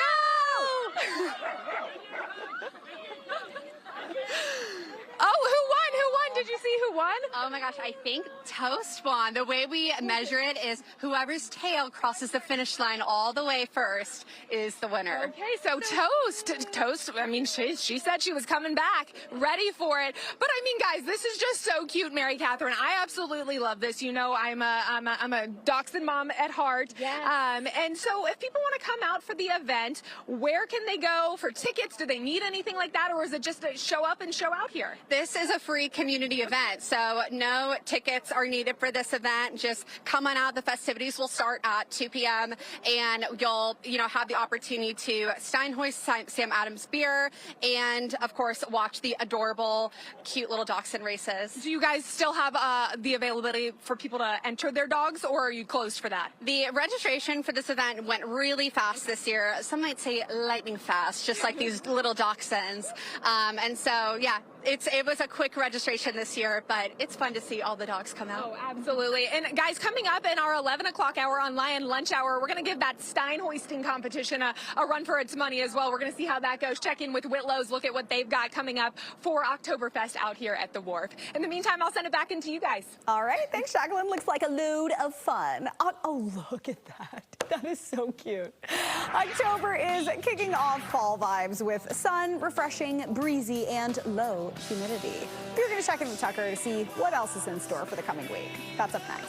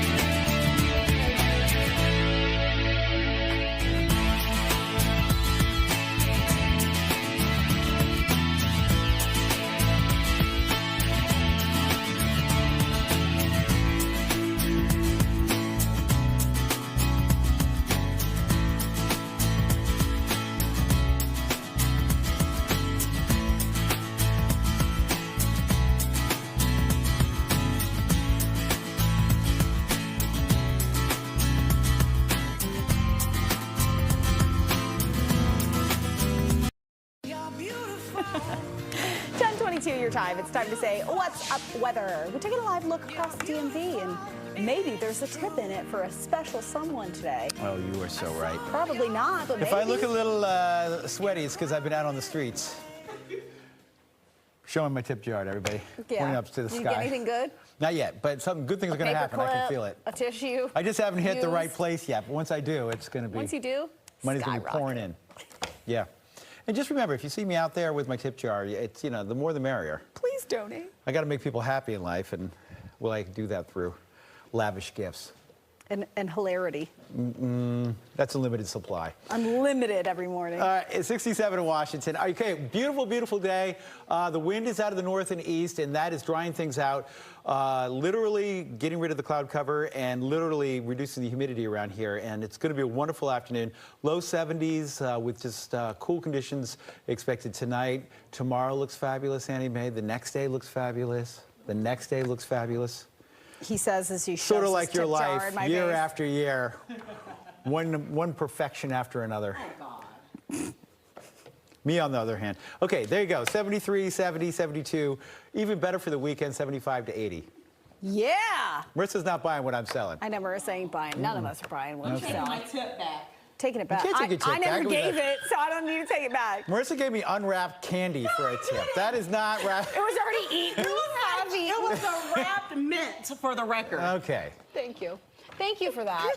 That was good. She knows I have bad teeth, too. She gave me Thanks candy for that. anyways. Okay, goodbye. Steven. Listen, I hope you guys got that spotter and lanternfly issue handled over there in the Weather Center. Did you guys get it handled?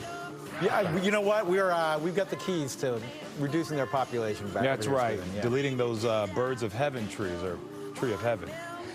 All right, listen, speaking of Tree of Heaven 10, that is the season that we are on for the Real Housewives of Potomac. We're going to be hearing from the stars when they had their premiere last night.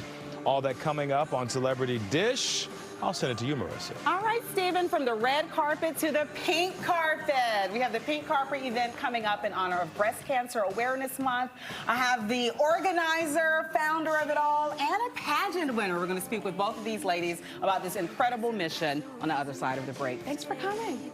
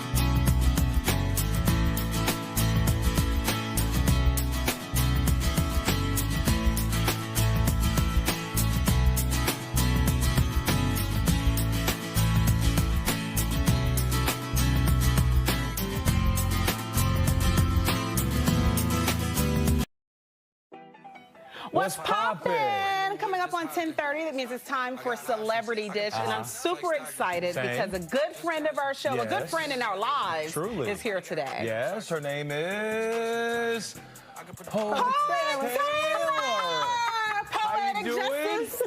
Good to see you, Bring in sis. chocolate drop. Good to see you. Paid time off. Yes, That's listen. why you paid time off, because it gets better. And You better are and better. gorgeous. The ponytail is ponytailing. The gorgeous. Thank you. And I'm That's super fantastic. proud of you because you did great work at the CBC and your coverage of it. Went were so viral kind. and everything. That's what I'm I talking didn't about. mean to. Yeah, tell our viewers about your incredible work. So I've always believed that sometimes when we do things, the purpose gets lost in the party. So everyone from the CBCF to the CIAA, anyone who books me knows that I want people to remember why we're here. That's right. So I got to broadcast live, and I actually created a pitch session. You've been to the CBC before. You know how many businesses and organizations and stories are to be told. So on my IG, I gave people 2 minutes to tell us their who, what, when, where, why, and how of CBC. Got Mayor Brandon Scott, who just got named one of Times 100 to hop on. It was really, really cool. Got a call. It was like, hey, are you here? Governor Westmore wants to sit down with you. He asked for poets. Well, let me tell you something. One thing, and he is rightfully so the perfect person to do that and ask for that interview. I think what I love about your interviews and how you bring life to the screen and even on the radio airways is that you're so authentic and you're so honest about who you are, and the stories that matter to you, they always come out and you always have a connection to them. So thank you for being such a beacon in our community and such a light to all of us. It's all about the village, Pop. Yeah. Thank you. Well, y'all are a part of it, and I feel like the more people see us, the good, bad, ugly, and beautiful, the easier it is to know that no matter what season you're in, and Lord knows we are all in one right now, that you take the next step and you're going to get there, and you have a whole village that's going to get you to your finish line. You just got to connect. So I'm happy that God uses me as a hub and a connector to do just that. Oh, you're a conduit. You're a channel. You're a channel. You're a channel. So you ready to do some celebrity dance? I'm ready to do whatever Steven wants to do this morning. I know that's right. I know that's right. I know that's right. I know that's Everybody needs a Marissa in there. ATR. All right, got me over here blushing. Yeah, little mahogany never hurt nobody. Oh, wow. Little mahogany. Okay, Billy D and Diana Ross. I'm in mahogany, just watching all of this play out. Let's move on before y'all get in trouble. The ladies of the... You better stay over. Stop. You want to sit? Do you want to sit? I should have sat there. Okay. Here. Okay. The sparks are clearly flying today. You smell very good. So let's get to these stories where you listen to these stories. The ladies of the Real Housewives of Potomac were out last night celebrating the 10th season of the hit reality show in D.C. last night. They look good, with a T, good. We caught up with some of the housewives, including Ashley Darby. We asked her, this was my question, if her performance on Good Day DC, Marissa, when she did the tribute to Roberta Flack. It went mega viral. Steven and I brought her in, brought her out, closed it out. We wanted to know if that will be on the show. It better be. Here's a refresh first. Strumming my pain with his fingers and singing my life with his words and killing me softly with his song, killing me softly with his song, telling my whole life with his words, killing me softly. Yeah, so what did Ashley have to say about it? What did she say? Hopefully no. Let's listen in. There were just a lot of other issues that played into my performance, okay? But I rocked it when I actually had my show. And if you would like to see it, it's on my Instagram, Ashley Bulch Darby. Check it out. And yes, I will touch on it a little bit. It gave some of the ladies some talking points because they were missing some. And I gave some of the ladies things to talk about. I am now currently dating like 4 guys. And it's, oh, was I supposed to say that? Go ahead, girl. It's your life. Mind your business. Okay. And, because y'all all had a reaction. So I take that back. I'm just enjoying my life. If I had $1 for every accusation or lie against me, I would be a millionaire, and I probably would not be here right now.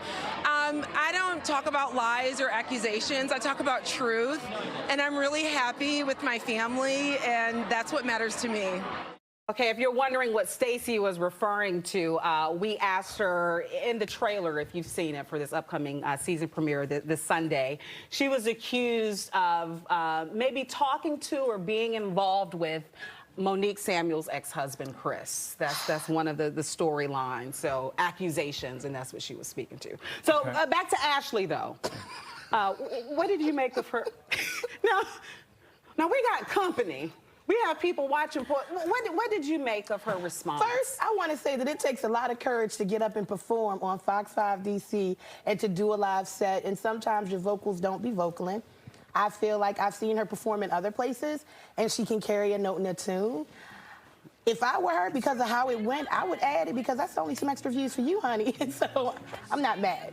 Why are y'all playing everywhere? She was on all the blogs, People magazine, and I have to say, because I'm sure people reached out to you too, Steven. It didn't sound bad in the studio to me, from what I heard. I was shocked when I got online and saw all of the comments. I really and truly was. Well, we need to put some context into this. First of all, the video that went viral was not the video from our air. Correct. It was a social media video that was filmed from the cell phone. So the quality is not the same quality that we just showed you. Yeah. So let's just be honest about that. Second thing, I want to say that our engineering engineering team here and our sound team who puts together all of these performances, they do an incredible job. Every time. And so I don't want to allow this to be a thing where it's like, Y'all dropped the all ball. of a sudden we dropped the ball, the sound wasn't there. She got to do a sound check like every one of our artists. It is a part of our protocol here to do a sound check to make sure that is good. So it's not just the fact that the sound was off or that there was somehow, you know, a technical issue on our end or that we were tampering with the audio, because I've heard that kind of float around as well. Well, she said that on our air that there were audio issues. Yeah. She said that on the Lion Lunch Hour. And I want to silence that because I know our team works really hard to make sure that the sound is good. We've had multiple artists on here who've come and said, Grammy Award-winning legends. I mean, we just had an American Idol star perform last night, yesterday morning. So I don't want that to become the issue. Second, we love Ashley, and I think Ashley has to be completely honest and transparent with herself about her own career, whether or not she thinks that the performance that she did here on air was to her best quality or that we did something to kind of tamper with that. I don't think that's the moment. I think she should celebrate the fact that she did something that was huge, monumental. Huge. Like you mentioned, it takes a lot of guts to do this. And it was also from the heart. And She from the gave heart. a tribute to She DC's did. own Are we being Roberta honest this Flack. morning? Because it was Roberta Flack. Yeah. And she has a whole catalog that there was probably another song that could have been a tribute that would have matched maybe how her vocals are vocaling, but Killing Me Softly is not one that you come to play with, and it felt like she was playing in people's face. And Should I have felt been like the Lauryn Hill, the Fugees version. Do you think that Marissa? I'm just wondering if the rap would have made a difference. I still think it came from a good place. I think she. It I did. think it did. Now, whether we appreciated the sound and that whether it sounded like Roberta or there could have been another person who did it Can't better. nobody sound like Roberta. Right, exactly. I think that it was a beautiful moment that came after Roberta had left the earth, and I think there was a tribute to that. Now, if we do want to be honest about it, sound and pitch, all of that matter when you're putting together a performance, and I think she worked really hard to get here. She did. She worked incredibly hard. Her son was here, and it was beautiful to see him kind of witness her mother. Both sons. Both sons were here witnessing her mother do this. The band was fantastic. The backup singers Listen, that were saxophone amazing. Oh my gosh! So I don't want it all to get lost in the sauce here. Stephen, you and I, we were clapping after that were performance, clapping. and we walked out. So- I was shocked. It was a performance, Yes. and you deserve to clap. I just feel like in this age, we know that anything served to the village, you're going to get some side dishes back. And she might have been nervous. Sometimes when I'm nervous, my voice shakes and Quiver the a pitch little bit. goes a little in and out. But own it. I think people would have been appreciative if she was like, you know, listen, that's just what it was. Yeah, I would have rolled That's just that what it high. was. Wait a minute, listen. Steve. You That's look just good in what that it suit. was. But who admits that they are not perfect, like that open and that honestly? Absolutely nobody. I know plenty of artists who've come on our show and be like, oh, I didn't miss that note. I hope you guys didn't notice that. And they'll say that. They'll say that. But they're not trying to be perfect. Yeah. They just want to deliver. We'll have to watch the Anyways, episode to see what Ashley Y'all ain't says. gonna get me to watch that. But I Ashley just is don't a want- dear friend of our Yeah. show. We support her, but there are mixed reactions. And I don't to that performance. want our sound team to get caught You up know in all what? that mess. I figured this is the way we do this. New season. Ashley, you know they love you here. Come perform come live back. and show people exactly who you are and that you are that girl. And that will squash all shut of 'em that. down. Come in, shut them down. Acapella. La la la, acapella. Yeah. And show them that your vocals been vocaling, sis. And we can do a duet together. That's Oh, right. see, that's what you were really trying to get I'm just to. hoping we'll show up on the episode. I would love to see us on Bravo. That's what I'm We're hoping probably for. about to be on there right now because of this conversation. All right, well, moving on now. Nicole Kidman has officially filed for divorce from Keith Urban. This actually really broke my heart. I mean, they're like 20 years strong. Team Z's Charles Laudaboudier. Charles, I know we went a little long on the other topic. Hey, Charles. We're finally getting to you. Hey, Charles. Hey, listen, I want to stand up for your engineers, guys, because I heard Stephen and Marissa, I heard you both kind of singing coming out of the clip. Yeah. And people are still watching, so your engineers clearly did a good job. Oh, he just said we can sing. Well, no, he was trying. This is shade. Marissa. I know it was shade. He thinks. Let him laugh Steven by got himself. it. Just let him laugh by Steven himself. got Go it. ahead, Charles. Steven got it. Take That was it a away, little Charles. shade. It was just a little bit of shade. But why? I don't like Charles But you know what? Marissa actually, she stands up for you when. Yep, when I sure do. And you treat her I love like Marissa. that. I Just love ain't tell Marissa. this morning, I'm just saying, you know, Yeah, not exactly. all of us should sing. That's all. That's all. Oh. Tell us how you really feel. Oh.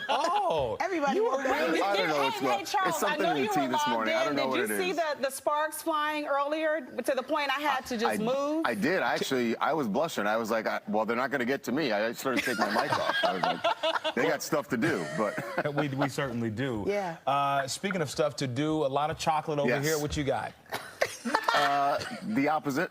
Nicole Kidman and Keith Urban.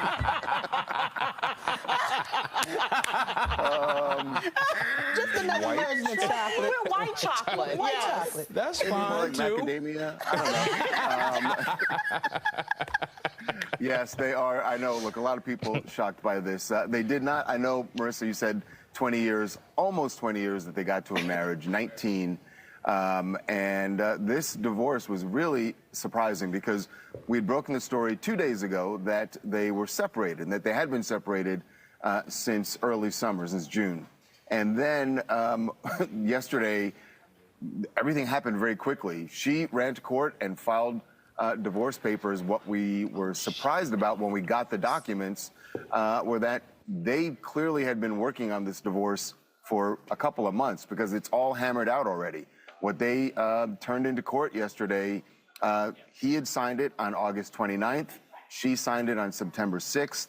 It has their child custody arrangement. She's going to have their kids. They have 2 kids, 14 and 17. She'll have them 306 days, I believe. He gets the rest each year. And they've worked out the child support amount. And they've agreed on a dissolution agreement. So they clearly have been working on this for a couple months.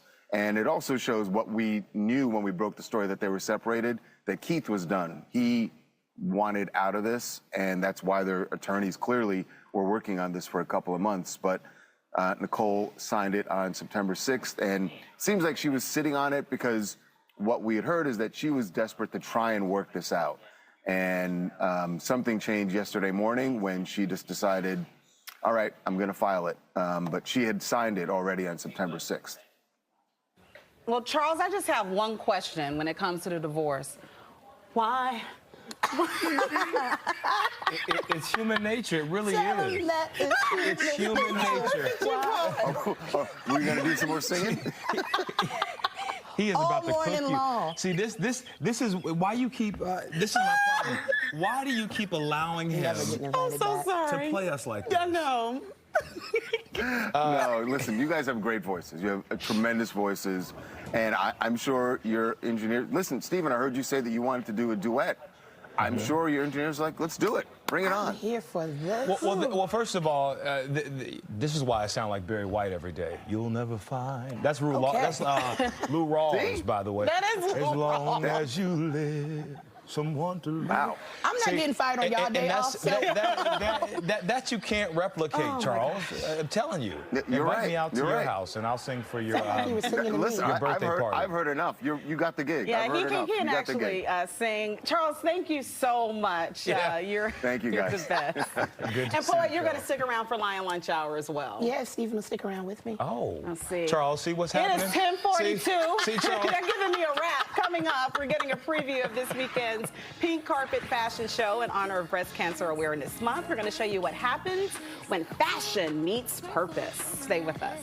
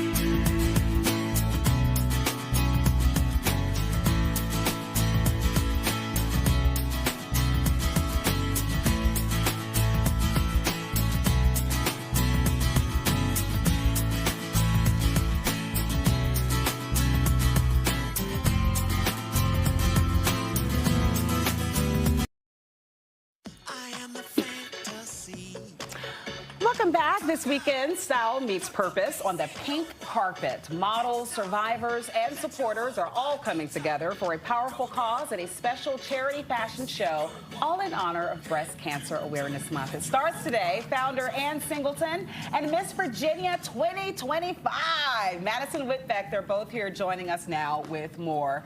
Congratulations to you both on the event, on winning the pageant as well, and all that you do in the community. And I want to start with you. I mean, this charity fashion show, you've been on the show before, is something near and dear to your heart. Very much so. Our ninth annual show, it means so much to see these survivors out here surviving and thriving, just these women that are warriors of so much courage and strength.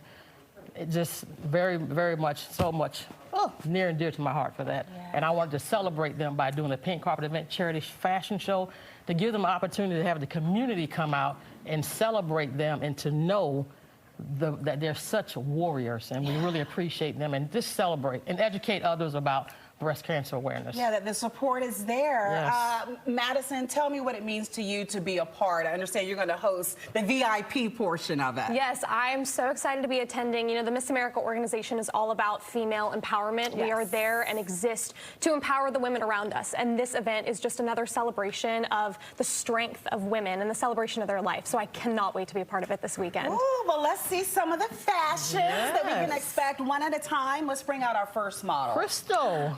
And you see the shoes, Crystal. You can't help but see them. Crystal's rocking the crystal shoes. Yes. So tell us about what she's wearing and her story. Her lovely pink dress. Crystal is a 2-year survivor, breast cancer survivor. She's modeling our show for the first time last year, so she'll be modeling for the second time this year. And she's quite lovely in her pink dress. She is lovely, and I'm very big on details. I noticed the pink toenail polish, too. Yeah. She's color coordinated. Sparkling from head to toe. Come on, she understands the assignment. Next up, tell us about our next model. All right, we have Paulette rocking, what can I say, rocking the shoes. I'm so jealous and envious. I can't walk in those shoes. But it's giving Barbie. Yes, Paulette has been in the show for several years, and she is a longtime breast cancer survivor.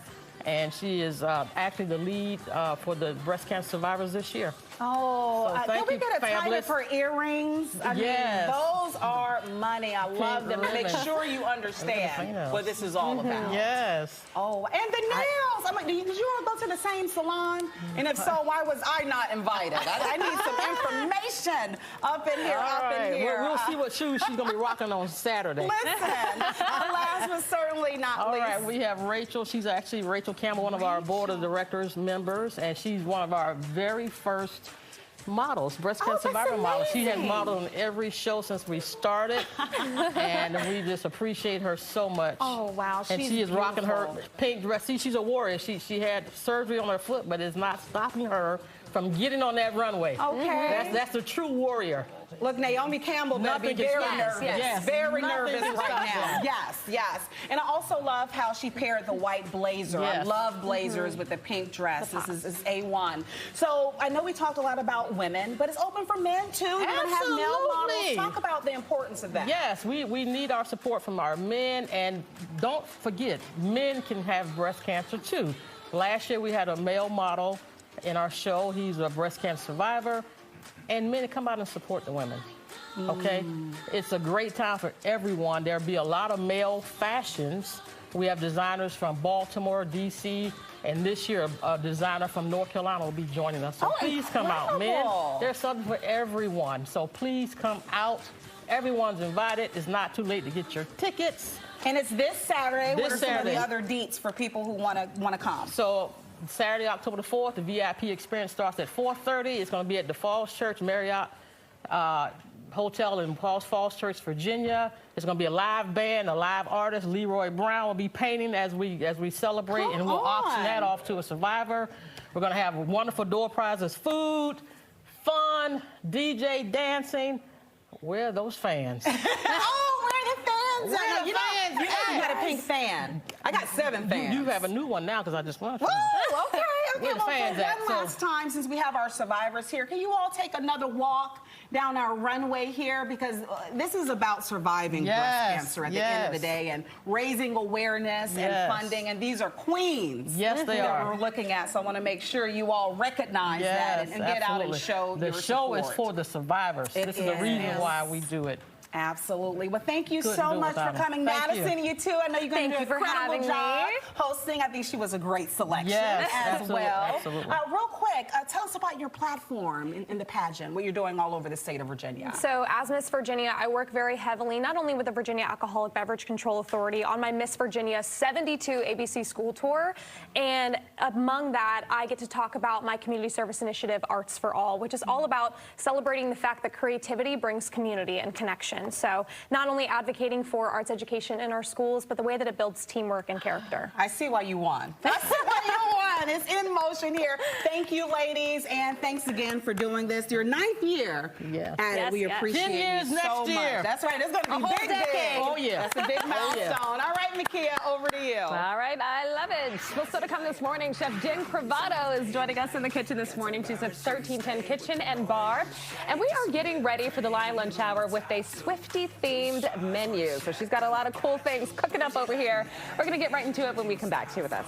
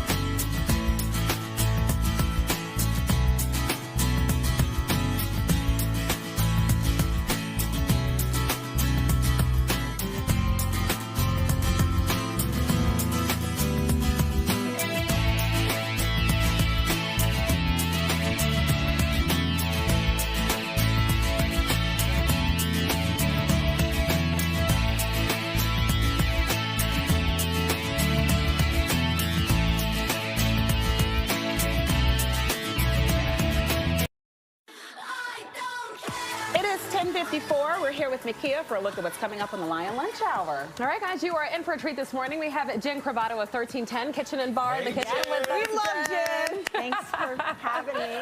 And if you've been following along for some time, Jen, this isn't the first time that you've pulled out all the stops when it came to some Taylor Swift-themed goodies that you're offering. So we're excited to get into this. We see the colors. I've already started munching on these chips over here, these sweet potato chips. Very good. Anyway, we're looking forward to having you. Yeah, thank you. You're welcome. Also this morning, another edition of Liquid Lunch. Today we're getting a sneak peek at this year's Cocktail Pro at National Harbor. And then at 11:30, Kevin McCarthy will be sitting down with Matthew McConaughey and America Friera for their new series thriller, The Lost Bus. It all gets started at 11 o'clock right here on Fox 5. All right. I love Yes. Oh, I love the Taylor Swift theme. It's really cool. So I see like the a friendship showgirl. bracelets. Are you guys making friendship bracelets The bracelet, today? yeah, the bestie Yes. bracelet. Yes. Okay, very, very good. Nice. So Life of a showgirl. Yes, it's a whole Taylor party. We're gonna have a Taylor Swift impersonator. We're gonna have a DJ. What? Yes. And then I decided to do everything in orange and teal, the same color as her album. I love it. Your life Are is you so a Swiftie? I am. You are. I knew that was the case. That's awesome. All right. I'm looking forward to the show. It's gonna sounds like it's gonna be a lot. So happy to have you. Yeah, very All good. right, we'll be right back. You better stop.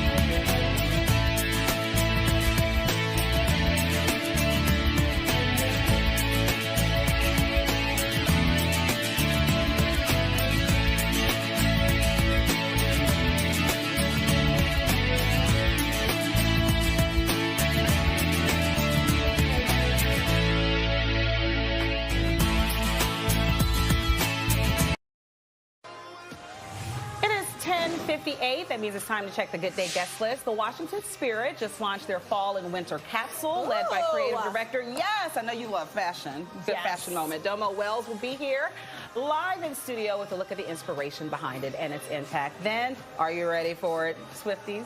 Mad Hatter is turning Taylor Swift's album release into a party like no other, and they're going to be here with a sneak peek of activities. That sounds fun. I love a capsule wardrobe moment. Come on. That and a mood board. Nothing makes me feel older than not knowing what a capsule is. Yeah, listen, I don't know what it is Okay, either, good. and you and I are in the same. Encapsulate a but you and I are in the same wardrobe, age a bracket, vision, pictures of what you want to rock. It's usually like a takeoff of like It's an a old theme. uniform or something. I live for this stuff. I can't Whatever wait. that No, I live for it. That's the point. Okay.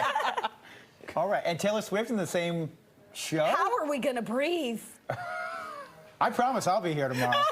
Okay, let's do the forecast. We got sunshine and beautiful weather and low 70s later this afternoon. Gorgeous afternoon. Beautiful night if you're going out. It will be cool later tonight. 40s and 50s by tomorrow morning. And then we will have beautiful weather Friday, Saturday, Sunday. A little warmer, but I think you will approve. Well, we got to have a party, you guys. Right, to like an celebrate outdoor the party. weather. This is At also Tucker's house. this is the perfect time to go on dates this season, right? Oh, cuffing season. Cuffing season. Cuffing It really season is cuffing in season. You trying to full play. cuff? Huh? You trying to cuff? I'm already cuffed. You are. Oh, See? this is Wait, news but to you us. just. Don't. Okay, never This is mind. news to I'm us. already cuffed. Thank you very much. Well, I want to be cuffed with the Ryan Lunch Hour. We're talking about He attachments conveniently here. says stuff with his 30 seconds left for the day. Breaking news at the end of the show. It sounds like the tea is hot over there, Marissa. We might have to bring some of that in the Lunch Hour. All right, guys. Well, you know the Lion Lunch Hour is your go-to show for all things local when it comes to food and entertainment. Here's a look at what's coming up. We're counting down to the highly anticipated release of Taylor Swift's new album, The Life of a Showgirl, which comes out this Friday. Chef Jim Cravato from 1310 Kitchen and Bar takes over the kitchen with the Swiftie-themed menu. Then, we're off to the races. The annual Dachshund Dash is back at the Wharf for Oktoberfest celebration. And our Jacqueline Matter is out there for a preview. Plus, for today's Liquid Lunch, we're getting a sneak peek at this year's Cocktail Pro at National Harbor. Quietly, calmly, one single line. And lights, camera, McCarthy. Kevin sits down with Matthew McConaughey and America Ferrera for their new series thriller, The Lost Bus. That's the CNB. The Lion Lunch Hour starts right now. All right, welcome on into the Lion Lunch Hour. It is 11 o'clock on this hump day, first day of October. How did I do with that, any man? No, that was good. It was good? I get an A? A plus?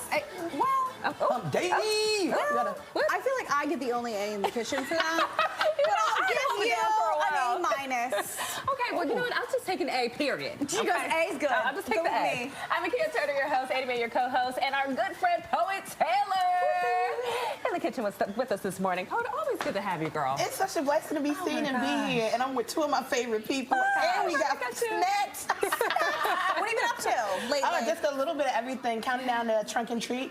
October 25th, taking over Oxen Run Park, 5th annual. Tanika Tank of Believe Is Not Dope. We wanted to give a safe space for kids in spooky season. So if y'all are free and you want to pull up with your cars, pop your trunks, put treats in it, we get about 300 to 500 kids every year. There's a DJ, gaming truck, and you know. So I got to clean out my car, is what you're saying? Okay, so all you can do with me, I just throw a blanket over my I'm throwing a blanket over a lot of stuff. Is that all I got to say?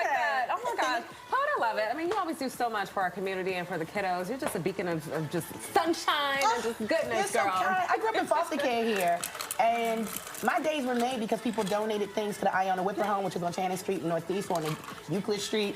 My life was people pouring into me, so I just want to be that with my crew and my cousins for those who also need it. So I feel like that's what we're supposed to do. Amazing, sis. Well, definitely, you got all the details, and follow Poet for more of it so that you can get involved and help to support all that she has going on. We appreciate you, girl. So kind. I'm not gonna cry these days. Girl, please don't. You don't get me get the waterworks going over here. But listen, all the Swifties, we know you guys are counting down until Friday, October 3rd. The Life of a Showgirl. We know it's coming. Another album with Taylor Swift, and so we had to celebrate with Jen Cravato of 1310 Kitchen and Bar. You have had a couple of Taylor Swift themed menus in the past, and now you are getting ready to do another one for the Showgirl. Yes. Last time I went with some of her favorite foods. This time we're just making it all the same colors as her album cover.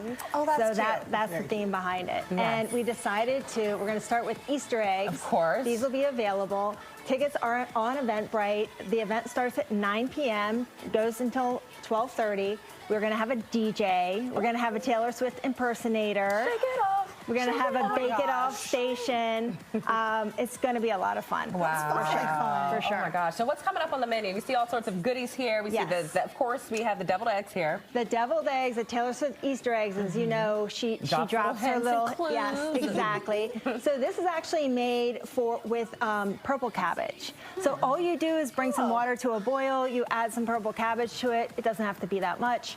And it literally turns blue. And all you do is hard boil your eggs, you put them inside overnight, and it comes out a beautiful blue color. That is so fun. Yeah, so it's not done with any food coloring or anything like that. It's just done naturally with the purple cabbage, and it doesn't have a much of a flavor to it or anything like that. It's Well, just what else do we have here? egg. We'll just do a brief mention and get into some topics. Okay, all right. So we also have some mini tacos. We have Peruvian chicken and shrimp tacos available. Okay. And then we're going to have, for our Bake It Off station, we have homemade Pop-Tarts and pumpkin cupcakes. We're going to decorate a little bit later. Just in time for fall. We love that. This is drink right there. Yes, this is our Opalite, named after one of the songs in her album coming up. Okay. And it's Hendrix, it's Composite Tonic, and what else do we have in here? Lime and rosemary syrup. Okay, and I see a little bit of edible glitter in there. Yes. It wouldn't be complete without the glitter. Everything's going to have a little glitter. touch of glitter and sparkle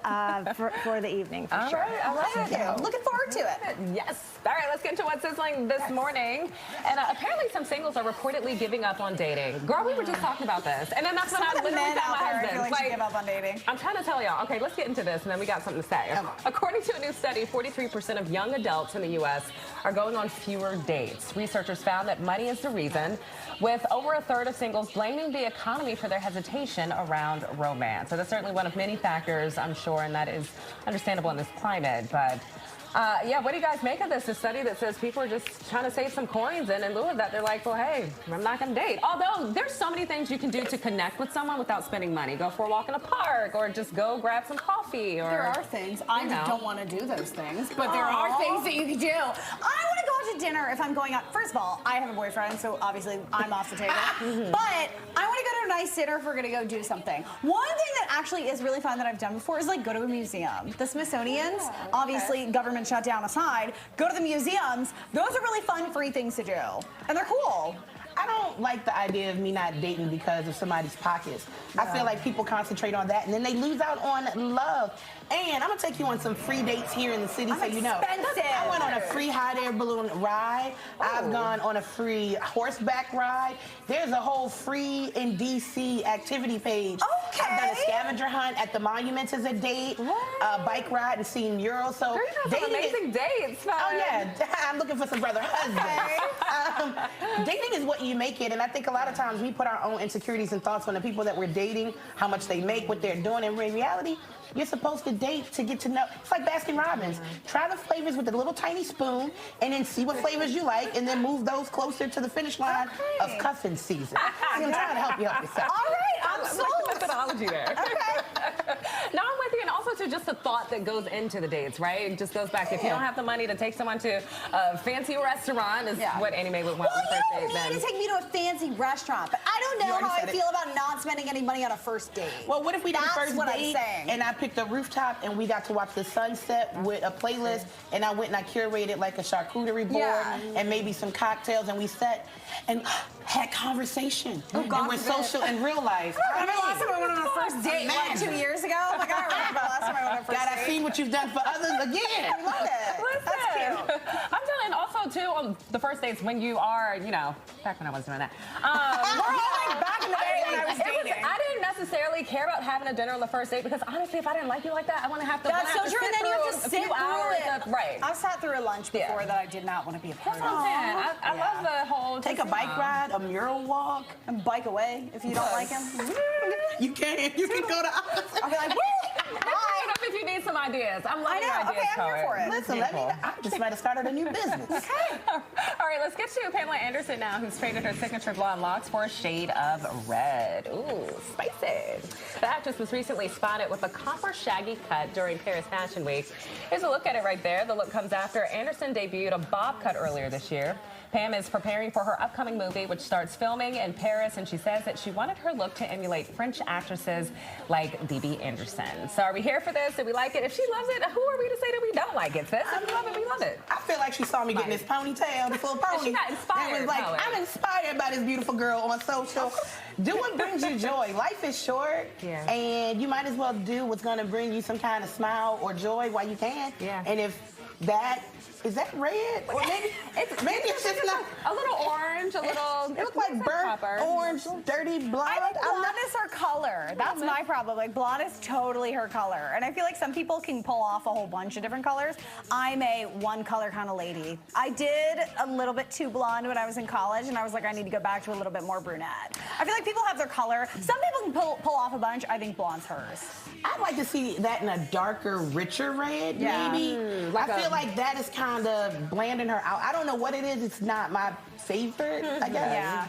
But I would like to see it in like a more richly like an auburn, like a dark, brownish red. Yeah, but maybe she's trying it out, and you know, we'll see what she decides to go with. She can't wrap me around her head. Sorry. She can have my ponytail. What? Just switch it out. Just a little bit. All right, y'all, one more for you this morning. NBA superstar LeBron James is lending his talents off the court to cutting some hair. I love hair today. Speaking of haircuts, yeah. So the athlete recently appeared in an online stream to cut internet star Kai Cenat's hair. The unexpected collab was all a part of an effort to commemorate Kai reaching 1 million subscribers on Twitch. That is the most of any channel on the platform. Now, LeBron also gifted Kai a Piguet watch that featured, I think I'm saying it right, yeah, Purple Lakers colors and unreleased LeBron 23 shoes. Kai has been featuring a string of high-profile celebrities for weeks leading up to the huge milestone. It's just been so fascinating to watch this come up. I mean, this young guy out of Brooklyn who just popped on this platform and just, oh my God, the following has been insane. And he's had huge stars on there. Well, that's how you get to 1 million streams. So apparently I've been doing this wrong. But you didn't cut your hair live. Well, that's all you have to do. I think for guys and girls it's different. He said if I get here, I will cut my hair. And I'm going to say, similar to a beard, a haircut on a man, baby, can do a lot of things. I was like, look at you. My niece called me like, you see him now, Auntie? No, don't you see him. I see him. They're like beard fishing. That's what they call it. They're like beard fishing. Like if you shave your beard, you're like, oh, that's what you look like underneath. Yeah, like, but no, he looks really good. And when you think about the conversations being had just all over the place about young people and how they're using their superpowers, to see him and his friends build an empire, I love that that's the pushback to the stereotype that we already know that's true. So there are many reasons to celebrate that. Amen. Preach, girl. He cut my hair now. Can I get some LeBron? Can I get LeBron to cut my hair? I do not want LeBron James to cut my hair. I can't. Stick to what you know. All right, y'all. Well, stick with us and don't go anywhere because we have everything that you want to know. We're going to be off to the races. Annual Docks and Dash is back at the wharf for the Oktoberfest celebration, and our Jackman Matter is there for a preview. Stick with us. We're back next.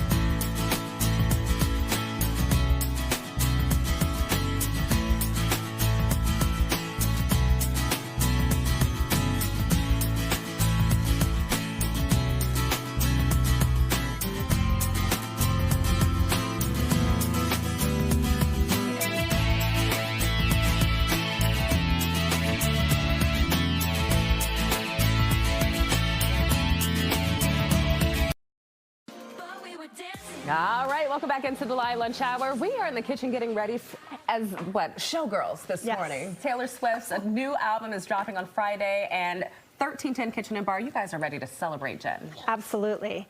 Got a big party happening on Friday nights starting at 9 p.m. and we actually added a new, an earlier one as well for the younger Swifties because she has such a range of different people, fans.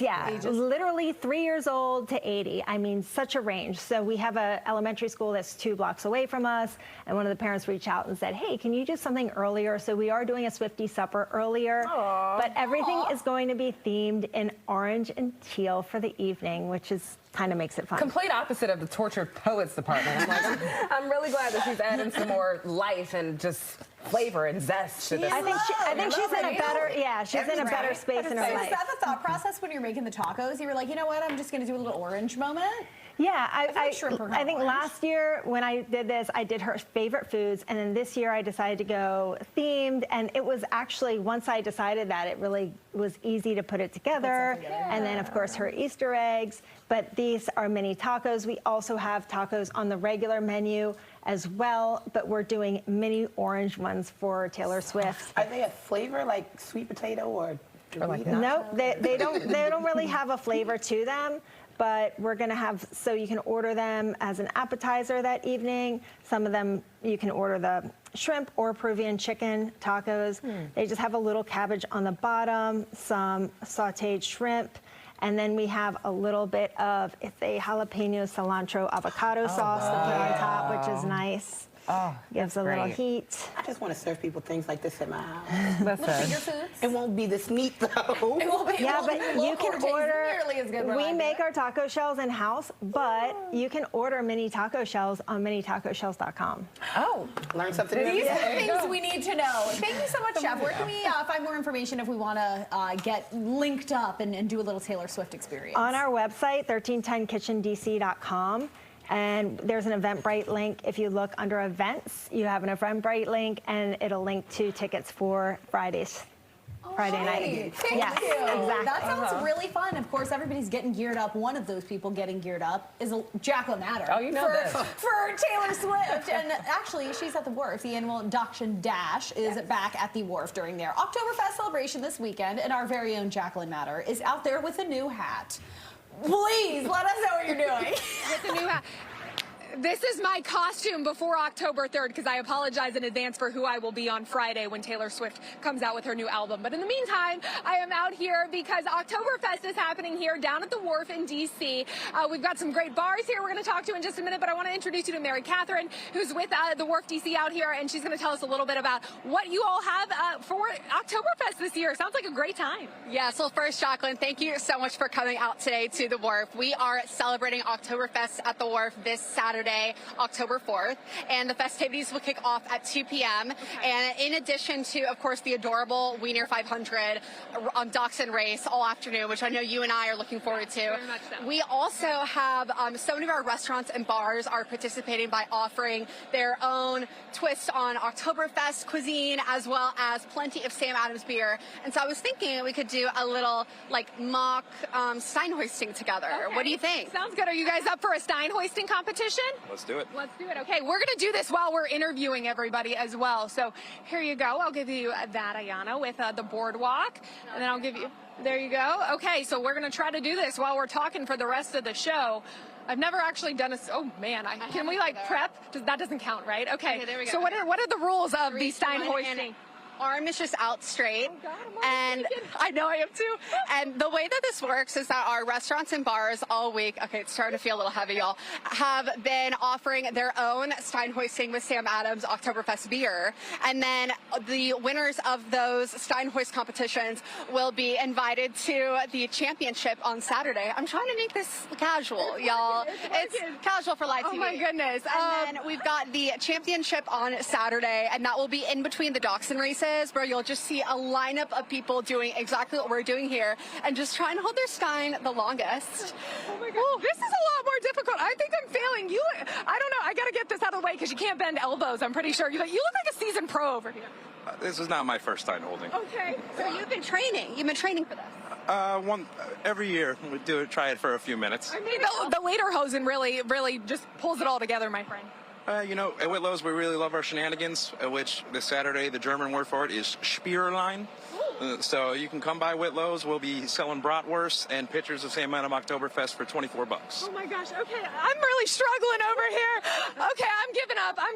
Okay, I tapped out. Ayana, tell me a little bit about what you guys are offering at the boardwalk. Yeah, so we'll be offering jumbo pretzels with delicious beer cheese and honey mustard, along with the Sam Adams Oktoberfest in glass bottles. Okay, we got 2 left. We've got Mike and Ayana here.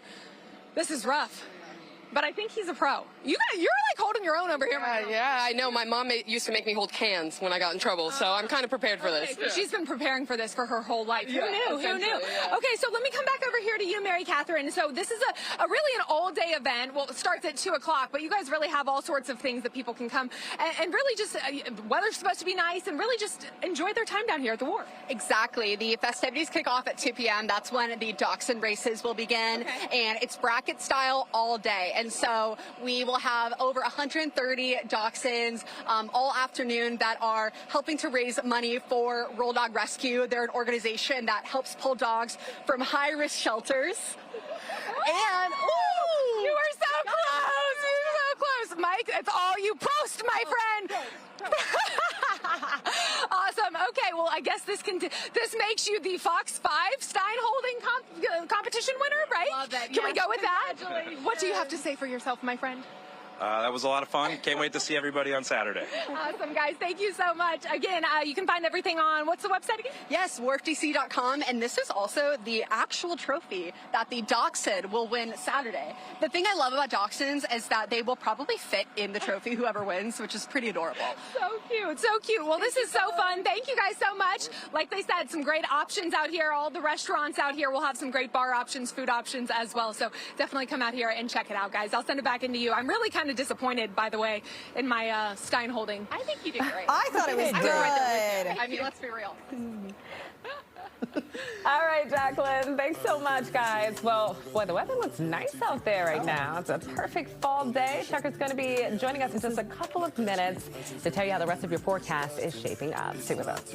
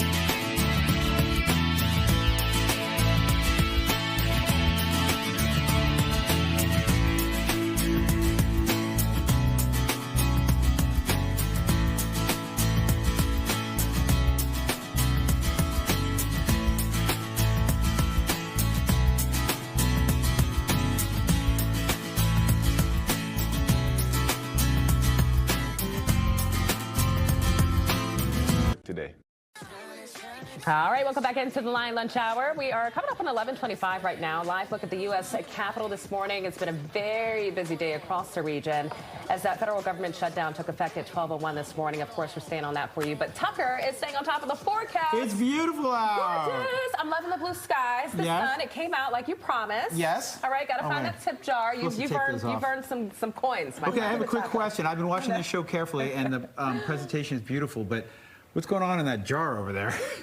Those are Easter eggs. Oh, those are Easter eggs. And Okay. it's colored with Easter what? egg. Cabbage, right? Red cabbage. Yeah. That's kind of cool. That was my next guess. I thought maybe it was cabbage. That was his next. Are you going to try one, Tucker? No, they scare me a little bit, but I'll watch you guys see them. No? Oh, we'll get into it in a Yeah, moment. I'll try Let's it. get into this. All right, let me do the weather. Meanwhile, do I like it? I love it. Thank you for everybody for cheering along.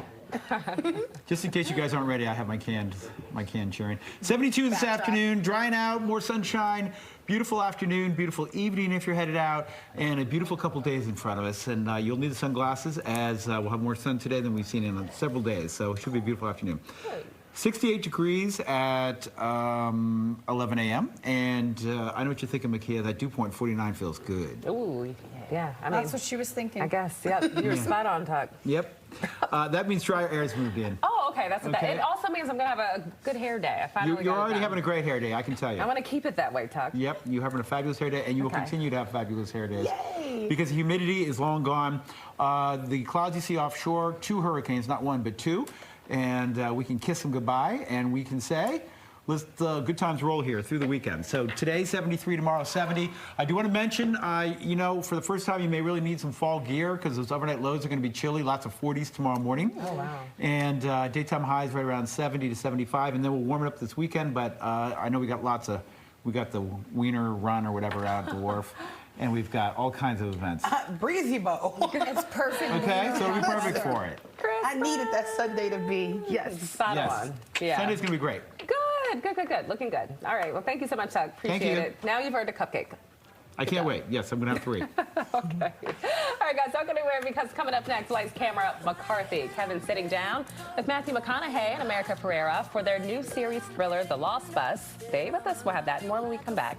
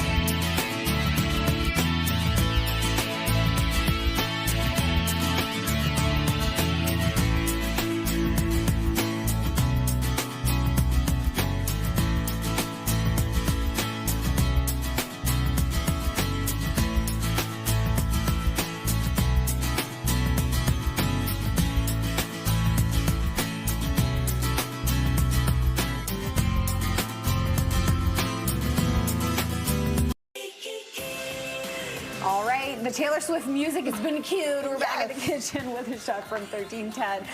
Right now, we're so excited to be decorating some Pop-Tarts. We covered everything having to do with Taylor Swift because the album, of course, coming out on Friday. What are we doing now? We have our Bake It Off station, which we're going to have mini Pop-Tarts, and everybody will be able to come and decorate. You can eat it there, or you can take it to go. We have little to-go bags. But if you guys want to start decorating, we have the icing here, and we have some spray glitter, everything, all kinds of different colored jimmies. Don't mind if I do. So walk us through the process of making a Pop-Tart. Obviously, these aren't the store-bought ones you're getting from, you know, Pop-Tart. What is it, Kellogg's? Yeah, Kellogg's? something like that. Look at that. Walk us through the process of making a Pop-Tart. It's really just kind of a pastry dough, regular pastry dough, but there are different stages where you have to kind of cut it and freeze it. It is a butter crust. And then, yeah, you basically pinch the edges, bake it in the oven. That's nice. Oh my gosh, there's glitter like in the air now. Do you see it? Yes. Did you just score glitter? You can't give an Aquarius glitter. Oh, look at that. And then, yeah, and then you just decorate. Then it comes to decorating. I did fill it with my mom's fig jam. She's had a ton of figs growing on her tree, so that's what I filled it with. But you can do any kind of jam or jelly that you have. Absolutely. Or you can do chocolate, of course. I'm going to do the orange moment. Please do Poet, that. please explain your design for us. So this is Ode to the Ravens with a little bit of Taylor Swift, hence the purple glitter and the orange. I did want to ask, even though this weekend is all about Taylor Swift, yes, if there is a monumental album coming out, can people reach out? Will you like partner to do a theme night? Of course. Because we could have did a whole Cardi B Am I the Drama night. Had I known that you would let me come in and do a little things. What's your favorite thing on the menu? Well, we actually have a female musician-themed restaurant. We have literally all female women on the walls at our restaurant in all different genres. So it's the perfect place to come if you want to, of course, celebrate the album of this, but really any album. There you go, the Cardi B would be perfect, yes. Listen, I'm going to have some ideas in a few. Don't you worry about a thing. I was asking, what's your favorite thing on the menu? Because you've shown us so many delicious things today. Look how cute.